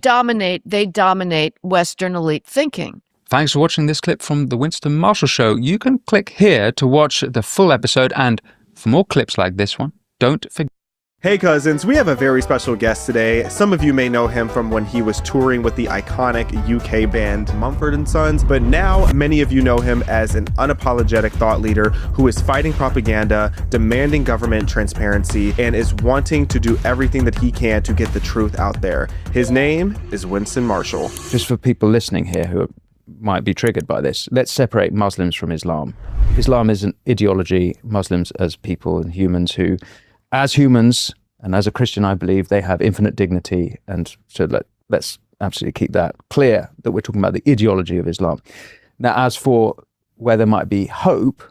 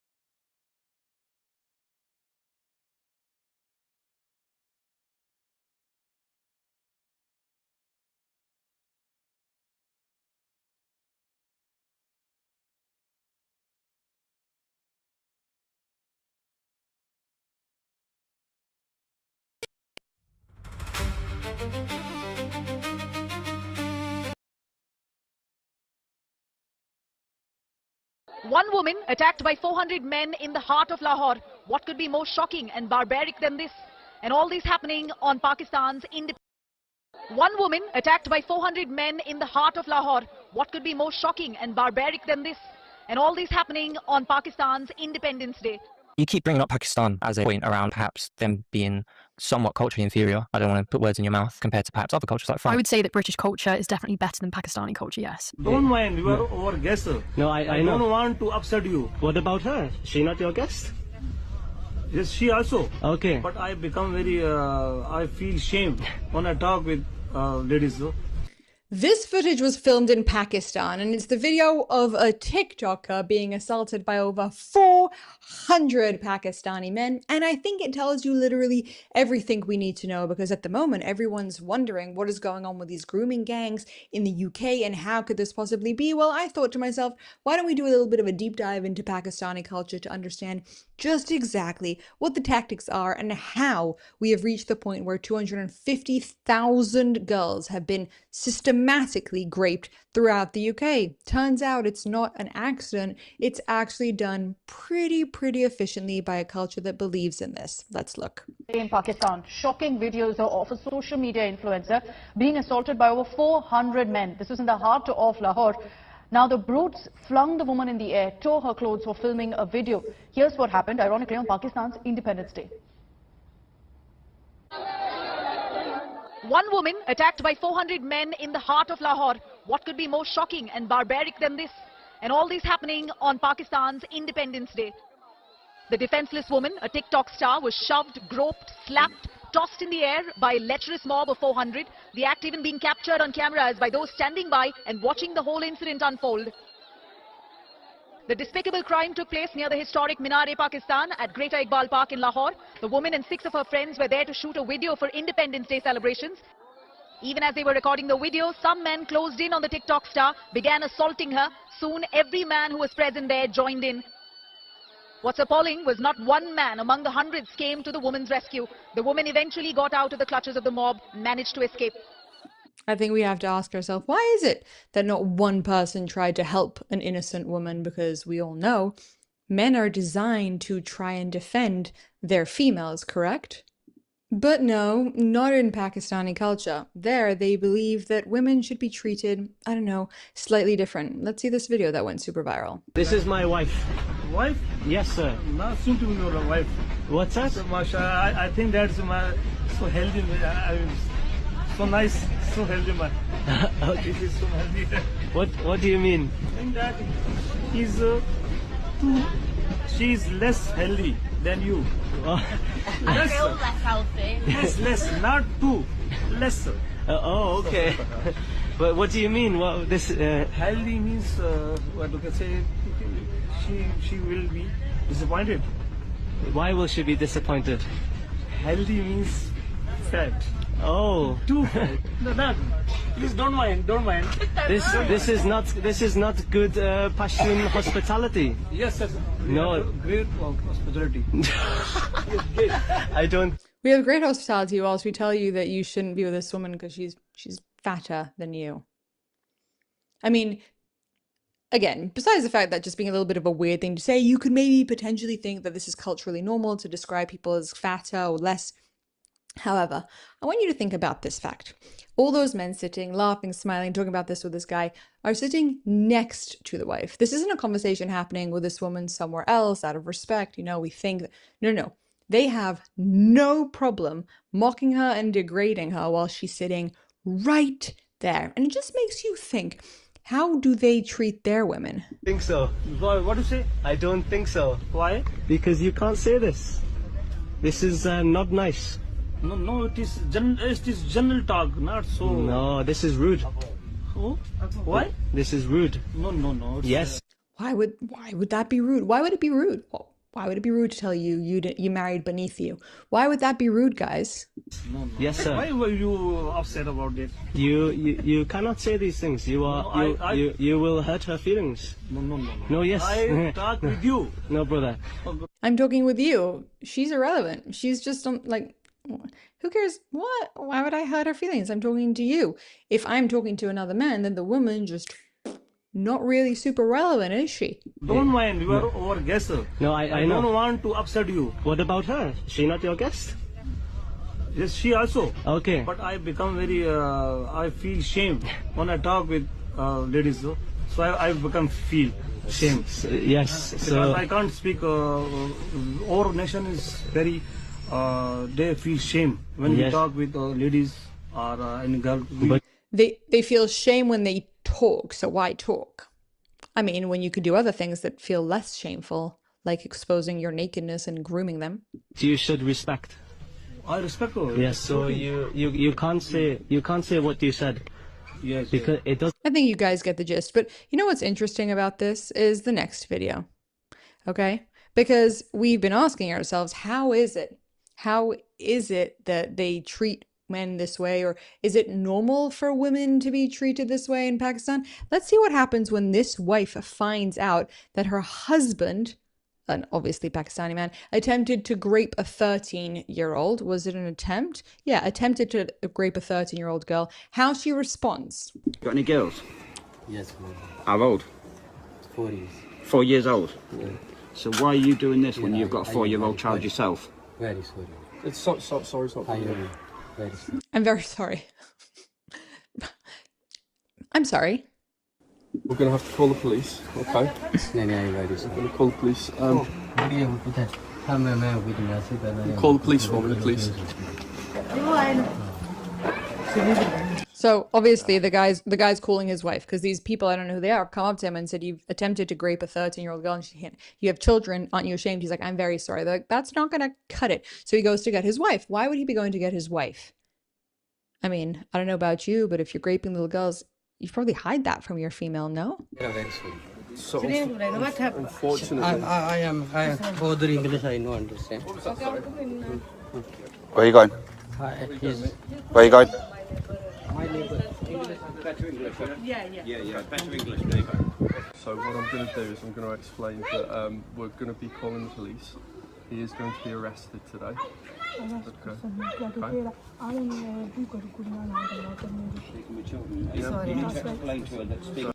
Can you hear what the wife is saying? No. Believe me, I'm wife here. You're wife to him? Yeah. Well, he's in a lot of trouble. Like my wife is. Me everything inside, no, you're My outside. guarantee, okay? I can't listen. The police are going to go take him. नहीं यार, police after year. Taking him. I'll ask you in So, for those of you who are not catching it, her response is, he didn't know it was illegal. Please, I promise, he will never do this again. Not, what? My husband raped a little girl? What are you talking about? No, her response is, I didn't know it was illegal. Which makes you realize that maybe this thing is deeply systematic into just all the females' culture, where they actually just think that this is completely okay. Now, the he didn't know it was a legal thing is also one of the things that these people love pushing. Let's watch this guy. Alright, listen. You want anything? Listen to me. What's your name? Talib. Talib. Yes, sir. You're here to meet a 12-year-old child You wasn't thinking about the war. to potentially rape a 12-year-old child. What, sir? You know what rape is? No, sir, I don't know. You don't know what rape is? No. What was you going to do with this 12-year-old? Look at me. Yes, sir. What's the legal age of consent in the UK? No, I'm new here, sir. You're new here. 10 days ago I came, sir. You came here 10 days ago. I can... So this guy is in England for 10 days and already he's trying to meet up with a 12-year-old English girl. But I didn't know. I didn't know how it works. It seems like this is kind of a bit of a reoccurring excuse. We didn't know it was illegal. We didn't know it was illegal. Now, the only reason they wouldn't know it's illegal is either they're lying, or it's not illegal in their country and it's totally a norm, or they've been told by the systematic grooming gangs in their area that this is totally acceptable and just go ahead and do it. All three are problematic, exceptionally, extremely. And so on the basis of all that, we're about to watch this video from Connie Shaw, who's debating a Pakistani, because for some reason, with the understanding of how they treat women, how they treat their wives, how comfortable they are talking this way, how comfortable they are with the grooming and the raping of little children, and how comfortable they are with lying or pretending they had no idea. Let's take an understanding of this video. You keep bringing up Pakistan as a point around perhaps them being somewhat culturally inferior. I don't want to put words in your mouth compared to perhaps other cultures like France. I would say that British culture is definitely better than Pakistani culture, yes. Okay, fine. So what particular parts of Pakistani culture are inferior? I would say the punishments for blasphemy. But that's not part of Pakistani culture. There are people who are executed for blasphemy against What, Islam in in Pakistan? Pakistan. Well, I know that Ahmadiyya Muslims suffer state-sanctioned persecution. Okay, that's not Pakistani Islam, that's like Pakistan statehood. Well, it happens in Pakistan. So if we have a lot of people from Pakistan coming to this country, it will start happening here. And it did in 2016 when a Muslim from Bradford drove all the way to Glasgow to murder an Ahmadiyya Muslim, even though he was a Muslim himself, for what he believed was blasphemy. Okay. That's an example. But do you of think that's a something happening. totalizing view of Pakistanis and Pakistani culture, or is that just, do you take that to be a majority? Well, the things that we're seeing in this country when we look at certain crimes, for example, the grooming gangs, it is a fact that Pakistani men are disproportionately represented in that. And that is a very in that specific... particular area though, right? Well, there's at least 50 towns and cities across the UK that we know that this crime has happened. Immigration from Pakistan has caused a lot of problems in this country. That's not to say that every Pakistani person or people who are descendants of Pakistanis who've come here have caused issues. But where we have huge issues of ethnic enclaves, for example, in Bradford, cousin marriage, and that's one of the reasons why the grooming gangs were able to operate, was because of the kinship between the people who were raping girls. So many of them would be brothers, cousins, and because of the tribal nature of the family model in Pakistan, because of cousin marriage, that meant that ties between families were extremely tight in a way that we don't have that in Britain and most of the West, because cousin marriage was outlawed a long time ago. Have you ever spoken to a Pakistani about this? I haven't personally, but I have done a lot of research into the grooming gangs and tried to understand and listened to experts on the grooming gangs. In what other culture can you imagine on mass scale where you would just call around some of your cousins or your brother or, you know, your dad even to rape young girls? No, obviously it's disgusting. So from that particular culture, we have got now issues in this country as a result of mass migration from that culture. When we talk about multiculturalism being an issue, a lot of the cultural issues that we're seeing in this country as a result of mass migration, it's from Muslim countries. The immigration to this country have really changed the way that our police force operate, for example, the way the justice system works, the way that people can and cannot say stuff in the workplace. It really has changed our culture to the point where we have the CPS trying to prosecute people for insulting the institution of Islam, or MPs in Parliament calling to make the desecration of holy books illegal, and our Prime Minister agreeing. I mean, there are so many examples that we see every day at the Free Speech Union of the influence of Islamic blasphemy laws by the back door having a real impact on our country, and that would not be happening without mass migration.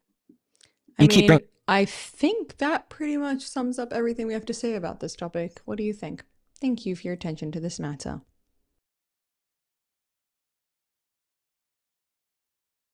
The mother of a young woman who lost her life to an illegal immigrant here in the US is now going viral after testifying before Congress and calling them out for the sanctuary immigration policies that led to her daughter's death. This testimony is brave, it is heartbreaking, and I want to show it to you guys today, so let's talk about it. Yeah, you better. Yeah, you better. Guys, before we get into today's video, please like and subscribe and consider sharing this one. This is a story that needs to be heard, and unfortunately, there are more stories like this. But we have a mother in Jessica Gorman who is testifying before Congress and calling them out for the policies they created that led to her daughter Sheridan Gorman's death. Before I get to those clips, let me give you a little bit of background on what happened in this case. Sheridan Gorman, a freshman at Loyola University Chicago, was shot and killed in the early hours of March 19th while walking with friends near Toby Prince Beach in the Rogers Park neighborhood, according to authorities. Now, prosecutors say a man later named as Jose Medina approached the group wearing dark clothing and a mask and opened fire as they ran, striking Gorman. Now, I originally heard this story and I just cannot believe the details. Of course, as it was stated in this article, she was just walking with friends. Just walking down the street when she was shot in the back of the head, allegedly, by Jose Medina. A very gruesome, horrific way to go. She had apparently tried to run and I believe made it about 40 feet before her life was taken from her. Now, they brought in her mother, Jessica, to testify at a House Judiciary Committee. And this Judiciary Committee was to talk about sanctuary policies from the victim's perspective. Now, I'm going to show you a clip of one of our representatives, Pramila Jayapal, I think that's how you pronounce her name, talking about this meeting and how she felt about it. Unfortunately, this hearing is it's the fourth time in this committee that we've had a hearing on sanctuary cities, the fourth time. And there's many other things that we could be doing other than this. There's many other things that we could be doing other than this. Wow, 4 times to talk about the absolutely heinous nature of the immigration policy that you created in this country and how it's leading to the deaths of American citizens that are completely avoidable. 4 times? That's so difficult to have to talk about that on 4 different occasions. I'm sure you could be doing much better things. Tell that to the family members here. Tell that to Jessica Gorman. Tell that to the family of Jocelyn Nungaray or the family of Laken Riley, other stories that we've covered on this channel where young women have lost their lives to illegal immigrants in this country. 100% preventable by not letting these individuals into the country. Now, this guy, Jose Medina, apparently entered the country from Venezuela in 2023. And was allowed to stay here or managed to stay here, where he would then take the life, allegedly, of Sheridan Gorman. Now you're going to hear from Jessica Gorman, who is her mother, Sheridan's mother, on what she's had to deal with in the wake of her daughter being brutally murdered in the street by being shot in the back of the head by an illegal immigrant. And I'm going to keep saying that over and over again. Because I don't know, do these stories not hit enough for these individuals, for our representatives? Does hearing that not do anything for them? I guess they're just thinking about the fact that they've had to talk about this 4 times. One of the things that happened, I'm sorry I've done this, but one of the things that happened is we're in Chicago getting ready to claim my daughter's body, and the mayor there is naming a truck Abolish ICE, standing and laughing and joking while my daughter was just murdered there. Like, what? I can't imagine. And you know the story that this issue has become and it's morphed into. We saw the ICE protests in Minneapolis and all across this country. People seem to be far more concerned about illegal immigrants than the lives that they're impacting. And this is not to lump all illegal immigrants into one group. It's just to say, if there is one crime like this, of this nature, of this just absolutely devastating nature that can be prevented by not letting these individuals in the country, shouldn't we have a conversation about that? Shouldn't we talk about how sanctuary cities and the policies that are propping them up are leading to the deaths of young women here in this country? Isn't that a discussion that we should be having? And instead, as a mother who has gone through this with the loss of her daughter, she's already lost her daughter, you have to watch as the politicians around you who are meant to be supporting you in your city, in your state, in your country, talk about abolishing ICE. abolishing the system and the agency set up that could have prevented the death of your young daughter, who had a ton of life ahead of her. I'm going to show you another clip where Jessica tells representatives to think about the idea that their daughter could lose her life in this way with what she's experienced. I need you to think about what these policies are. And I need you to imagine this is your daughter, because I'm very sure you won't be cutting off anyone when they're speaking. I'd be very sure you won't call this a political stunt. The grief is real. Every day I wake up with unimaginable pain. Do you know what I wake up in the middle of the night and I think, did my daughter cry for me? She made it 40 feet. She made it 40 feet running for her life. Did she cry out for me?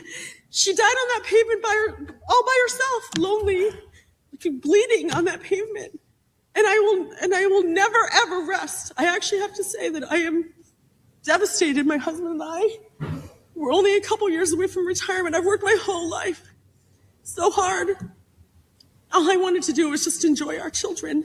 Just wanted to enjoy my Sheridan. Can you imagine working your whole life in this country, paying taxes to this country, contributing to this country, and the country fails you in this way? And not only that, this guy, Jose Medina, who allegedly shot her daughter in the back of the head as she's walking down the street with friends, he's going to go through our court system, which means our tax dollars pay for that as well, when they could have been working towards, programs that got him out of this country before he took the life of Sheridan Gorman, or would have never let him in this country in the first place. And now she, as a mother, has to deal with this. And now her entire life is going to be about advocacy for people like her and herself from this point on, to get something done because her daughter's life was snatched from her in this way. And during this testimony, she even takes the time to acknowledge all the other angel families. That's what they're called, people who find themselves in this situation, to acknowledge just how much worse in her eyes their situations have been and what they've dealt with the victims in their family. I'll show you the clip. One thing, because it's been plaguing me. And this is how messed up the situation is. This is why I'm sorry. I get so upset with your butts, and you don't want to talk about this. This is the fourth hearing. Do you know what I'm thankful for? And this is so messed up. I'm going to say I'm thankful after hearing. I didn't even know what an angel family was. Had no idea. Never even heard about it. There's so many out here. You know what I'm thankful for? I'm thankful that my daughter was just shot in the back of the head, not raped, murdered, dismembered, put in a garbage can like Megan Boss with bleach poured on her, and they didn't fight her for 50 days. And you can actually dismiss the angel families. You can say, but you don't want to hear four sessions on angel families. I'm sorry, you need to. You need to. I'm actually thankful that my daughter wasn't raped. How messed up is that? That I'm thankful every day that she was just murdered, not raped and dismembered. Like, think about that. Like, how messed up is that? Do you know what I thought of this morning when I got up? What the joy of, anyone have a baby here? The joy of picking out their first outfit that they're gonna wear on their ride home from the hospital. I had to pick out my daughter's last outfit, and she was a fabulous dresser. We had 100 people come to our home. 100 friends and family came to her home. We had her cremated, actually, after. And they all decorated her urn with rhinestones. All of them put it on there. She's fabulous, even in death.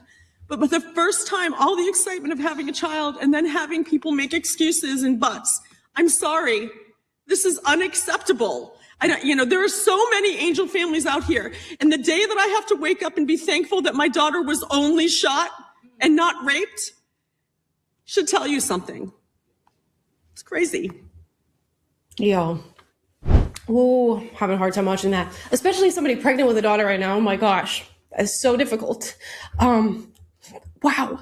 It's just crazy. Now, I'm going to show you one more clip where she talks about buying a bench for Congress, because again, Congress is sitting here listening to these testimonies and then complaining that they've had to do this 4 times, cutting off the families as they're trying to talk about the things that they've experienced and the lives that they've lost in their families and how that has happened. And she has to sit there as a mother who has lost her daughter and hear so many other stories of people who have gone through the same exact situation.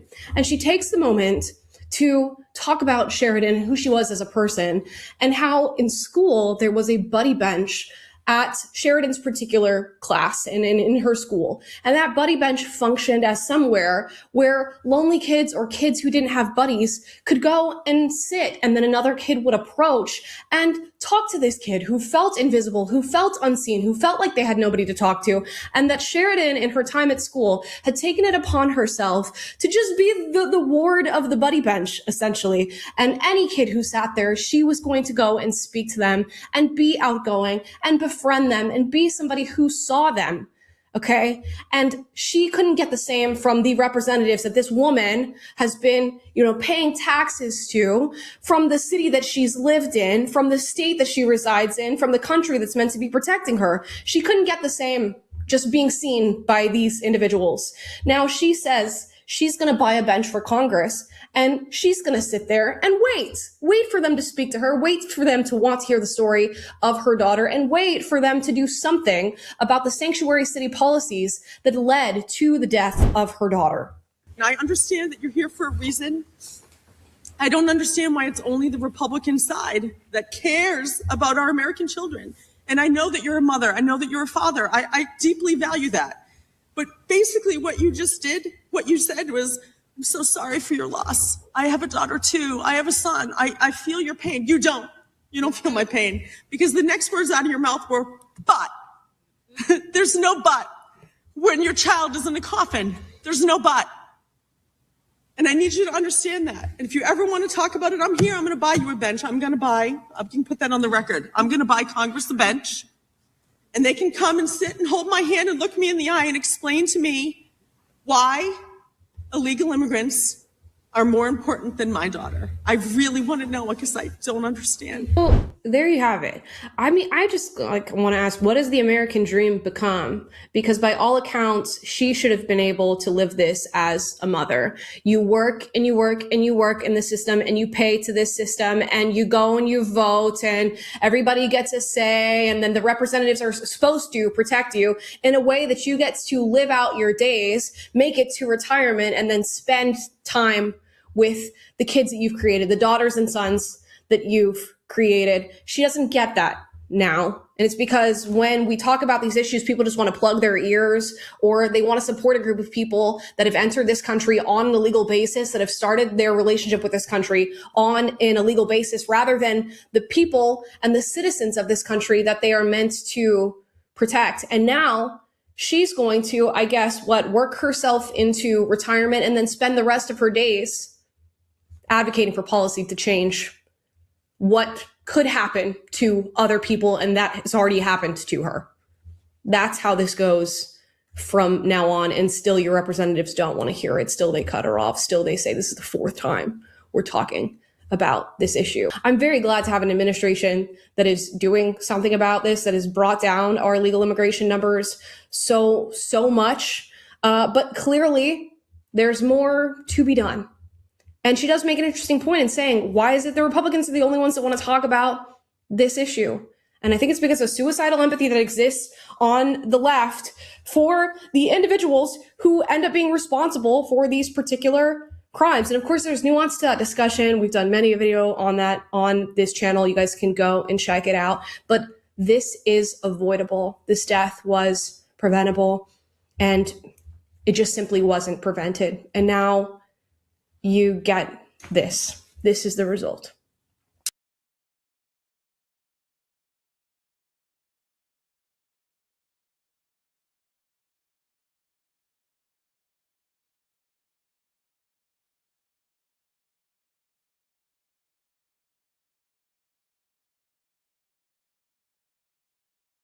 Firstly, who are the heroes for young women today, and are they real heroes? Are they people of substance? And secondly, what do we make of this bifurcation? Women drifting further left, young men becoming conservative. I mean, it is a huge issue. And we have seen men come back to conservatism and to the right, and young women are just getting more left-wing, particularly in Australia. And the gap between them is enormous. And so I think, well, this probably comes back to, well, who are the heroes? There really aren't many. Who is the most potent cultural force for young women? Probably Taylor Swift, who is, it sounds funny, but it's true. You know, who is she? Okay, she's in her late 30s. She's only just gotten engaged. She's had a series of toxic relationships with men that form the basis of this turbulent emotional life that she then broadcasts to everyone. She's kind of someone that has sort of shirked the responsibility of being a traditional woman, wife, mother.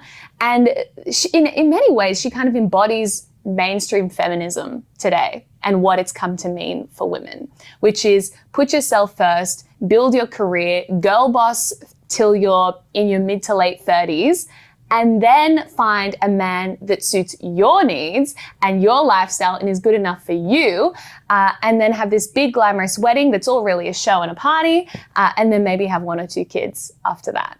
So she is representative of lots of young women. There's a reason she's idolized so much. And I think that's a real issue. And I think a lot of the reason young women have become so left-wing is because the left has looked at the characteristics of women and they've tailored their political messaging to them. Women are more nurturing, they're more compassionate, they're more agreeable. And the left has pitched their message through all of those lenses. It's always about the women and children in Gaza. It's always about showing compassion to the poor. It's always about not being divisive. You do you, live your own truth. And that's the whole way they've pitched their message. So I think if the right wants to make inroads with young women, we have to give them a vision of what it actually means to be a great woman. And I think a lot of our messaging has been pitched to young men. It's important, but young men have come back to the right, young women haven't. And so we have to ask, well, what does it mean to be a strong woman? And I think that comes back to the family and actually valuing motherhood, valuing the unique things women can do. Of course, you can have a career and you can do all this stuff, but you know, we are special in that humanity would not exist without women. Like, men can't do that. Men can't bring life into the world. Women can, and that's incredible. But I think we are special in that humanity would not exist without women. Like, men can't do that. Men can't bring life. Humanity wouldn't exist without men. She doesn't understand that. She doesn't even understand basic reproduction. The guys sitting there don't want to say anything, but that's just incredible. They think they create life on their own.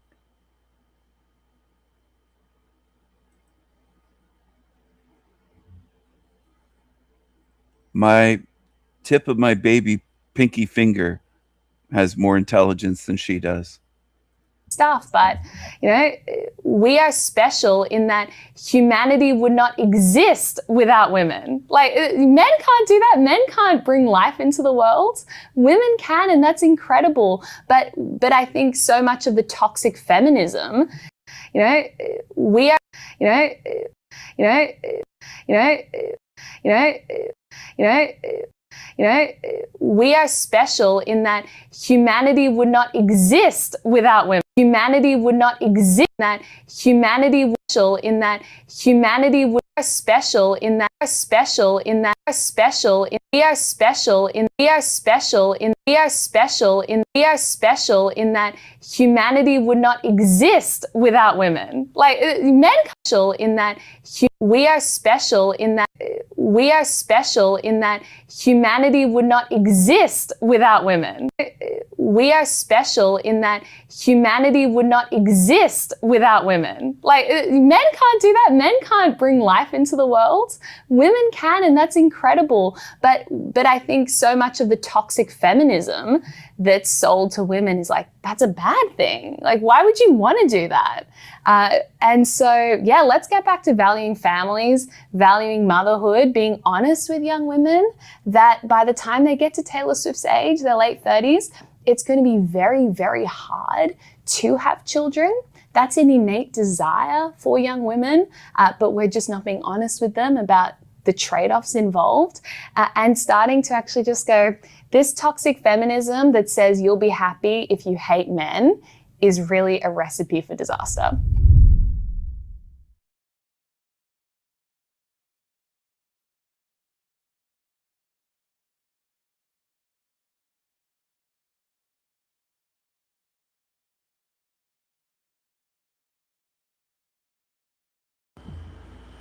Should we as a society just start treating women like they're children in overgrown bodies?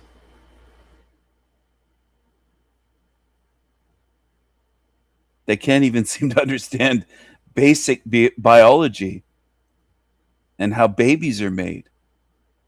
They believe they create life it's incredible. It just is. It's like dealing with retards. Just retarded. Even when it comes to their own biology. They don't understand anything. They don't understand anything. And I don't care if they get upset or get triggered. Go for it. Yell your heads off. A lot of you don't understand basic biology. You think you're so special and superhuman. We create life. No, you don't. I'm as much Canadian as you know that? I'm as much Canadian as you. Well, do you believe in the thing? I'm as much Canadian as you know that? I'm as much Canadian as you. Well, do you believe in the separation of mosque and state? Who believes in that? So why don't we I'm as much Canadian as you know that? I'm as much Canadian as you. Well, do you believe in the separation of mosque and state? Who believes in that? So why don't we take yet another look at the wonders of multicultural integration and cultural enrichment in Western society. Here is an interview with a migrant man in Canada who clearly contributes so much to Canadian society. This man says, "I'm as much Canadian as you," to a Canadian reporter. The reporter then asks if he believes in separation of mosque and state, and then the man of course says no and tells the reporter, "You guys are not welcome in our community." I'm as much Canadian as you know that? I'm as much Canadian as you. Well, do you believe in the separation of mosque and state? Who believes in that? So you don't. What does that have to do with here? Well, you're projecting a Muslim call to prayer in a secular city. When the church bells rings, do you do anything? Oh, does No, it? you don't. So that's why. You guys are not welcome in our community, man. Well, isn't that absolutely wonderful? Truly a friendly man. I definitely want more people who think and behave like this in my country. In fact, the entire reason why modern Britain is in such a good state is because we have many people in our country already who think exactly like this, if you know what I mean. Now here is a very interesting clip from an interview with Elon Musk, who for some reason seems to have taken up the cause of supporting the British people. Why he has decided this, I have absolutely no idea, but I'm not going to complain, because Elon Musk is constantly talking about the grooming gangs and two-tier justice in Britain on his massive platform. Just take a listen. In Britain, they're, I kid you not, how can this be real? They are releasing convicted from prison in order to put people in prison for Facebook posts. There were, and this is I'm simply stating a fact, there were migrant gangs in England that would run around and prey on young girls, and some people found that objectionable, which obviously it should be objectionable, and they were upset about that. And so they complained about it online and were sent to prison. That sounds crazy. Now, he is absolutely correct. The British state is truly a disgrace and has betrayed the people. They covered up the grooming gangs because those gangs exposed the lie and the myth that is multiculturalism and that immigration is beneficial to Britain. So quite literally, our authorities were willing to sacrifice and betray us on the altar of diversity and enrichment. Share your thoughts.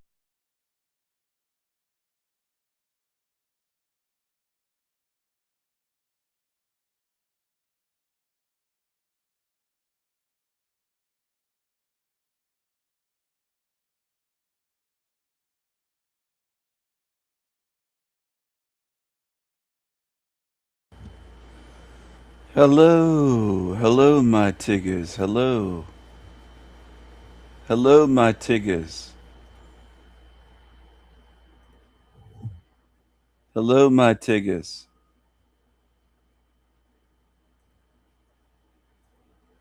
Hello, my tiggers. Who's still here? Who's tuned in? Good morning, my tiggers. Good morning, my tiggers. Good morning, my tiggers. Do any of you have kinky, nappy hair? Do any of my tiggers tuned in have kinky, nappy hair right now? How are my tiggers doing? Good morning.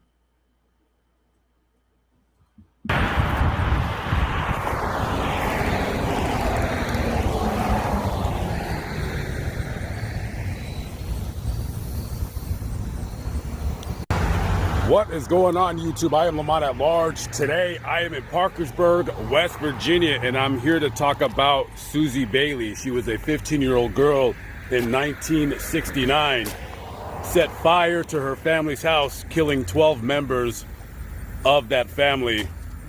Why, you may ask? Because her father would not let her date her cousin. We're going to talk about the Bailey family, a very large family. Charles Bailey, 41 years of age, and his wife, Ruby, 36, had 13 children. Yes, 13 children. Judy, who was 19 years old at the time of the fire, had already gotten married and moved away to Illinois. So living at home, Big families are a problem only when they're white. Nobody complains about the darkies and Hispanics and big Asian families and their population. It's always a big thing when people say 12 or 13 children if it's a white family. I don't hear people complaining about the darkies all over Africa having 25 kids, 17 children, whatever it is, 17 niglets. I never hear the complaints there. I never hear complaints about India being over 1 billion people and that fucking place, that shithole. I never hear about anybody complaining saying, well, China has too many people. They must have had big families for a long time if they have well over 1 billion people, they claim. Never a problem. It's never a problem for Negroes in America to have 16 fucking kids and for them to be on welfare, food stamps, whatever, Section 8 housing it's called in America. I call it welfare. I don't care if you're in Canada or United States. It's welfare. That's what it is. I call it welfare. They're on welfare, millions, and they have huge families. Never a big deal. But as soon as it's a white family, people make a huge deal about it. They react in completely different if there's a white family with a lot of children. I remember growing up thinking one of my cousins, my mom's cousin, her family, they had 6 kids. And as kids, we thought that was big. That's not a big family. They had 6 kids. But I'm from a smaller family. I don't have 5 siblings. All right. But there were Irish Catholic families on the street where when my mom was a kid that had 14, 15 kids. That was normal back then. But now white people don't have any children. The darkies do. Okay, the Pakis, the people in India do, the brownies do, and the darkies do. I'll just call them that. They have kids. They pump out the kids. The Chinese pump out kids. Africans, all different countries have. Nigerians pump out kids. What's the population of? I almost called it Niger. I almost called it another word, but Nigeria, what's the population of the niggas? I mean, the Nigerians. What's the population?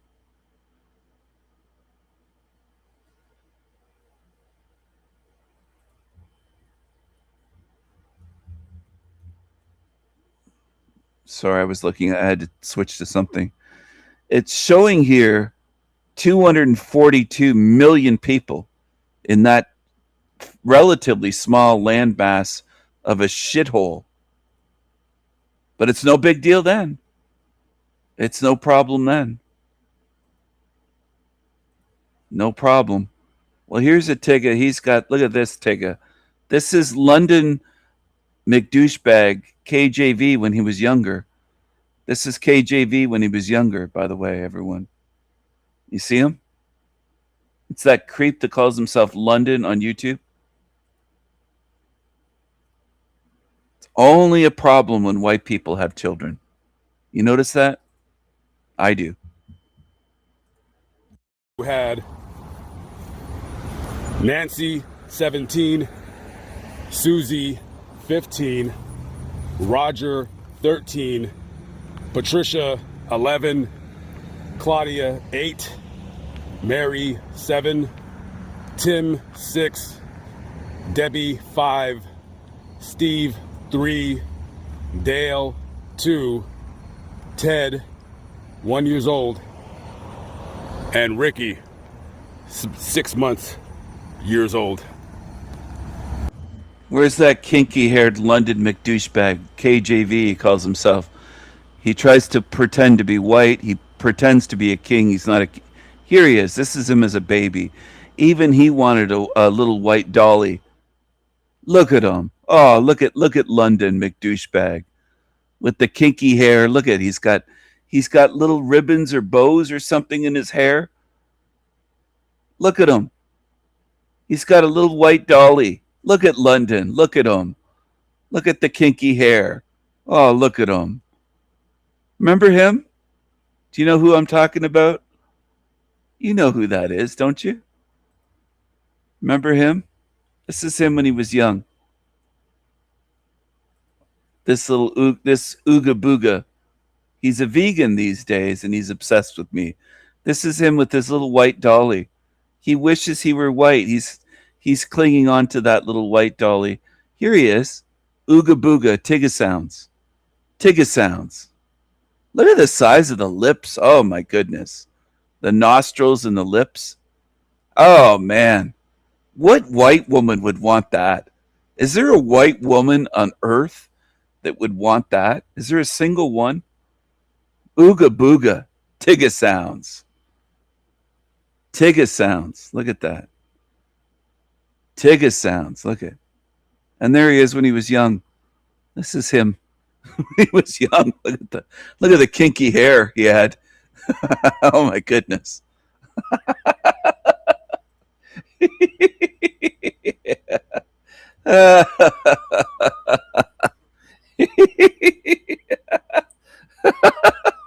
He's a little tiglet. That's a little tiglet.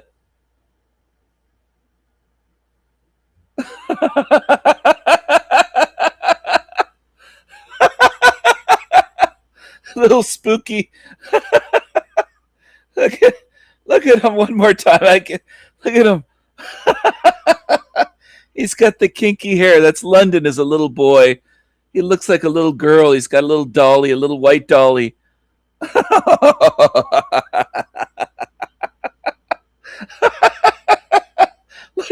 at his face. Oh, he's wished he was white his whole life. Even way back then as a little boy, he wished he was white. Oh, he couldn't admit that he's a darkie when he came on my show. I asked him if he's black. He couldn't admit it. I said, "Are you black? You sound black." He couldn't admit it a couple of years ago. He couldn't admit this Ooga Booga. He couldn't admit it. He couldn't admit that he's black. He's a darkie. He's a Negro. He's a Negro with kinky hair. Susie was a truant, did not want to go to school, did not want to listen to her parents.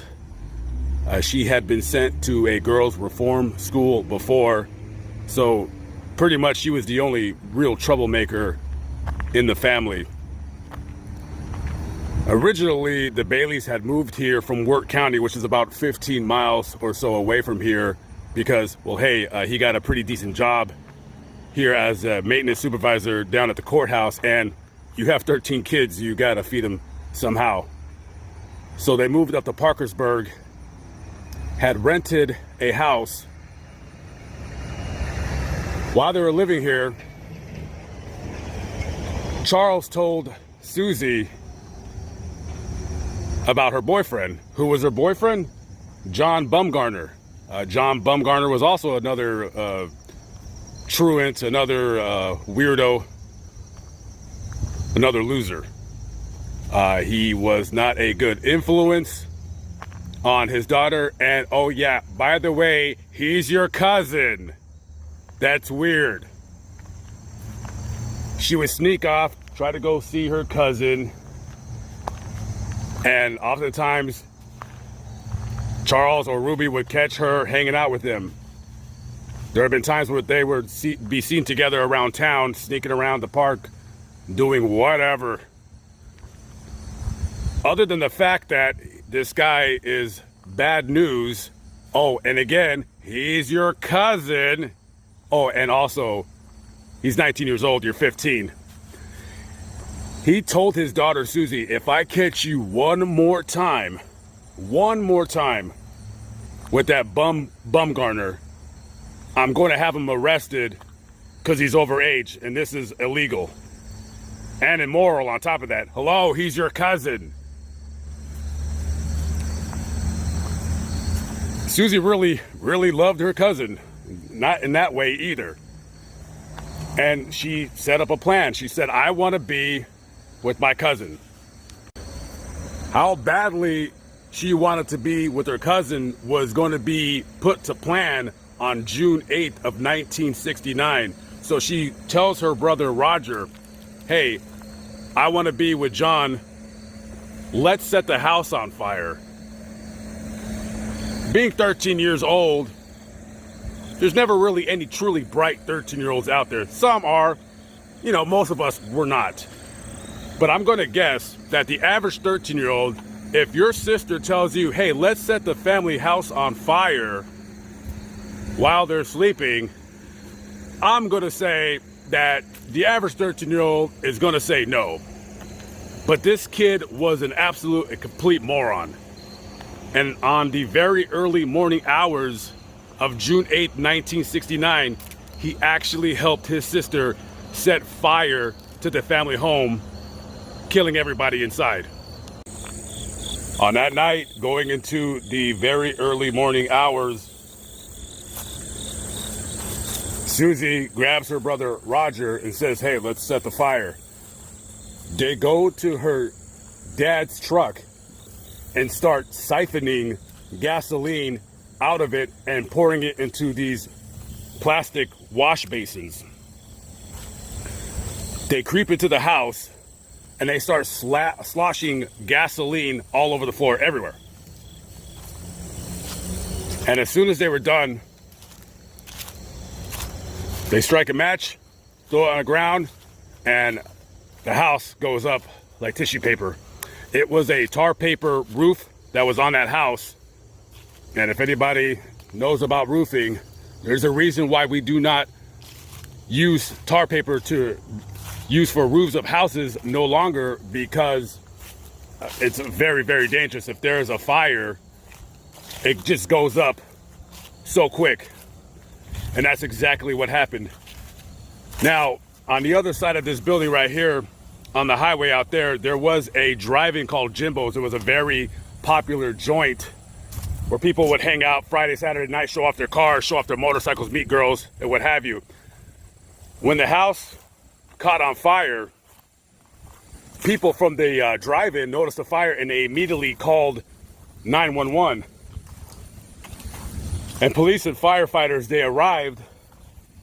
One of the responding officers was Charlie Lawrence.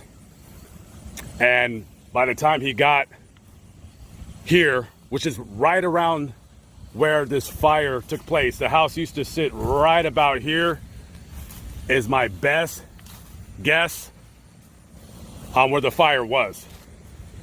By the time he got to the fire, it was so bad, he couldn't even get anywhere near close to help them. He heard a woman screaming, the screams that he will live with for the rest of his life. And there was absolutely nothing that he could do. By the time the fire department got right behind him, it was already too late. Even though the walls still stood on that house, everybody in the house except the grandfather, Obi, all died. When the fire was finally put out, the only survivor of everybody that lived in the home was the grandpa, Obi Bailey. He was 63 years old. And of course, Susie and Roger. When the fire department got there, they seen the granddad just sitting in a chair, and he wasn't doing anything. He was just looking straight ahead. He was in complete shock. Now, the police officer, when he wrote his report and wrote in the report that the grandfather was just sitting in a chair, not trying to do anything, not trying to go into the fire, not screaming, not doing anything, it immediately brought in some kind of suspicion on who set the fire. They took him down to the station and they asked him, well, what were you doing? Blah, blah, blah. How did you get out? He said, I got out through the bathroom window. And the granddad did not live with the family. He was only here because he was going through medical problems, and the hospital in Parkersburg was a lot closer. He lived in a small town down in Worth County. So they start immediately becoming suspicious of the granddad, and they ask him to see his financial records. Come to find out, during the investigation, he lied about some kind of money or what he had. Immediately, he's the #1 suspect. Now, the police did not arrest him yet because they just don't have any evidence that he set the fire. But of course, according to the fire department and the investigators, obviously it was an arson because they seen the splash patterns of the gasoline. I believe that's how they conduct investigations in regards to arson. So the next day, 12 members of your family are dead. You have the family who went to a relative's house down the street, Carl Bailey, and everybody is sitting around the house, around the table, excuse me. And the police are telling the family, we have reason to believe that Obi set the fire for whatever reason. As they're sitting around the house, Roger, 13 years old, the one that helped his sister set the fire, he stands up and says, I'll bet you $10,000 that Grandpa didn't set that fire. And Carl said, well, what do you mean? What are you talking about? And he said, well, if you promise not to tell, me and Susie started the fire. And everybody immediately turns and looks at him and says, what? He says, we set the fire because Susie asked me to, because she was tired of Daddy not letting her see John. Quite shocking to say the least if you're a family member and a lot of your family members died, and to hear your nephew say this can be quite shocking. Immediately, they call the arson investigator that was conducting the investigation and tell him what Roger just said. They bring him down to the station, He makes a verbal confession. They take him down to the prosecutor's office or the courthouse, and he makes a verbal and a written confession. Immediately, they start looking for Susie.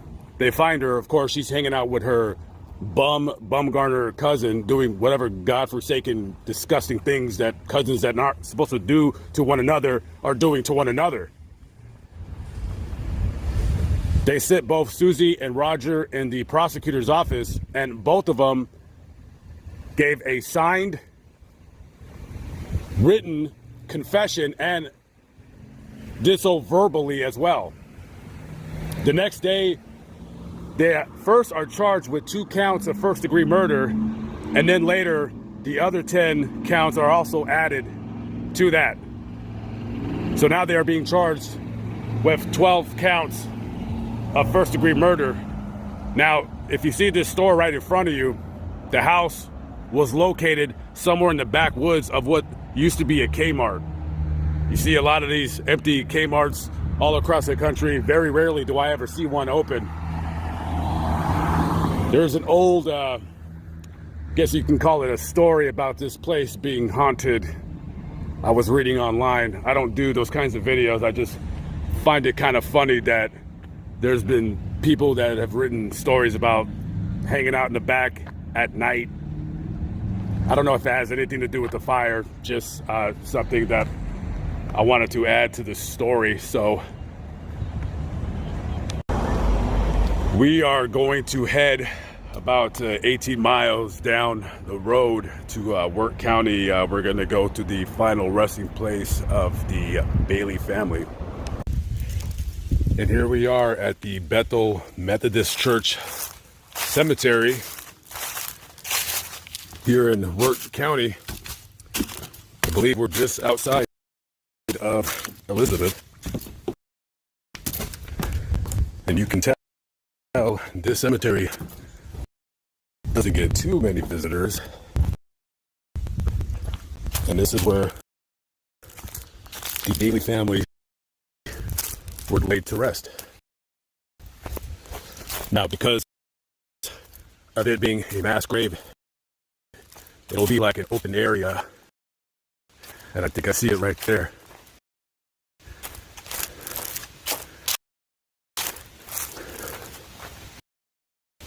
Yeah, there it is.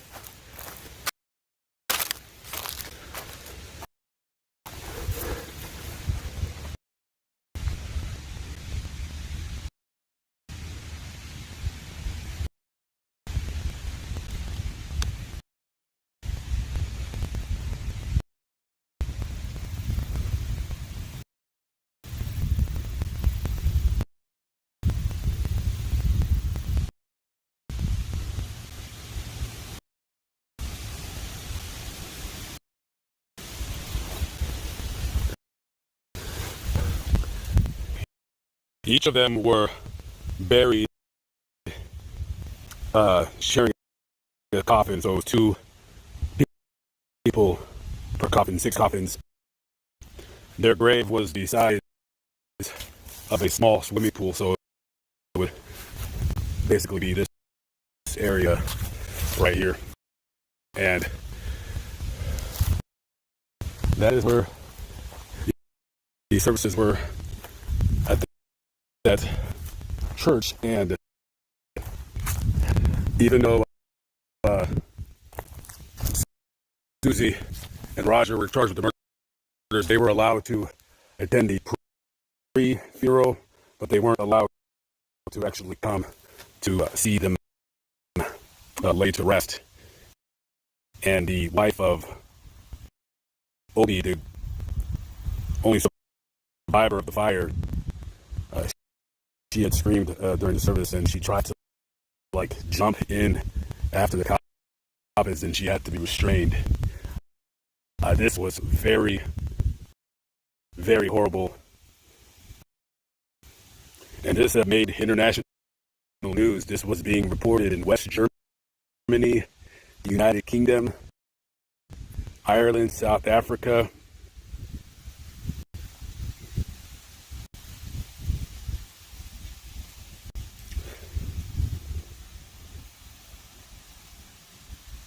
A horrible, horrible, horrible murder. 12 people murdered. Rest in peace to the Bailey family and the children. Charles and Ruby lost their lives that tragic day.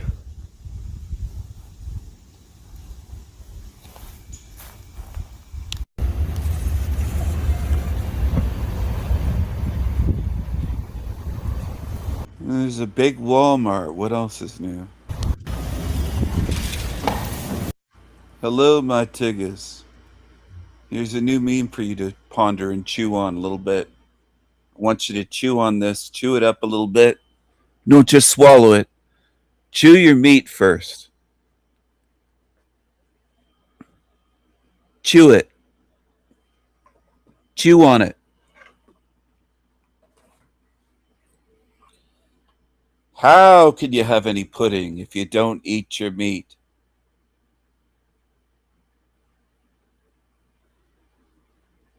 Chew on it. Chew it up. Chew it up. Some people have told me they don't have time for news. I'm trying to show you where you are. You're not on a baby truther channel here. If you want to be told billionaires are bad and simpleton shit that you can't figure out for yourself, go away.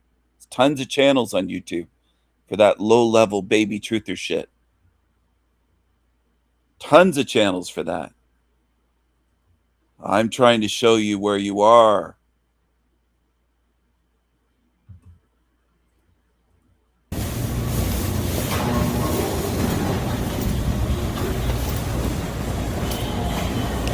Okay, well, that's the end of the video. So you're probably wondering, well, what happened to Susie and Roger Bailey? And I'm not going to lie to you, I've looked them up and down all over the place, and I really can't tell you. The only thing that I know is that I'm going to go out on a limb and guess that Susie Bailey ended up marrying somebody, and the last thing I heard online was that she passed away sometime after 2010, maybe the early 2010s. Roger Bailey totally disappeared off the face of the planet. Name change, adopted by possibly a family. He went through the foster system. That's it. I don't know if he is alive. I don't know if he's dead. Just a very, very tragic, sad, horrific story. Just that's it. Just disappeared into the annals of history, never to be remembered ever again. But here I am, though, however, to tell a story and to let people know that, you know, the Bailey family, they were alive just like you and me, and were horrifically killed by their own kids. Anyways, I will catch up with you on the next vlog. Thank you for watching. Have a good day, guys. Peace out.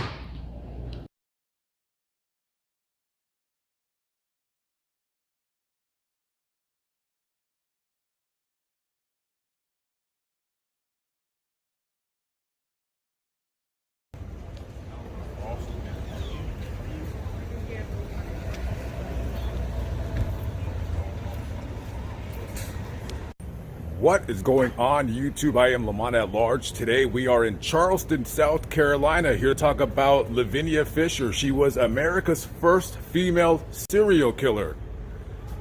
Or was she? So who really was Lavinia Fisher? Popular urban legend states that she was America's first female serial killer. She was born in 1793. And what we know about her, other than the fact that she was good looking, was that she was married to a man named John Fisher. Now, the Fishers operated a couple of bed and breakfasts called the 5 and 6 Mile Wafer House. Of course, they were named those because They were 5 and 6 miles north of Charleston, respectively. Now, the story goes that when travelers passing through Charleston, either going up north towards Maryland perhaps, or they were going down south towards Florida, Georgia, they would stop at this inn and she would just ask them, oh, hey, how are you doing? Ask them about their lives, ask them if they were married, ask them what they did for a living. Oh, you're a broker. Ah, a broker.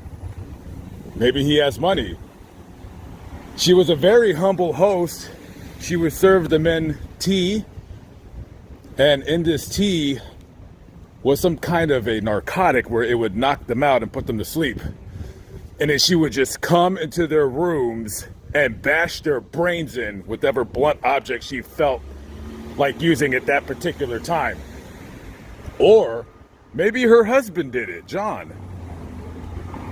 Also, if she didn't feel like bludgeoning them to death, in the bed, she would have a trap door.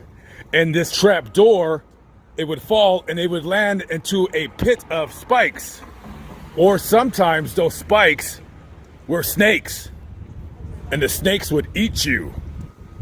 That's what happened. Now, contrary to popular belief, that is not the case. Lavinia was not a serial killer. She wasn't going into the men's rooms, bludgeoning them to death, whatever blunt object she felt like using. But she was a part of a gang of highway robbers.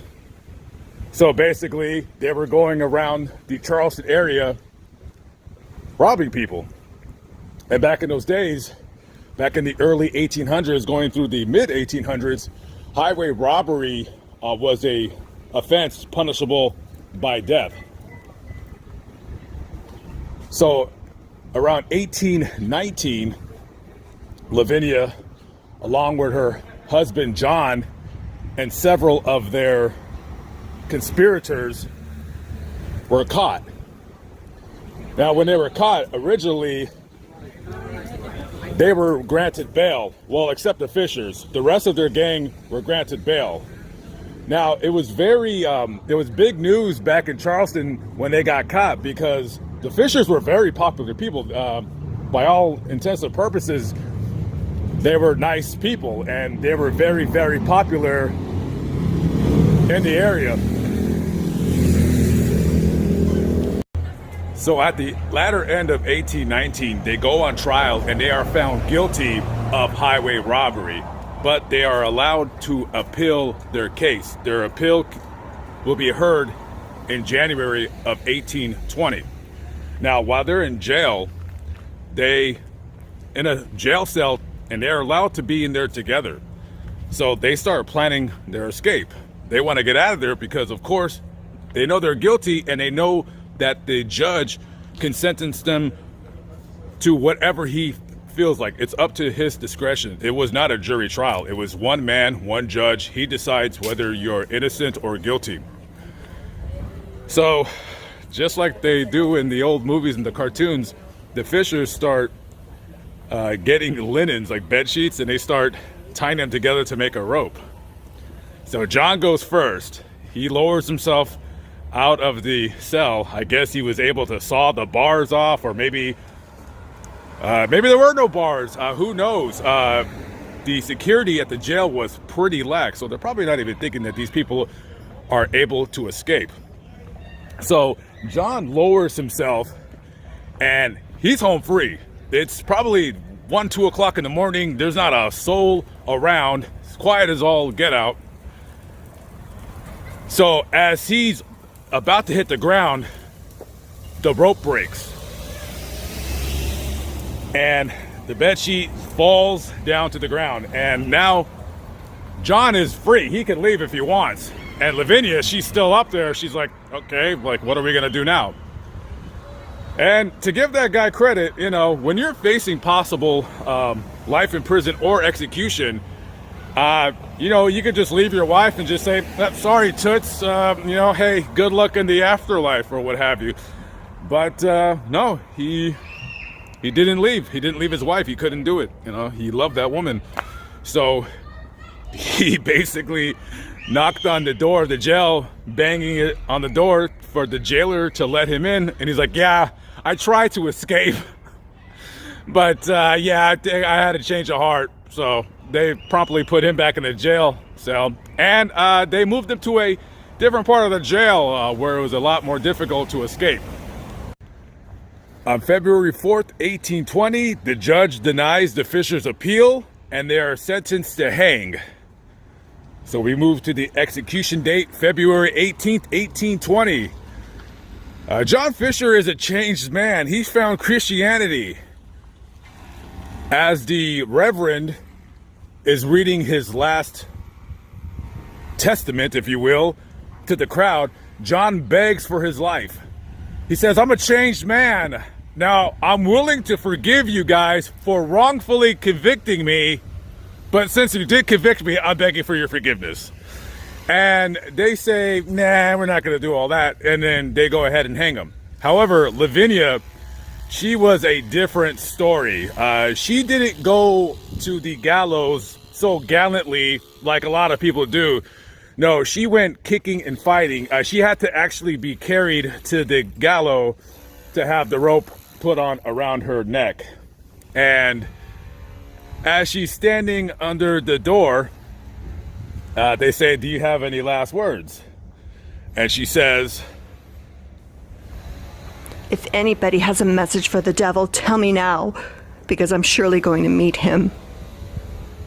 And instead of her going through the trap door, she just jumped off. So she actually saved them a little bit of work in terms of, you know, doing their job, if you will.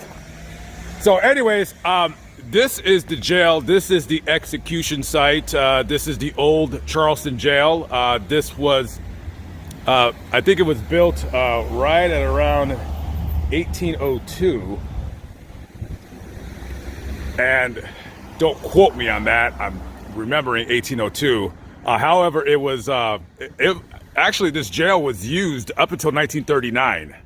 And then it sat empty for a while. So right now people are, you know, people bought it, so they're going to turn it into one of those ghost tour things or what have you. But yeah, this would have been the site where the Fishers were executed. And this place has a pretty nefarious history. This was a place where, you know, they did public executions. Even before the jail was built in the early 1800s, in the mid-late 1700s, they would bring people here to, you know, hang them. They would have barbecue here. They would invite you over for a barbecue. Unfortunately, you were the barbecue. And oftentimes in the courtyard here, they would draw and quarter people. If you don't know what draw and quarter is, well, you tie a rope to somebody's arm, each arm, and then you tie a rope to somebody's legs, both legs, and then you tell horses, hey, go this way, go that way, and basically they separate you into pieces. Draw and quarter. Very, very nasty, to say the least. And also, this is the site where a slave revolt back in 1822, some boys tried to get the boys together to lead a slave revolt, and in that process, eventually everybody was arrested. 67 people of all the people arrested were convicted, and 35 of them were sentenced to hang. So quite a interesting, you know, nasty history, but history nonetheless. And I'm assuming this is what it's going to look like when the renovations are done. Okay. All right, it's going to look nice. It's going to look nice. So the boys are hard at work, and the haunted jail tour. Okay, so we're going to go to the supposed final resting place of Lavinia Fisher. Our final destination is the Magnolia Cemetery here in Charleston, West Virginia. We're about 3 miles away from the execution site of Mrs. Fisher. Now, you guys are probably wondering, Well, how come you're not showing her grave? Where's her grave? I'm not gonna lie to you, I have no idea. I try to do as much research as I can within certain time constraints as much as possible. However, this story is odd.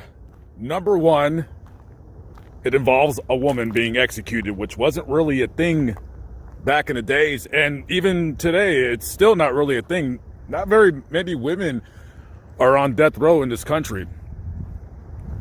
Number two, it happened 200 years ago.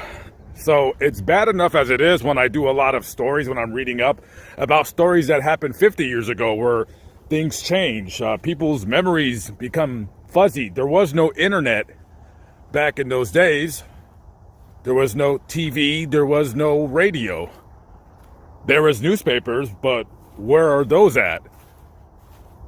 And after she was executed, if you want to believe, you know, people's websites or to find a grave, she could be buried anywhere from a pauper's grave 1 block away from the jail site. She could be buried at a pauper's grave, according to Find a Grave, which doesn't really mean much because anybody can make a Find a Grave, 14 miles outside of the city. Now, I personally don't believe that because I don't feel that in 1820, when they executed John and Lavinia Fisher, that they were going to want to cart their bodies away 14 miles and then take a boat to get onto the island to bury them there. And then you got a couple websites selling tours of the city who claim that she's buried where the tour takes place. 200 years, I just don't know where she's buried, and I'm not going to take anybody's word for it. Now, this cemetery is 3 miles away from the execution site. Like I said, I can see them bringing her here, except here's the problem. In 1820, this was not here. Now, there was a house over yonder that was just being built. They didn't start construction on this cemetery and start burying people until 1851, I believe. So it remains to be seen where she was buried. I mean, after all, even the story goes to say that she was America's first female serial killer. And here's the thing. Here's another thing that I didn't bring up. The facts of the case are very, very vague. Yes, she was hung in her wedding dress. Yes, she was being difficult during the execution, but the question of their guilt comes into play. I mean, were these people really even guilty? I mean, for all we know, they could have been witches. I have no idea. All I know is they were convicted of highway robbery, which, again, was an executable offense back in those days. And that is it. I don't know. It's just one of those stories that too many years has gone by, and I mean, hell, we don't even know if they were guilty. Who knows? What kind of evidence did they have against them, committing these crimes? Maybe they just had a safe place for robbers to come and stay in their bed and breakfast, and they got caught up in that. Who knows? Anyways, we will conclude the video here. I hope you enjoyed it.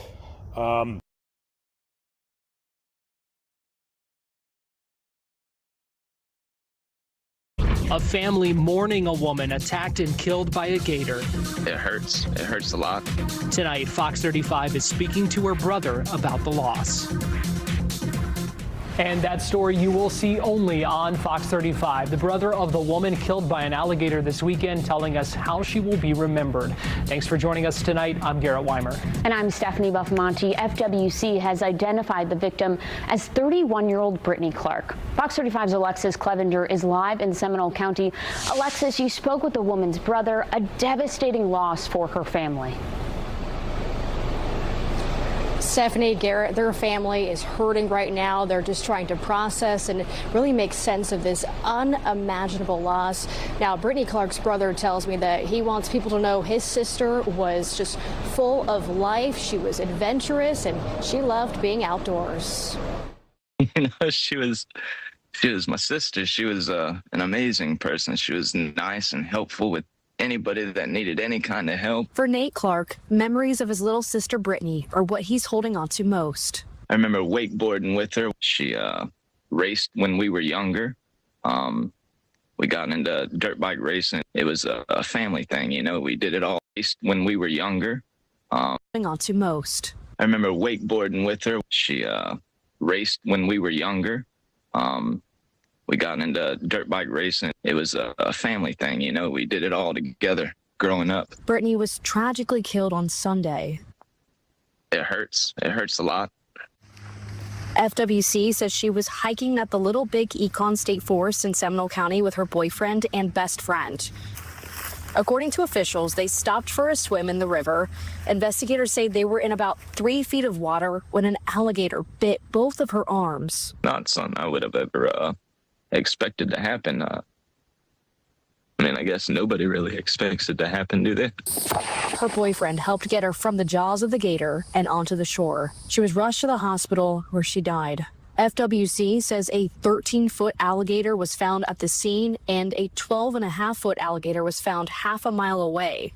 Both were captured and killed, and samples from the alligators have been collected. As FWC continues its investigation, Brittany's loved ones are leaning on to each other. We've just been very close to each other the last couple days, talking and chit-chatting and remembering and trying to see where we go from here. And right now, the family says that they are working to get Brittany back to California. That's where her parents are. Is this a hell realm? Do you think this is a hell realm? Don't go swimming in these places in Florida. Stick to just the ocean, and even then you have to worry about sharks. Maybe you should just stick to swimming pools. Rest in peace. Killed by an alligator attack. Why do alligators exist?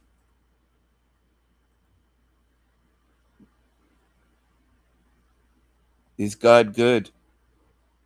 Is God an awesome God, a good, caring, loving, fatherly God? Is Mother Earth good? Is Mother Nature good? Is Mother Nature nice and good?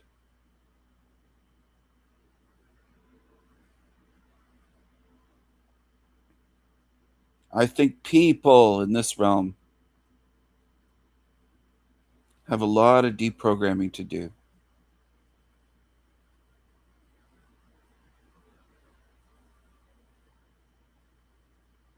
People.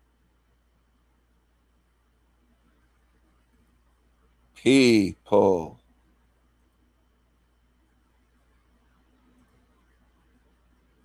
Is your God an awesome God? You tell me.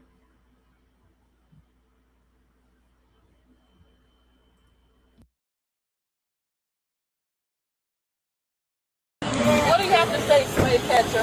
What's up with all the reckless driving you're doing? I'm not doing. What do you have to say, Slave Catcher? What's up with all? What do you have to say, Slave Catcher? What's up with all the reckless driving you're doing? I'm not doing no reckless. Just arrest me. What is up, folks? Welcome back to the show. I apologize in advance for sniffling. I have a cold. Yes, I have a cold now. So, and if anybody knows, like when I get a cold, it just lasts forever. Like it lasts a century. That's why I hate getting colds, because it lasts forever. Anyway, we shall get right into it today. We're going to start off strong with a video of this woman, of course, the classic body cam footage of this woman getting arrested and immediately jumps to violence. A cop comes up to her acting normally, politely asking her what's up with the reckless driving, and it's like immediately out of the gate, this lady wants a problem. And then we'll take a look at some parenting, which could be a contributing factor as to why you see scenes like this. It's not the only one. We all know the elephant in the room. We all know what the problem is that we're dealing with here. But parenting certainly has something to do with it as well. It's certainly a factor. So starting off strong, again, this video is funny. It's like she just immediately has a problem. What do you have to say, Slave Catcher? What's up with all the reckless driving you're doing? I'm not doing no reckless. Just arrest me.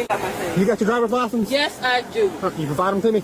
Excuse me? You hand me your driver's license? And what you gonna do? Arrest me? Go ahead. Hand me your driver's license. Sir, I'm not scared of you. Hand me your driver's license. What? Arrest me. I'm gonna take your badge. Okay, hand me your driver's I license. don't care about no like Hand me that. your driver's What you- license. Go ahead. Hand And me when your it's, driver's on national news, I hope you embarrass Hand me yourself. your driver's Immediately out of the gate, asks what's up with reckless driving, and immediately, boom, what's up, slave catcher? Huh? What? Is that what cops are now? Because they've been really lacking in that department, if that's the case. And then it's like, arrest me, I'm going to take your badge. What? What is going on? This is a slightly new strain. I'm gonna do what I want to do. Give me What your I driver's want. license. And what you gonna do if I don't? Give me your driver's license. What you gonna do if I don't? Step out the vehicle. Baby, I want to step out this vehicle. Step I'm out gonna the vehicle. embarrass you. And I'm gonna record you. Turn around. No, sir, are you crazy? Are you want to be a... Go Step ahead. back then. Go Come on, ahead. step out. No!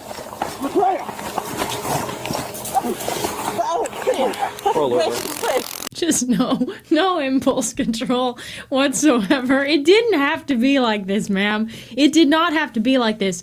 But I'm going to venture a wild guess and say there's an obvious reason, okay, why we see this continual pattern. And we all know what it is. We all know what it is.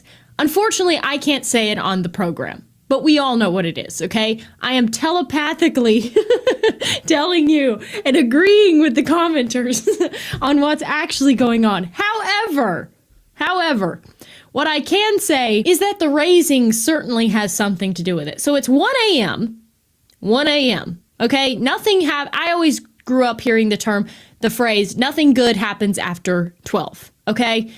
Or I would even say 10 o'clock, really. Nothing happens good after 10 o'clock.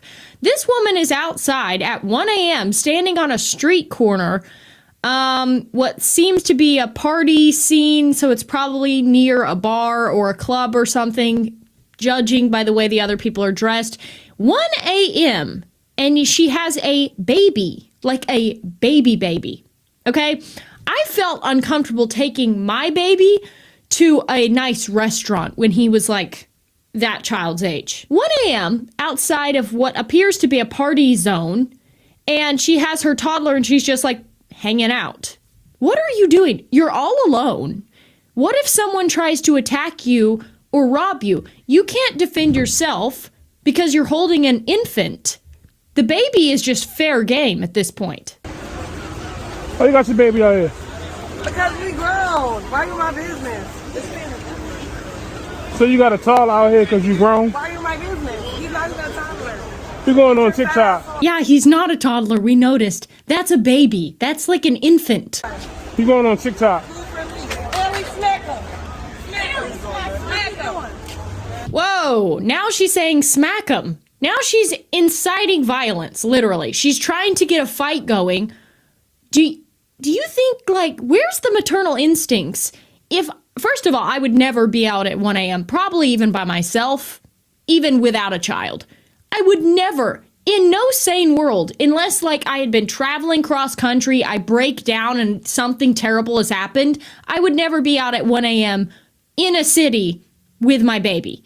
Now she's trying to incite a fight. So if a fight breaks out, you could get hit, you could drop your baby could get hit. What is going on? Absolutely no thinking involved.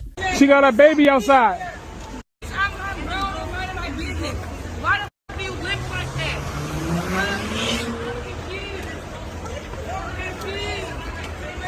Hey, yo, y'all going to the car? I mean, it's pretty bad when you're being... We grown. You feel me? We grown. reprimanded by your own community. Let's just say that. Okay, this woman was arrested because of the behavior, and she has, again, an infant. So, as you can see, the twerking, just the signature of this particular person. And in another clip now, like, honestly, there's no words, you know? This is at a SeaWorld, okay? You have families around, and this is how you're acting? You're acting like this with your baby, with the binky in its mouth. Like, that's so sad, actually. And then she loses the baby. I don't know who takes it. And now she's just up there making a fool of herself. Like, that child's going to grow. Imagine if that's your mom. Imagine that's your mom. Like, we get embarrassed. Kids get embarrassed when they see their parents kiss, okay? Imagine that's your mom, okay? That's gonna have an effect.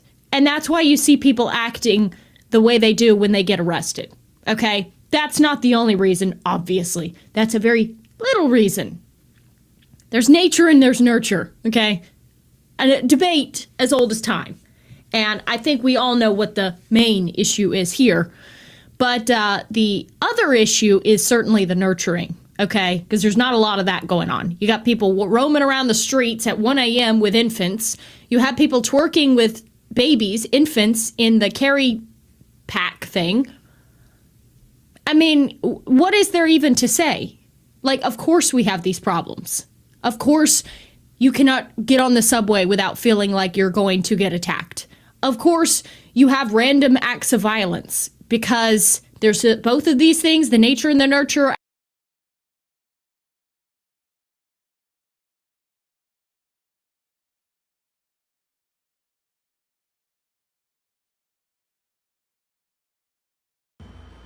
Hello, my tigers. Hello, my tigers. Hello, my tigers. Hello, my tigers. Is this a hell realm? Is this a hell realm? Where are you? Is this a hell realm? Does every single being in this realm have to be a demon trying to eat your face off for you to see that it's a hell realm?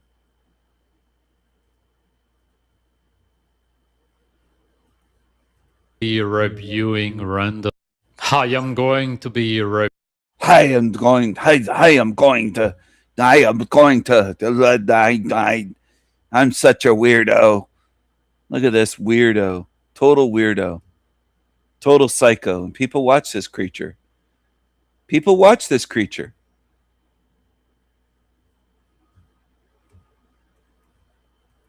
I am going to be reviewing random TikTok videos and YouTube shorts. Have you ever wondered why humans have beards? I mean, other than hiding a double chin. Maybe because men hunt outside in the cold while women stay in the warmth? Just a thought. Facial hair seems pretty useless.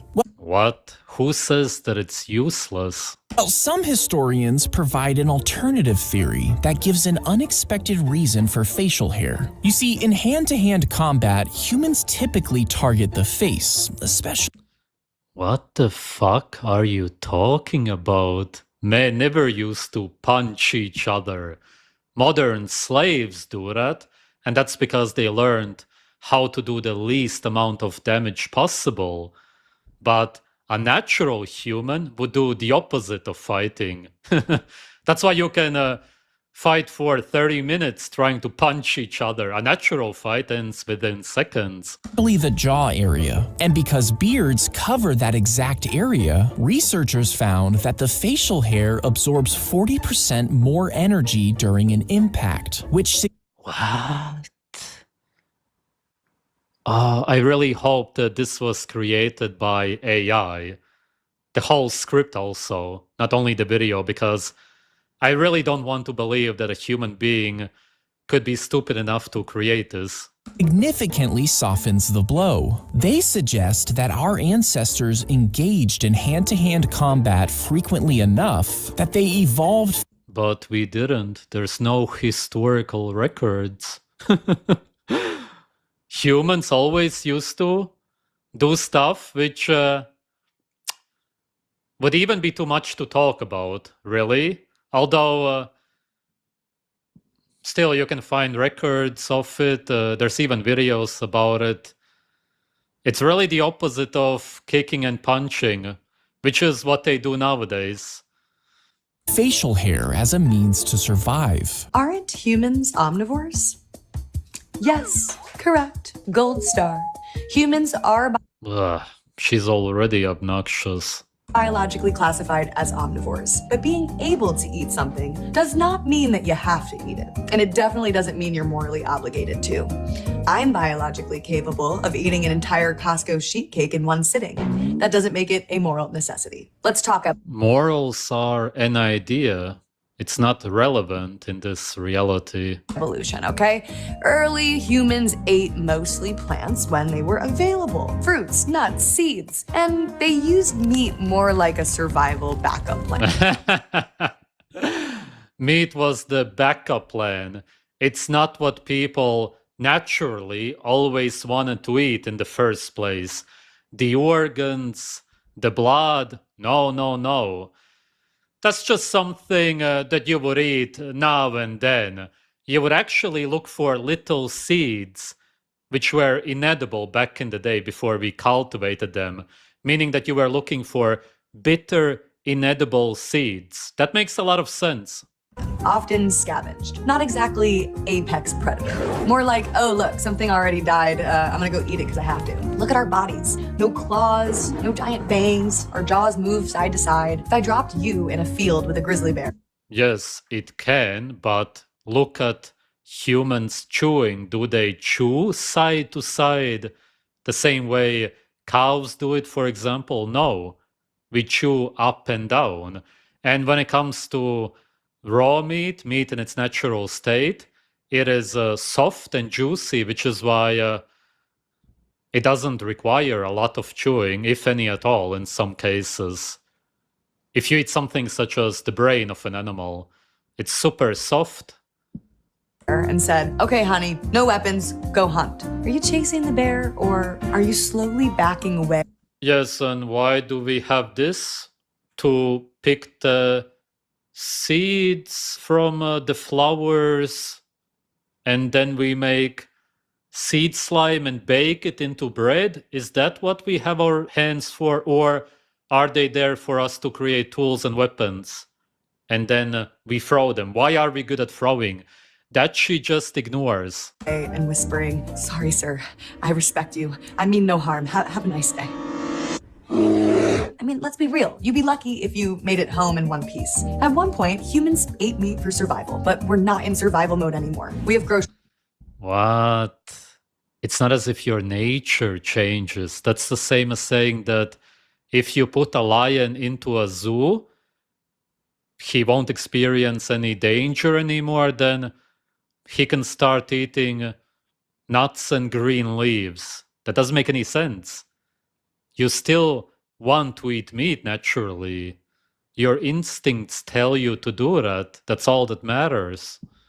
Grocery stores. We have global shipping. We have oat milk in 17 varieties. In fact, animal products are strongly associated with heart. Associated. There's no experiment or study that actually follows scientific guidelines that shows that animal foods are bad for you, obviously. Disease, high blood pressure, type 2 diabetes, the biggest killers worldwide. Humans can eat meat, but humans can also punch people, start wars, eat babies. But can has never meant should. If you don't need to cause harm, why would you?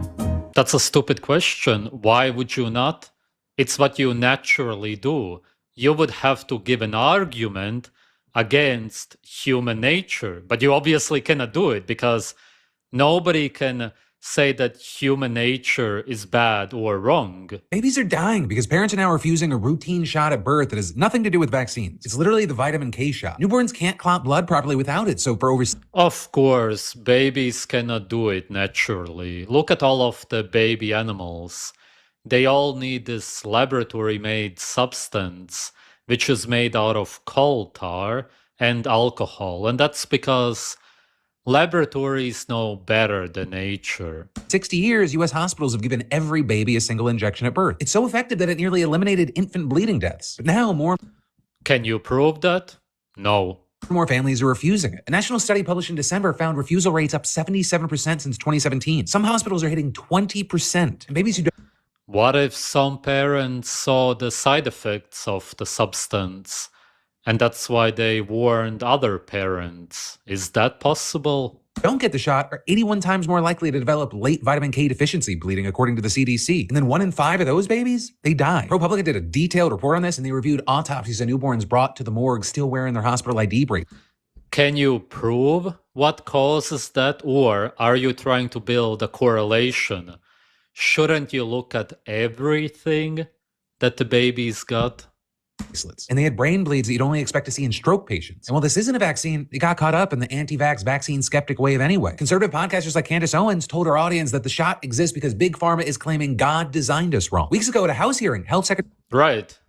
If you believe in a God, then that's the conclusion that you would come to. Obviously, because if you need something made in a laboratory after you are born, then it's as if you were created wrong, and then it's possible that you randomly die. Exactly. She's right. Secretary RFK Jr., he was asked to reassure parents that the shot is safe. He refused. All while the shot... RFK.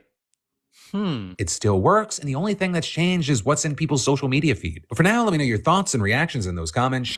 She's right. Secretary RFK Jr., he was asked to reassure parents that the shot is safe. He refused. All while the shot... RFK. All while the shot... RFK. All while the shot... RFK. It still works, and the only thing that's changed is what's in people's social media feed. But for now, let me know your thoughts and reactions in those comments. But you cannot prove that it works. There is no scientific experiment that was done to prove that. That's the problem here. Share to spread the word and follow to stay in the loop. He wanted to stop the fight because of a problem with his arm, so the referee decided to step in and stop the fight. Stop. Oh. Did he bite him? No way. And although the other fighter was totally furious about the sudden stop, A little scratch on the arm. Stop the fight, stop the fight. Because it's not even a fight. It's a kindergarten show. It's a circus. stoppage, the referee calmed him down and tried to figure out what was going on. But when they reviewed the replay, the terrifying truth came out because it turned out that his opponent had bitten him during the fight. Oh, the opponent bit me. Stop the fight. It's not allowed. Oh my god. Bitten him during the fight. Oh, the opponent bit me. Stop the fight. It's not allowed. Oh my god, man, these guys. Just so pathetic. I just want to vomit. It's over. Wow.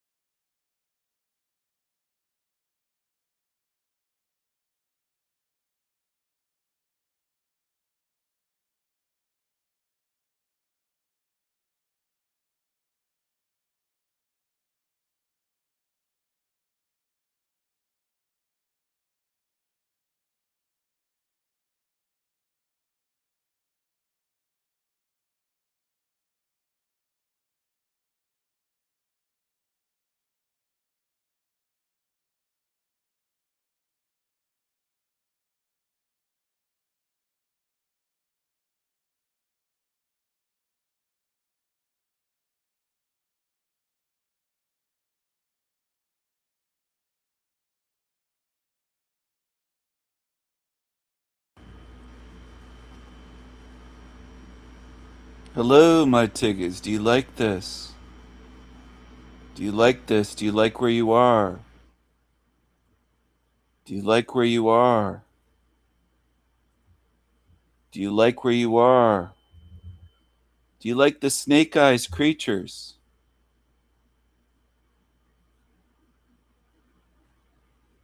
Do you like the snake eyes creatures? Do you like this hell realm?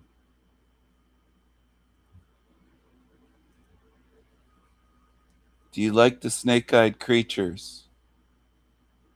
Do you like this hell realm? Here's Landry. Snake eyes. Total snake. Take a look at the eye. The pupil is a slit, a vertical slit. Snake eyes. They don't like when they're exposed. It's a snake-eyed creature, a creepy creature.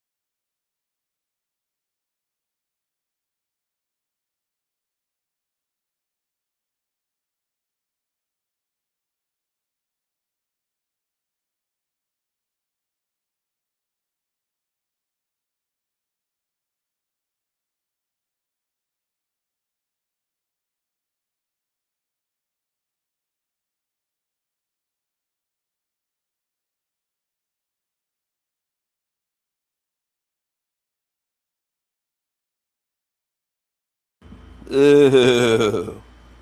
Look at that creature on the tongue. That black creature. Look at that. You're in a demonic realm, and most of you want to defend this place. You love it. You love this hell realm.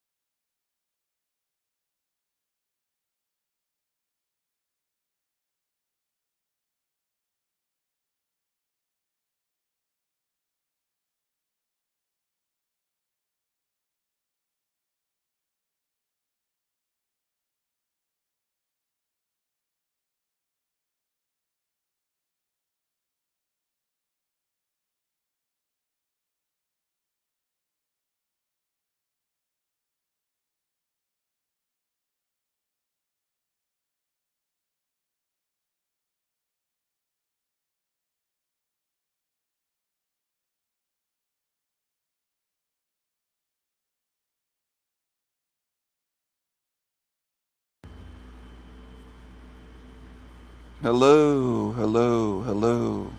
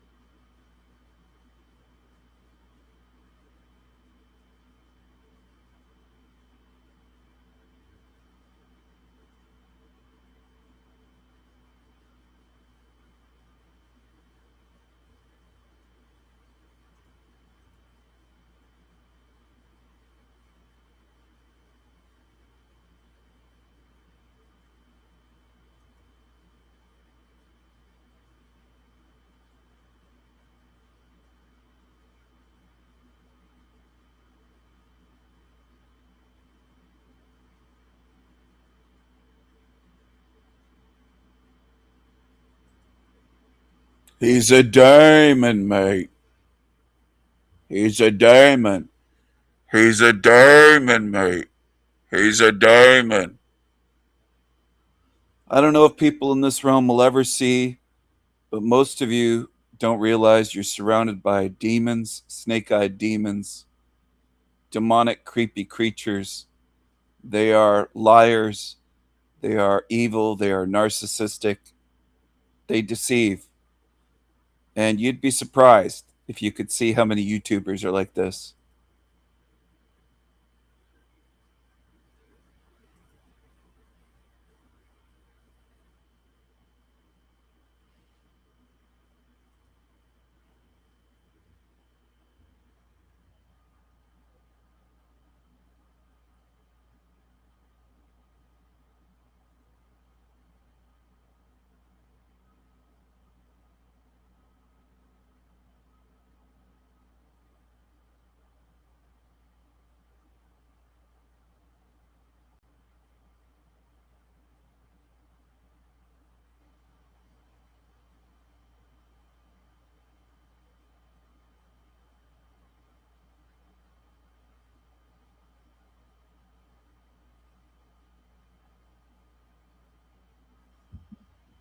He's a diamond, mate.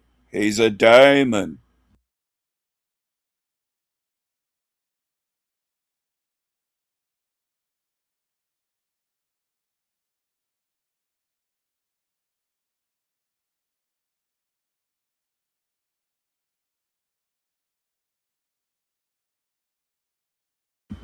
You're in a realm of diamonds, mate. You're in a realm of diamonds.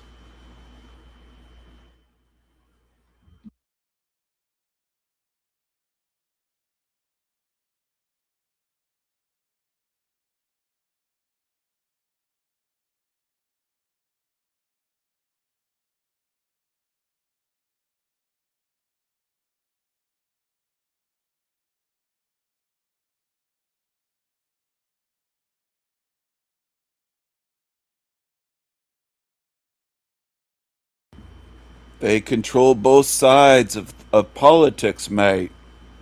Left and right. Both wings. The same bird. It's what they do.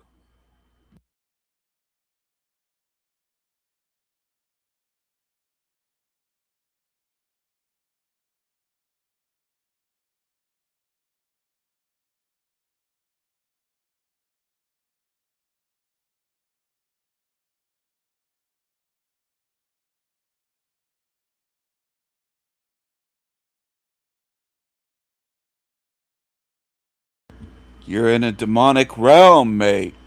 They want you to believe it's just a simulation. They want you to believe none of this is real. They don't want you to believe in evil. They want you to pretend there's nothing evil. They want you duped and deceived, mate. They want you blind, mate. They want you blind, dumb, and deaf. That's what they want.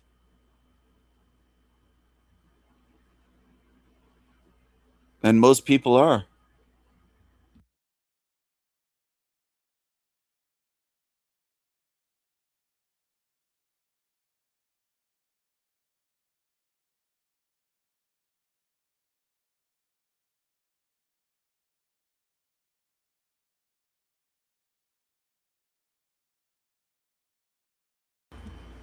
You don't have to believe, mate. You don't have to understand. You can follow these fucking demons. Stay here with them. You don't have to understand. If it's easy for you not to look at things.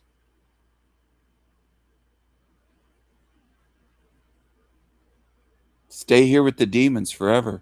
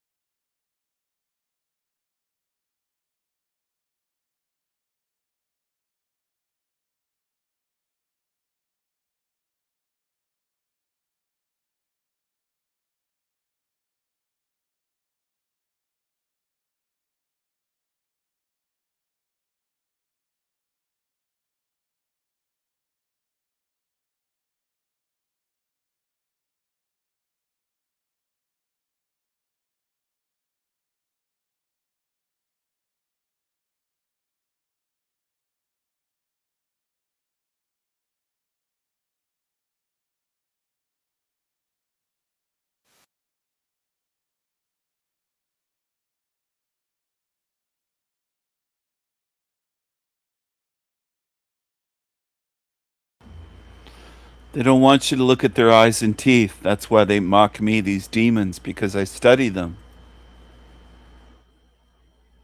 I study them. They don't like that. They don't want to be exposed. These fucking freaks. Demons.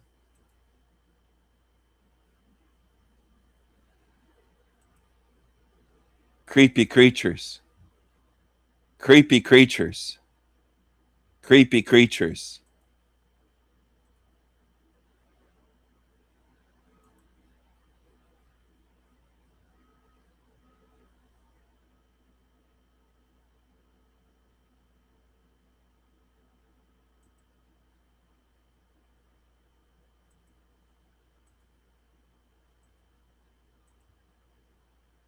Creepy creatures.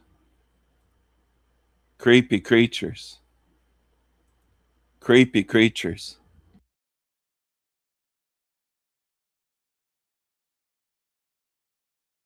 I'm going to take a break from that. I don't want to look at that when I'm having my breakfast. These fucking demons make me sick. Ugh. Yuck.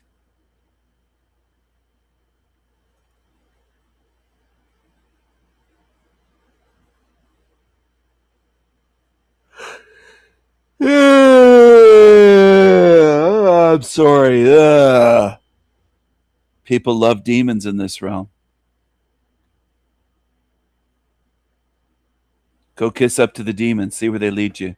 See where it gets you. See where it gets you. I challenge you. See where it gets you. Hey everyone. Today we're going to be walking to the Tribeca neighborhood of New York City. We're going to be going straight through the Village and Washington Square Park as we navigate the city during a major heat wave. Currently, the time is 4:13 on July 1st of 2026, and the current temperature at the time of recording this video is 95 degrees. It is sweltering outside here in New York. So without further ado, let's go ahead and get started.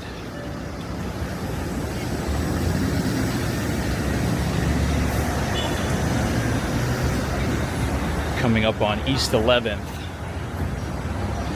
and 5th Avenue. We're going to walk directly into Washington Square Park.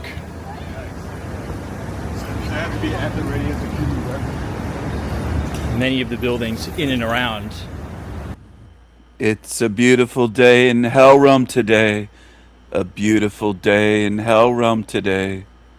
Won't you be mine? Won't you be mine? Won't you be? Oh, won't you be? Won't you be my viewers?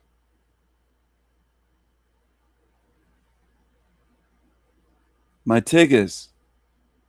Won't you be my tiggas?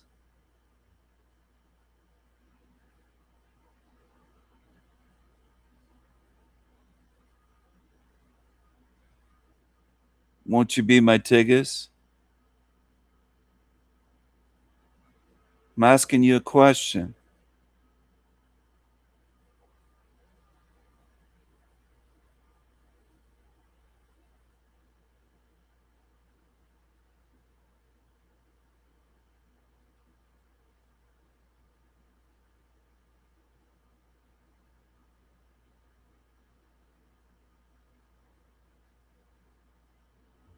Won't you be my tiggas? Washington Square Park are owned by NYU, New York University.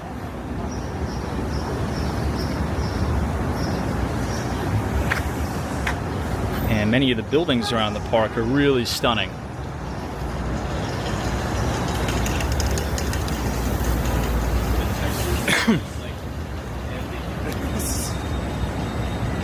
Yes. Well, yeah. No. I would say It's a very charming neighborhood.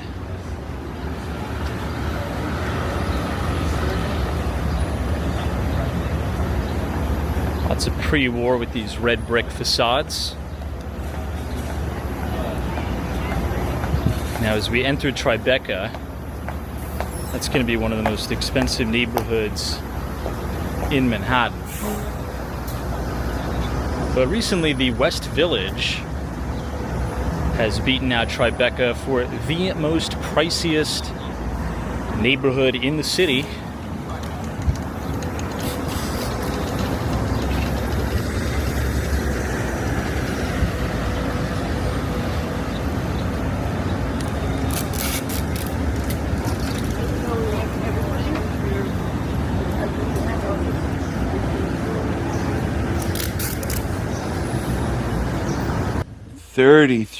Fifth Avenue. There's the 33. There's the 33. There's the 33. I'm going to take a screenshot of this, everyone. Do you think I should get a place at this address? The Raven King? 33 Fifth Avenue.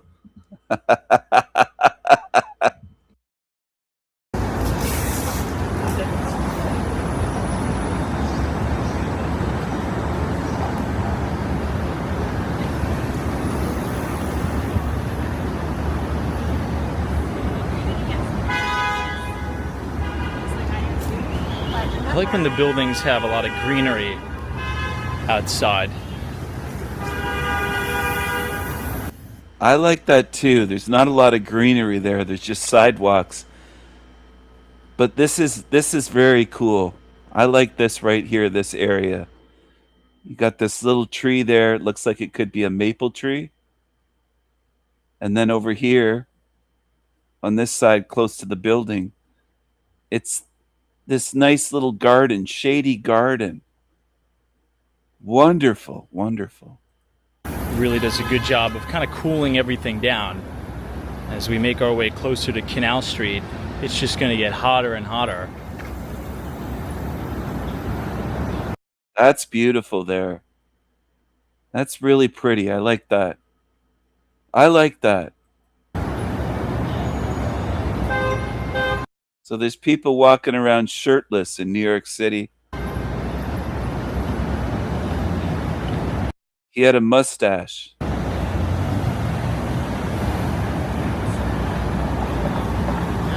I don't know why this video is kind of blurry for me.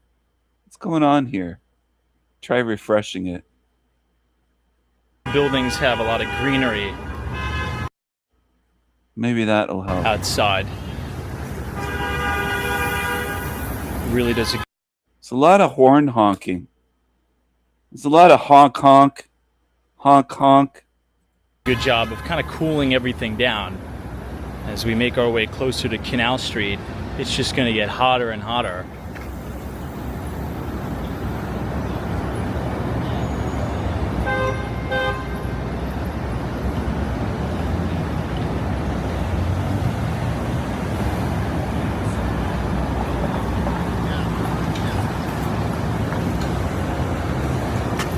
We're now in the corner of East 9th Street. Looking across the street is 24 Fifth Avenue. This is Forbes Media.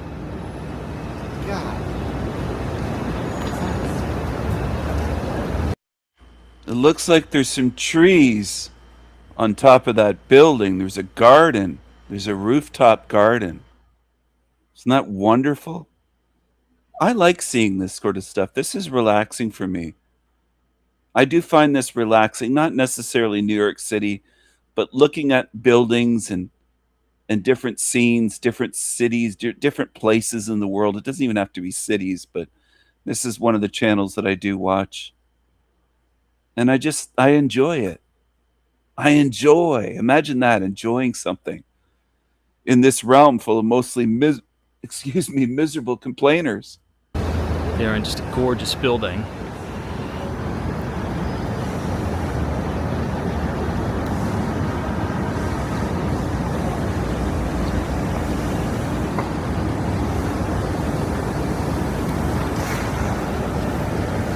I was looking for the walk. There it is, right there. I couldn't see it at first for some reason. They do things differently there.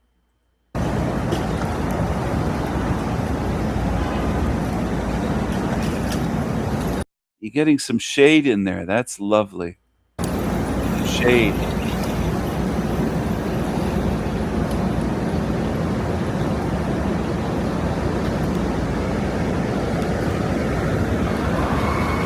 Feels good to get some shade. 80 days. Very hot day. Now approaching East 8th Street, just a few more blocks, and then we'll be smack dab in the middle of Washington Square Park.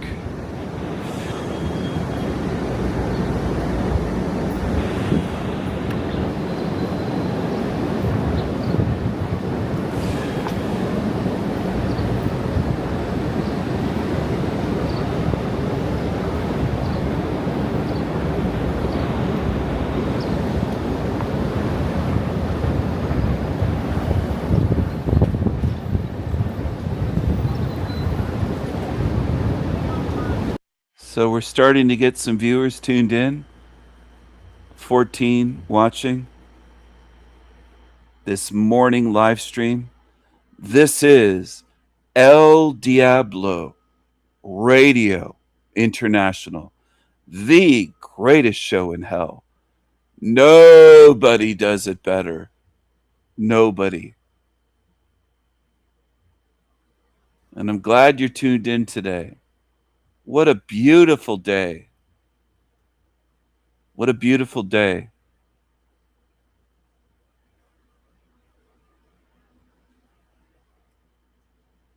What a beautiful day. What a glorious day. What a glorious day. The glory of this day, the glory. That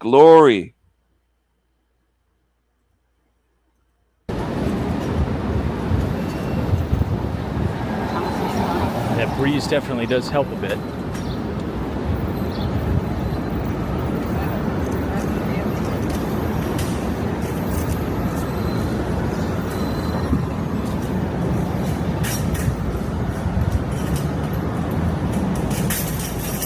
Great looking American flags.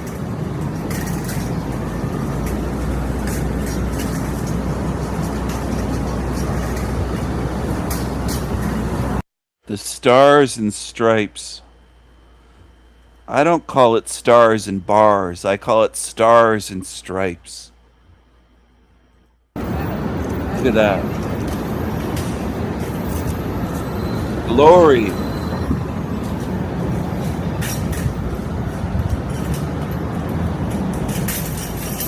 Great looking American flags. I think it's the best looking flag in the world. I do. The glory. The glory.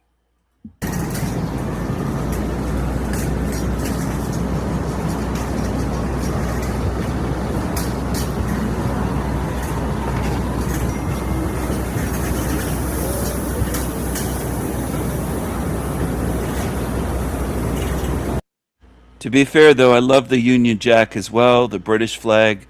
But I grew up so close and grew up in parts of America, back and forth, family in Canada and America, that I grew up with the American flag, and I've just always loved it. I've always loved it, and always loved the American national anthem with bombs bursting in air. I mean, that's glorious. That's glorious.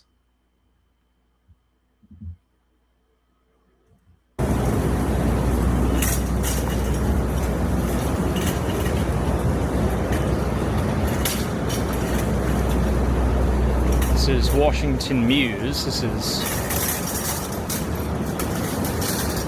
a very, very pretty area here. You'll see exactly what I'm talking about right now.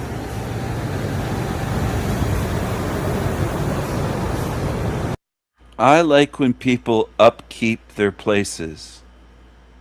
I do.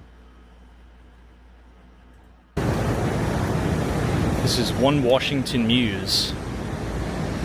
Look at how beautiful these buildings are. There's always lots of photography, artists, even at times musicians here. You have these stunning Belgian block streets. That chick's trying to pose sexy for Instagram. That's what she's doing. That's what she's doing. She's trying to look sexy for Instagram. Getting somebody to photo to either do video or take pictures of her. She's trying to look sexy. I know what she's doing. She's trying to look sexy, this chick here. Showing her belly.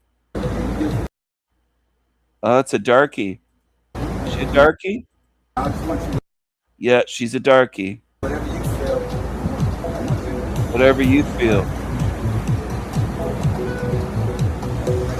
Oh, I love the street there. The cobblestones. That looks cool. I like that.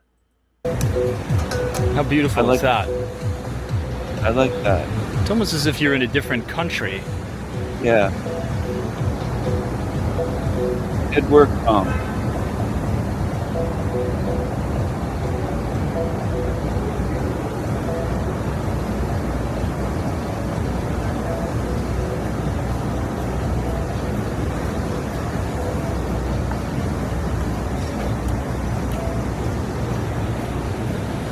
Look at how lovely all those vines look. You know, it kind of reminds me of Europe a little bit, doesn't it? It's a very European vibe, very elegant. Elegant European, yes. The cobblestone streets, the buildings here, lovely.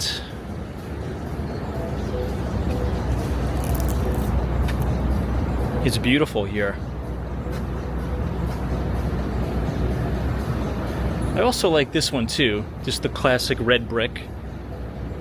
That's quite nice.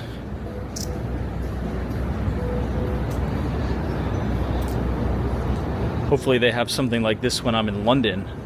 I'll be in London towards the tail end of the summer, which I'm really looking forward to.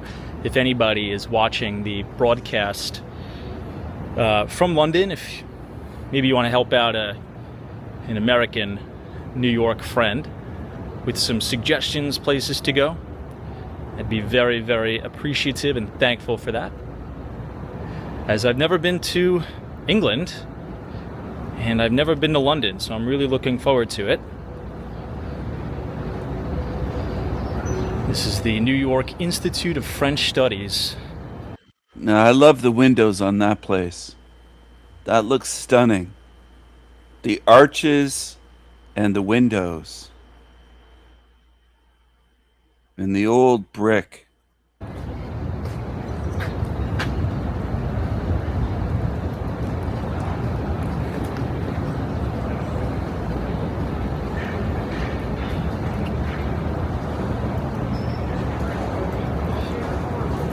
France is dominating in the FIFA World Cup.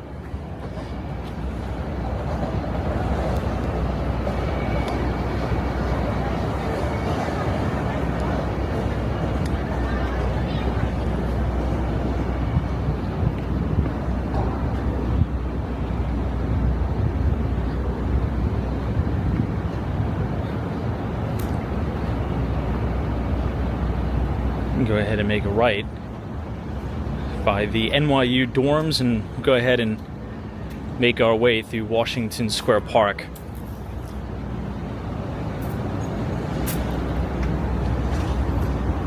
These are the dormitories.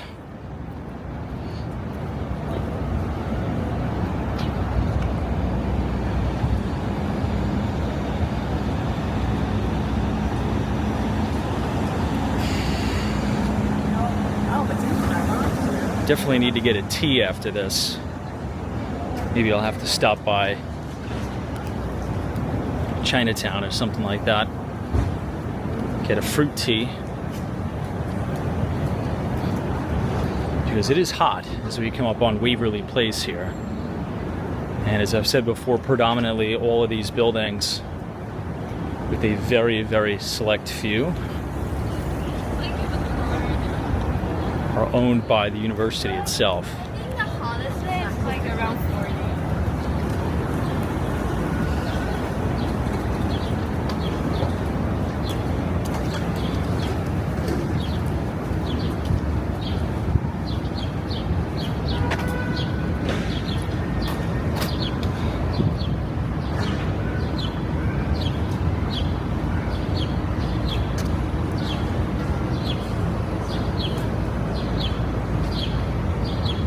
Look at the architecture of these buildings here too. This one on the corner is the John J. Creedon House.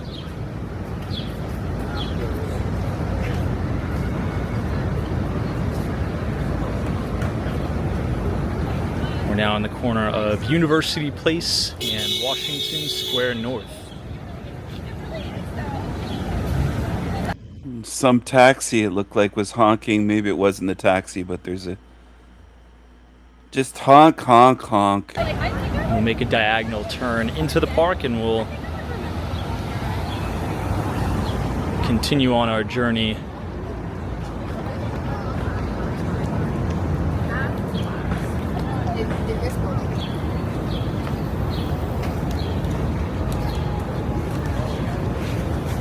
All right, this should be nice and relaxing. This is inside Washington Square Park now. You know, perhaps I'll get a tea first. Because it's... Oh, Tom. I wanted to go into the park. It's unbelievably hot. And I filmed the video prior to this. It took about an hour of filming, so I think I'll probably end the day right around 26 or 27,000 steps. So definitely want to make sure I'm staying hydrated, as that's pretty much a half marathon walking in this.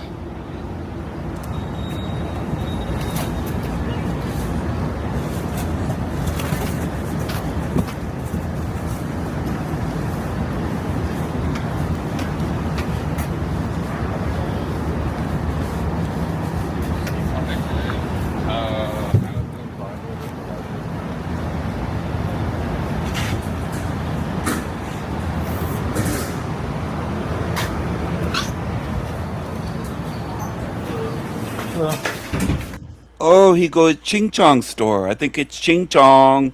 Ching Chong. Ching Chong.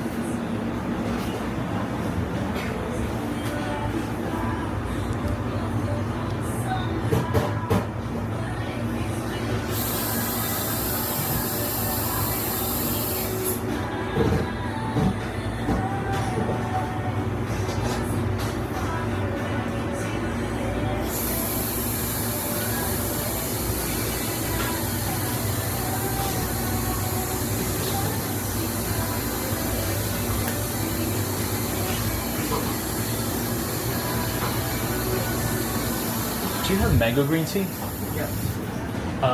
May I order just one mango green tea with the mango popping boba? Do you want the mango jelly as well? Oh, sure. Do you want medium or large? I'll take a large size. Just regular sugar, regular ice. Could you do less sugar? Is that okay? Like 70, 50, or 30%? 30%? 30%. Anything else, please? Oh, no, that is it. Or do you have no sugar or no? I can do no sugar. Oh, yeah, no sugar is good. Thank you very much. I appreciate that. What's your total? And just how many please? Sure. Thank you. Have a good one.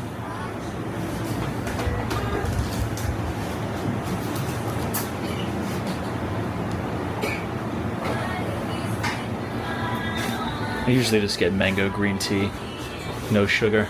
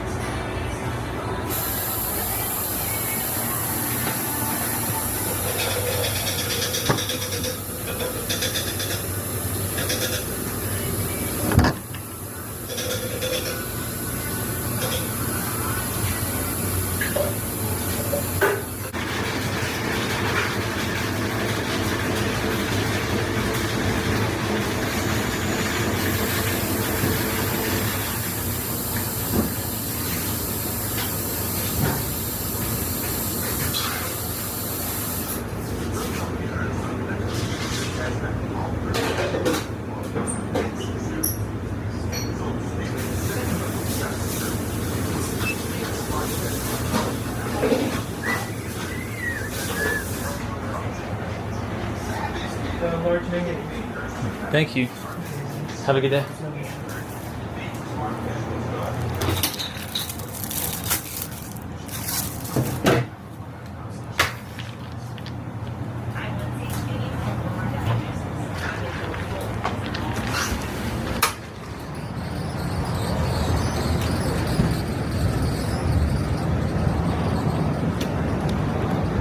All right, let's continue on our way.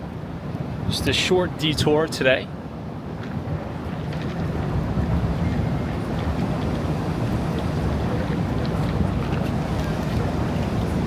Very good.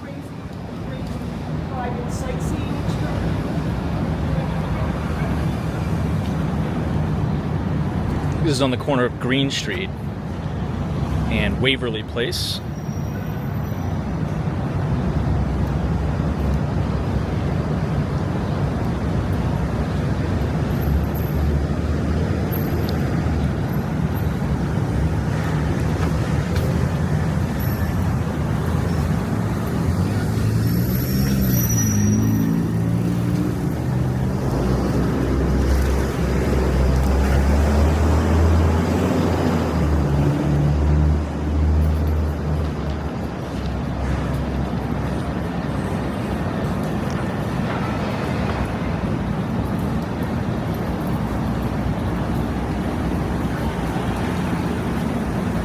go ahead and make a right on Mercer Street. You know, if we were to keep going and then make a left over here on Broadway and then make that immediate right, that would be the St. Mark's Place and Astor Place.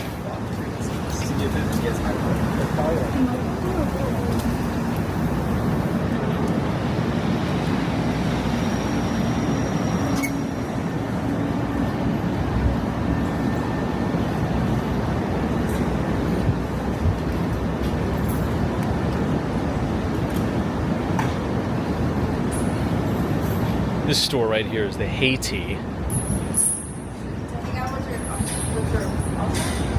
But Haiti really only sells like matcha, like milk teas.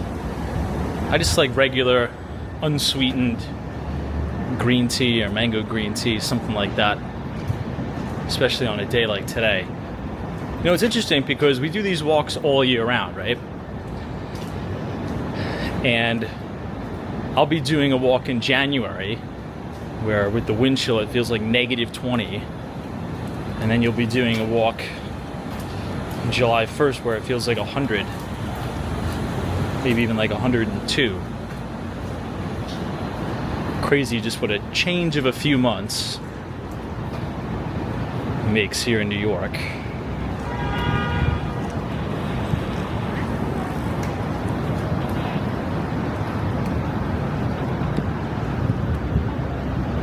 Lots of scaffolding in this neighborhood, but we'll go down one more to West 4th Street because I want to check out the NYU Stern School of Business, which is one of the top business schools in the United States.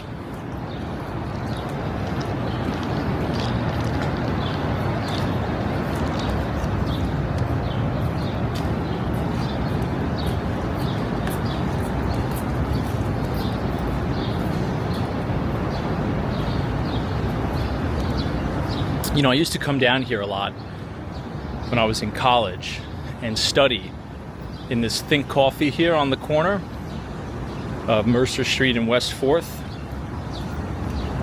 I mean, this was a million years ago. This was prior to the COVID virus, so that place was open at like 11:30 at night. Now everything closes early. That's one of the things I really, really hate post-pandemic. Things close earlier. Earlier.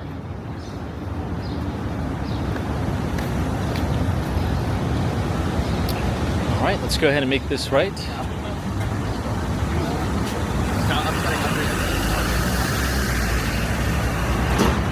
And we are now going to walk straight past the Stern School of Business that you'll see to your left.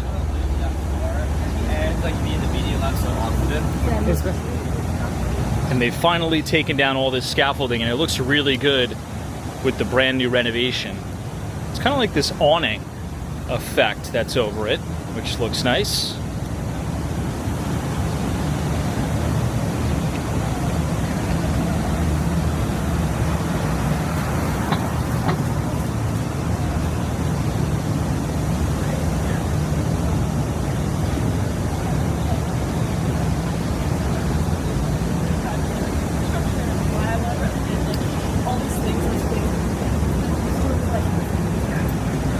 Okay, my friends, this is now the corner of Green Street.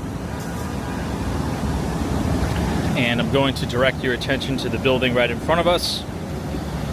This is the Stern School of Business.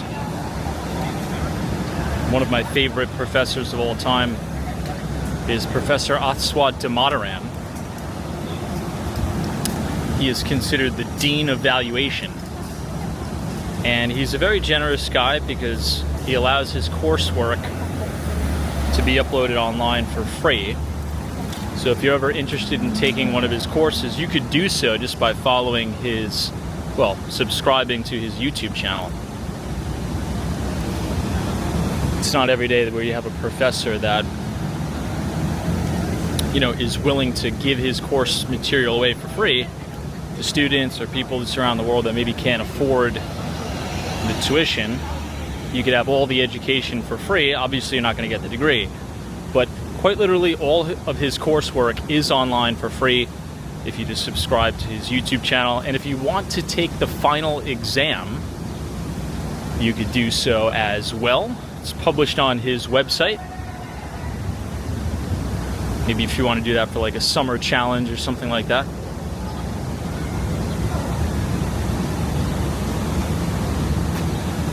But it looks pretty good, right? I think they've done a good job.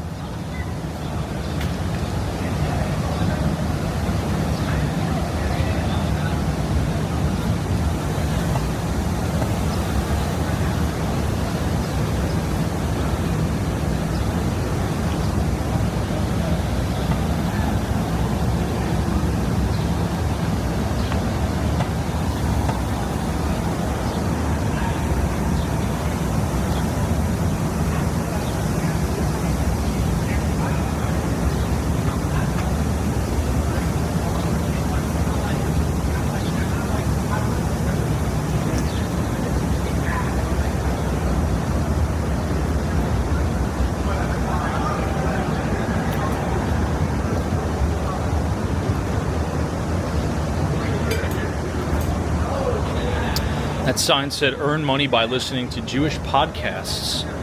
They'll pay you $15 per podcast.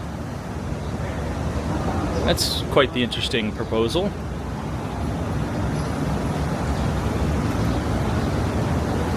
I guess the caveat is how long is the podcast, right?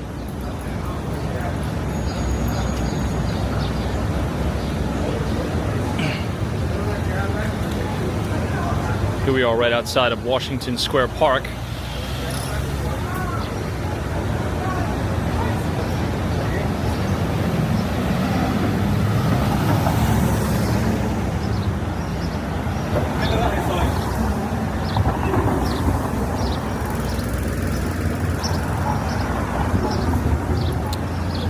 And this is the main library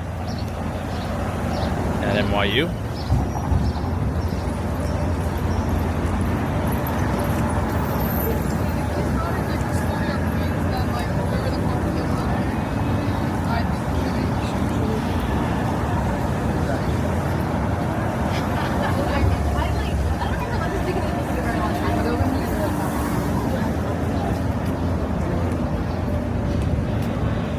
I think those are some of the admissions guests. So kids kind of doing their college tours.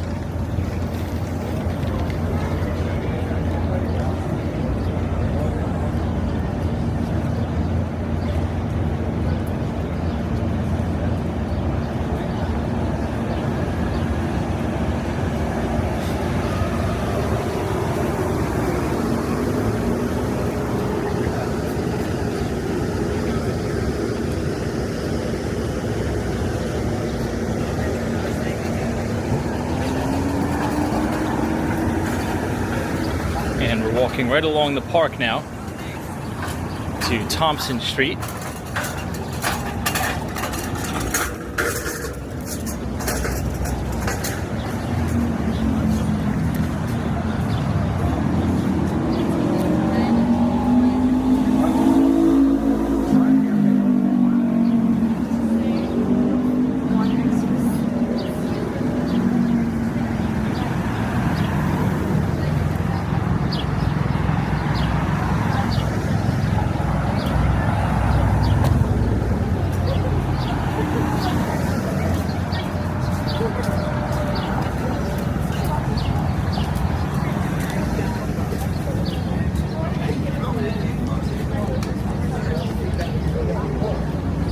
Just take a quick peek inside the park.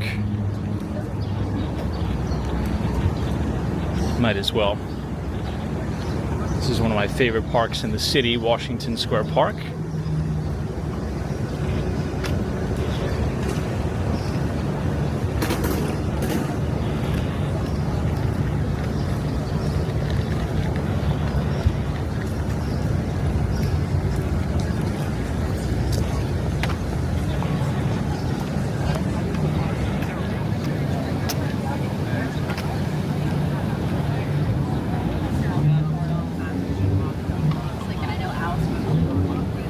Not a lot of people here today. I think it's because it's just so hot.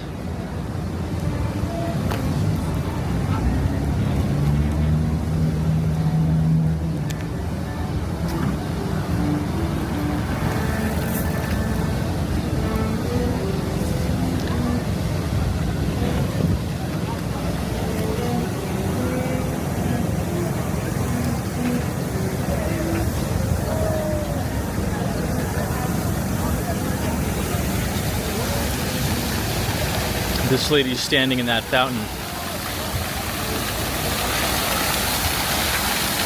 which I assume she's not from here, because if you've seen the things that I've seen that have gone into this fountain, you would not be standing in that water.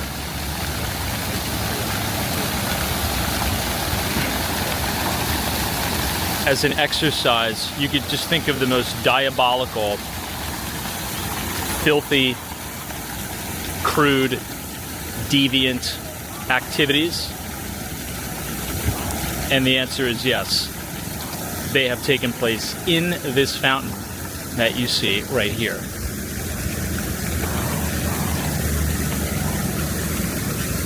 So the fountain is good for looking, not for going in it and standing in the water.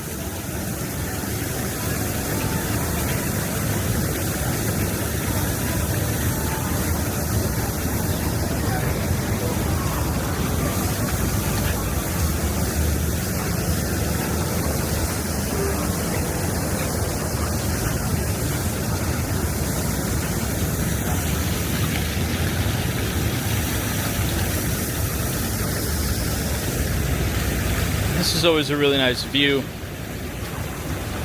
See the Empire State Building.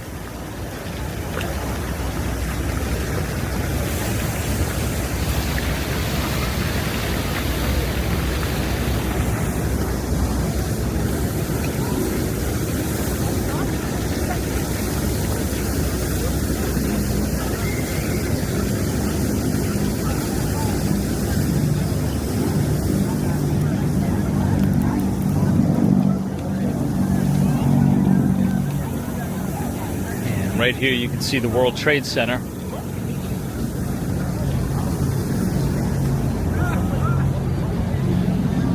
I feel like something looks different here. Maybe, I think they've taken out all of the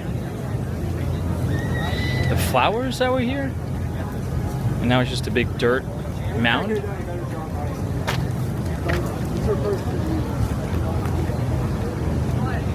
I wonder what they're going to do there.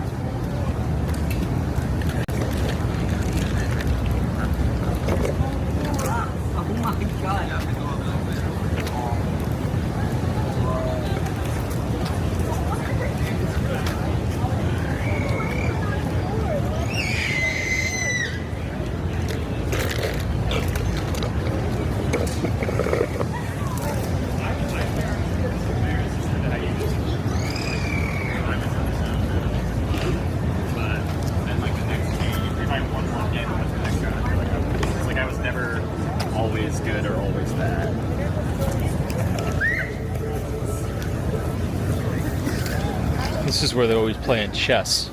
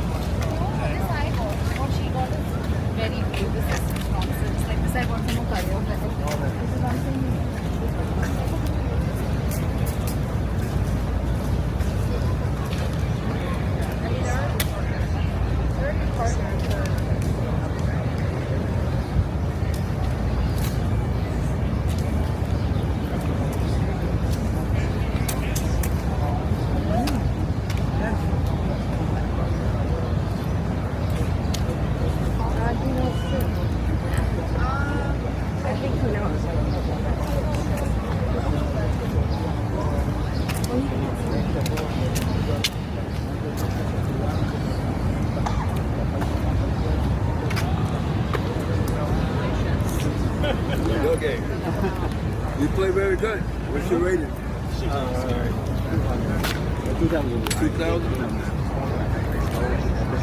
Well, now.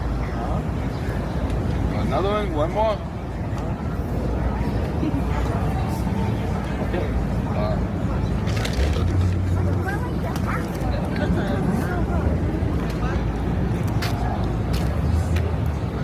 It's a good game. I'm not too sure what my chess ranking is.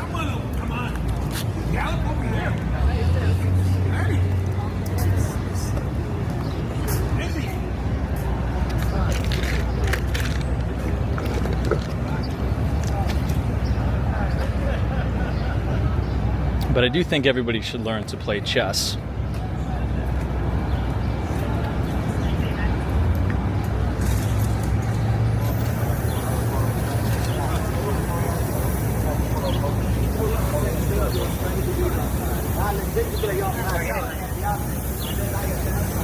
I think chess teaches a lot of self-accountability.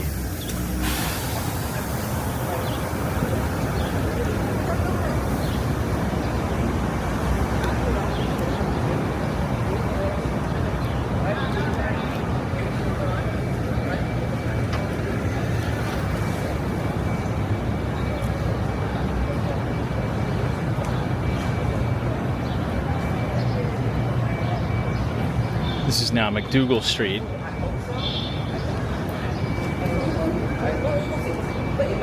We're about to approach the corner of West 3rd and McDougal. This is like the NYU college town, really.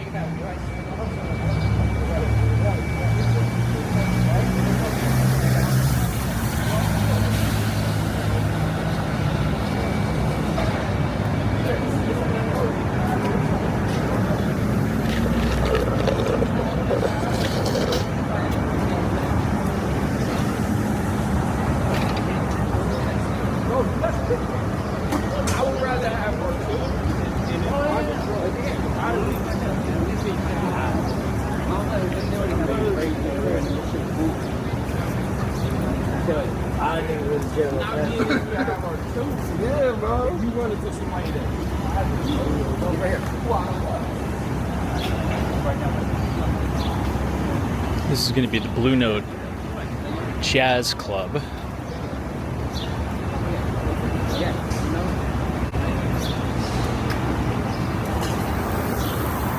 This is as you're headed closer to the village.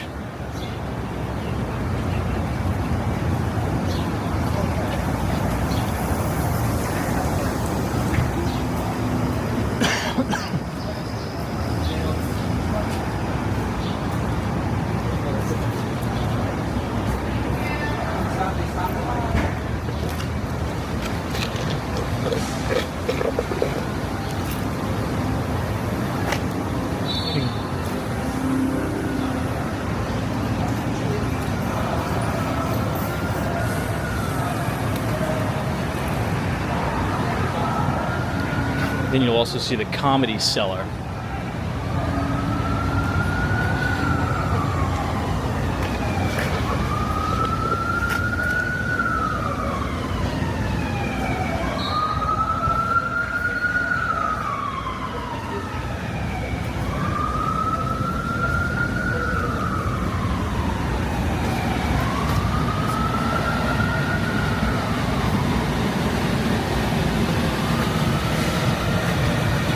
Comedy Cellar at Village Underground.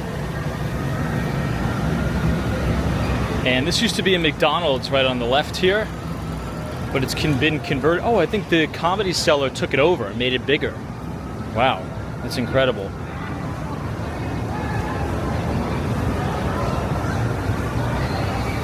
This used to be a McDonald's.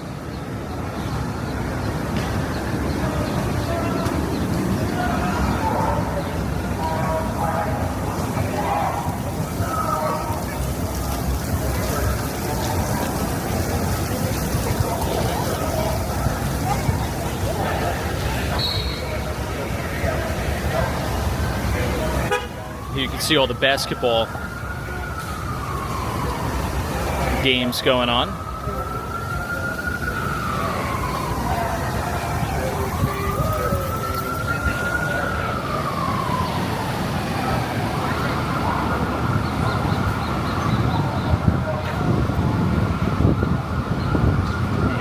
West 4th subway station. AC&E BDF M trains.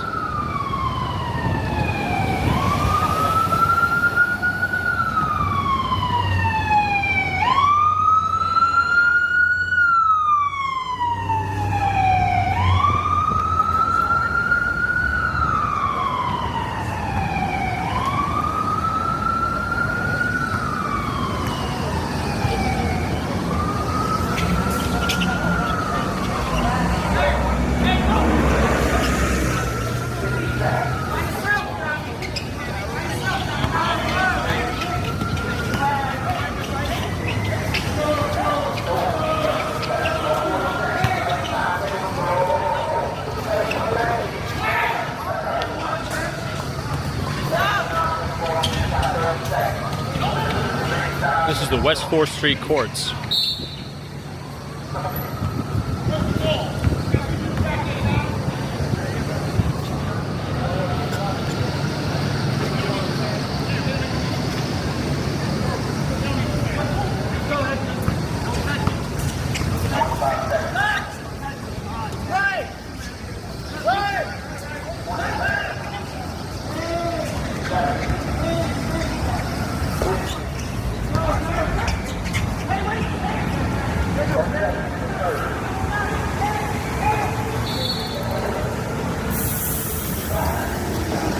Man, the Comedy Cellar building looks great.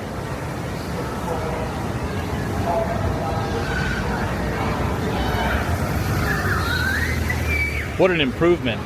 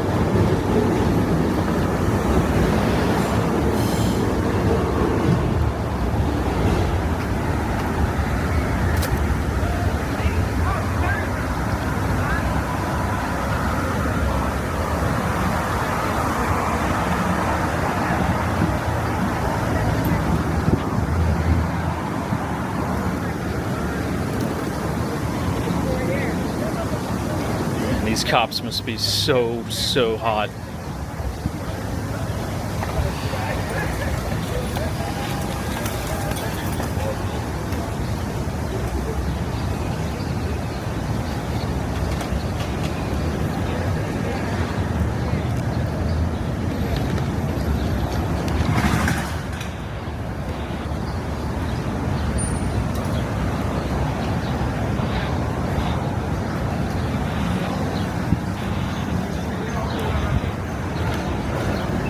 There you can see that spire of the World Trade Center.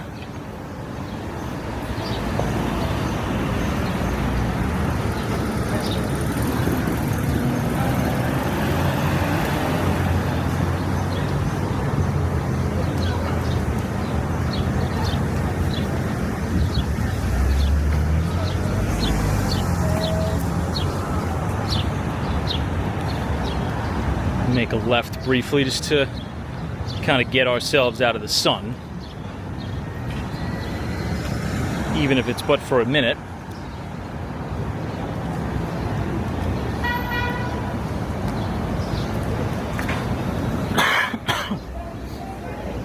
This is the Puerto Rico Importing Company.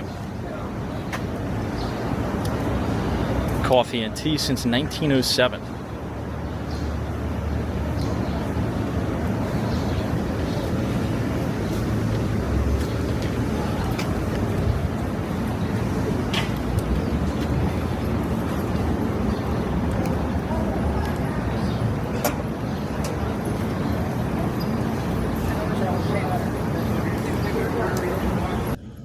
Hello, hello. I just finished my breakfast. Are we still live? Is this still going?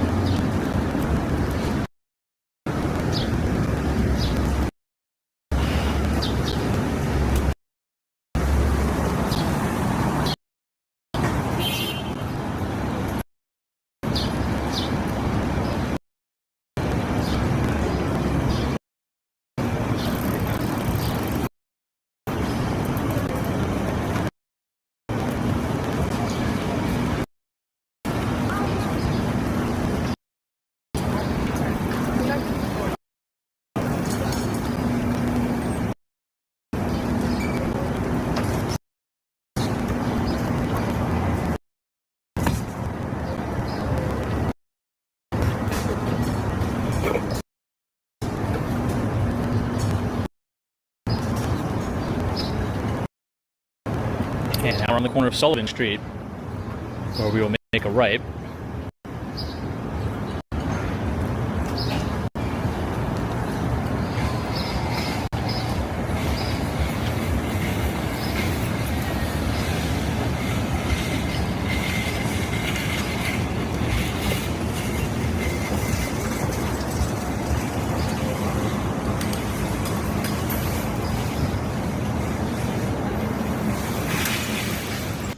Hello, hello. This is sort of looking a bit ratty here. The street, the people. I don't like this area as much. Should I buy a place here, though, on Fifth Avenue, 33 Fifth Avenue? Should I buy a place there with the 33? What do you think? I like the place after that, though, with all the greenery at the entrance. It's a lot better. They have those gardens out front. It's a lot nicer. The next place. But the 33, that's attractive. It's a magical number. It's a master number. 33. It has some power behind it. Of course, the baby truthers don't understand that. They don't know what the fuck I'm talking about. They don't know that the name Steven with a PH is 33. My name is a 33. They don't understand. They don't get it. They're stupid. They're el stupido. They're stupid. They're stupid. They don't understand.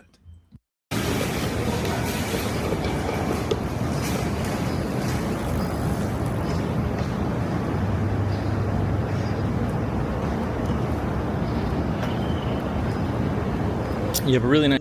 My name is a 33. Nice view of World Trade Center here.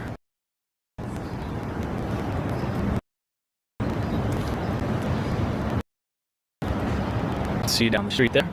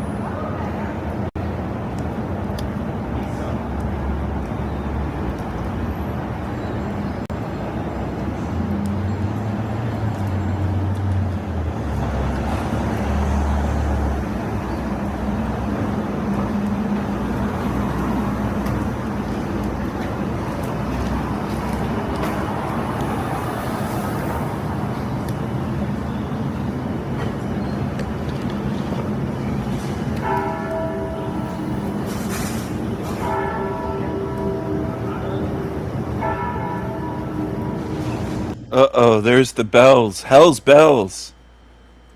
Should I buy a place here? 33 5th Avenue. Should I buy a place there? Don't be afraid to participate in the chat room. Don't be afraid. Don't be scared. Be not afraid. Be not afraid. Sorry about my voice. I'm still waking up. Excuse me. Excuse me. I'm going to show you something. People, pay attention. I'm going to show you something. Stephen, here's my numerology calculator. Stephen, you see on the right side, 33 with 6? You see that? It's a special name. Stephen with a PH is a special name. It's a 33. It's a 33. It's a special name. Do you understand? There's one of my ravens.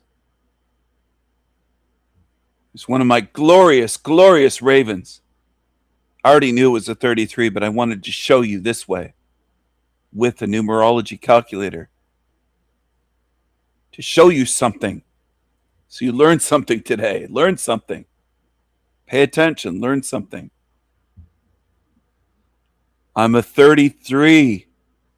Stephen equals 33. The letters equal the numbers 33. Understand? I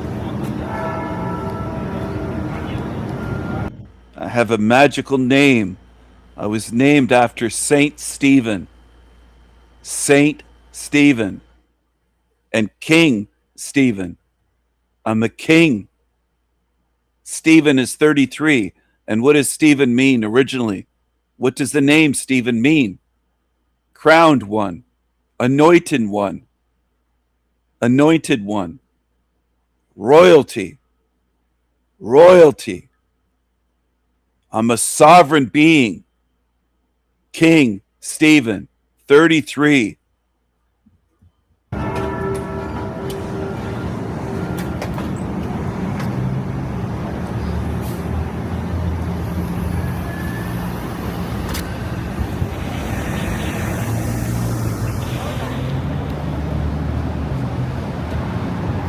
I am a magical being, a magical, eternal being, a sovereign being, a crowned one, royalty, true royalty. And what's my middle name? I often just use the initial R, Rasputin. He was very difficult to kill. He was a mystic.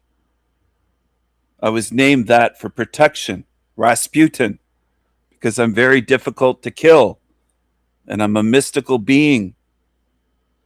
I'm wearing my Viking necklace with a Viking compass on one side and a Viking raven on the other side, done in the old Norse style of artwork. It's beautiful. It's a beautiful piece. That's what I'm wearing around my neck today for protection, because I knew I would be facing demons. Facing demons. Do you understand? I don't know if there's anyone on earth that understands. You don't know where you are. I've been trying for years to show you where you are. And most humans on earth don't know where they are. They just think there's a couple bad people here and there. They don't understand what this place is.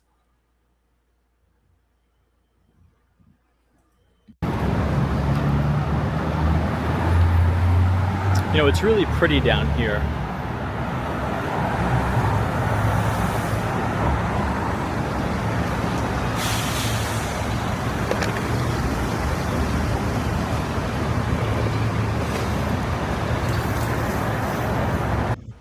I am king. Sorry. Sorry. Sorry. Sorry.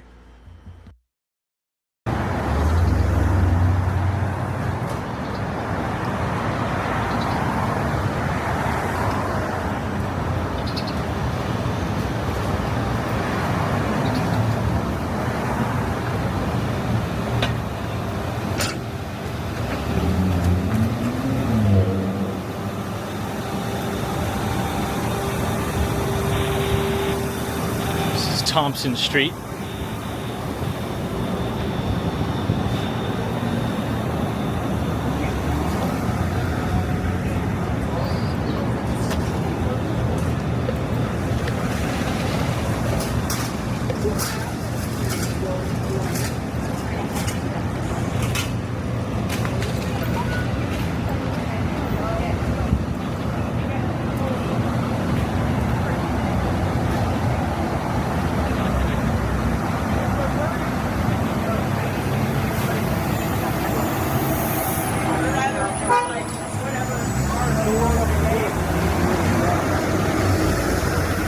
It's another location for Sarah Beth's. You know, one of the things I like most are looking at those fire escape or the water towers. Beautiful New York City water towers there.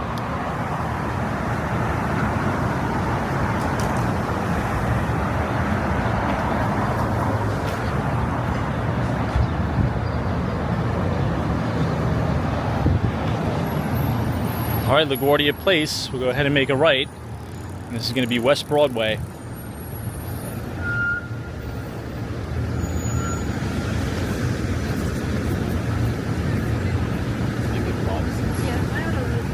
And here's one of the trendiest restaurants in the city. It's called The Corner Store. 475 West Broadway. It's like impossible to get a reservation there.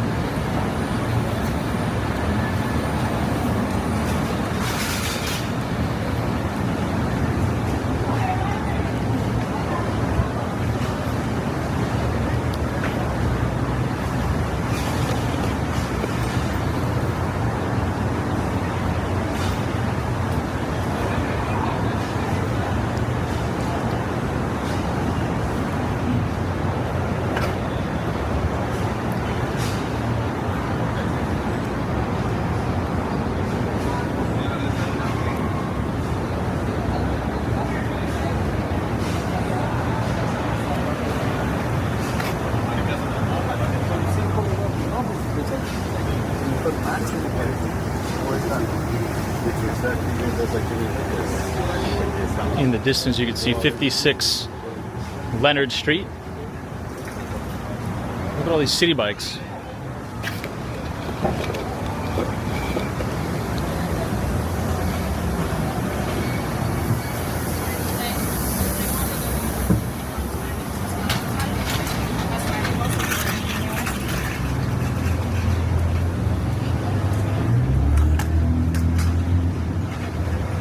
Doesn't look like anybody wants to ride a bike today.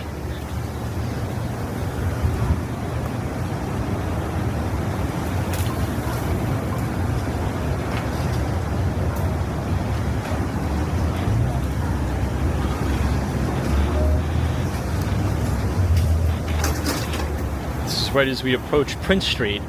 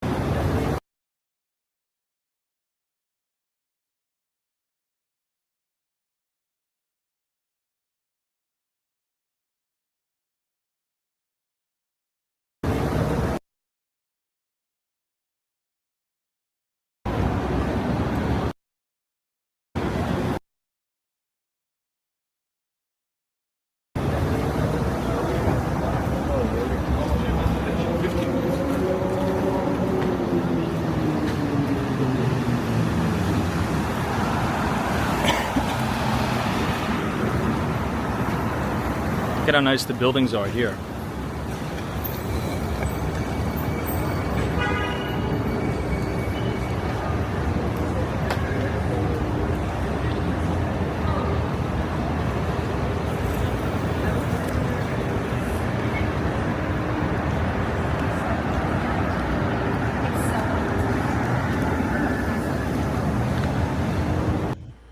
Hello, my tiggas. Hello.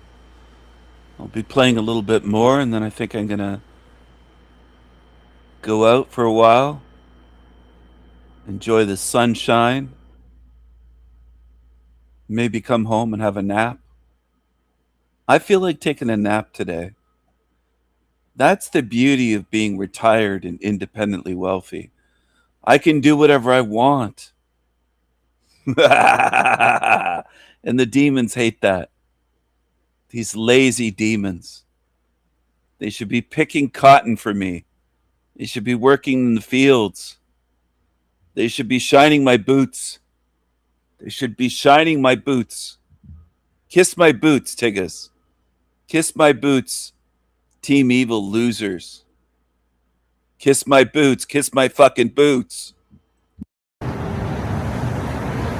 Shine my boots, spit shine them and kiss them.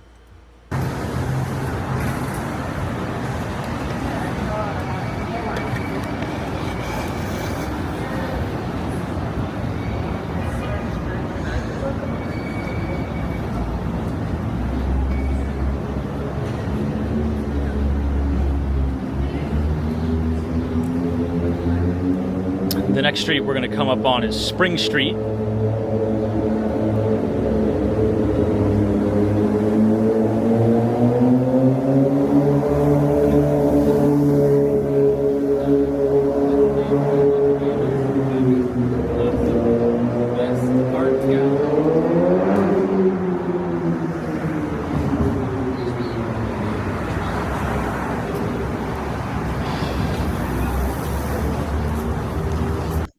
Kiss my fucking boots. Kiss my boots. Shine my boots, fucking Team Evil losers. Pissants, peasants. Shine my boots. Once we get past this tree. Isn't that a great shot of the World Trade Center?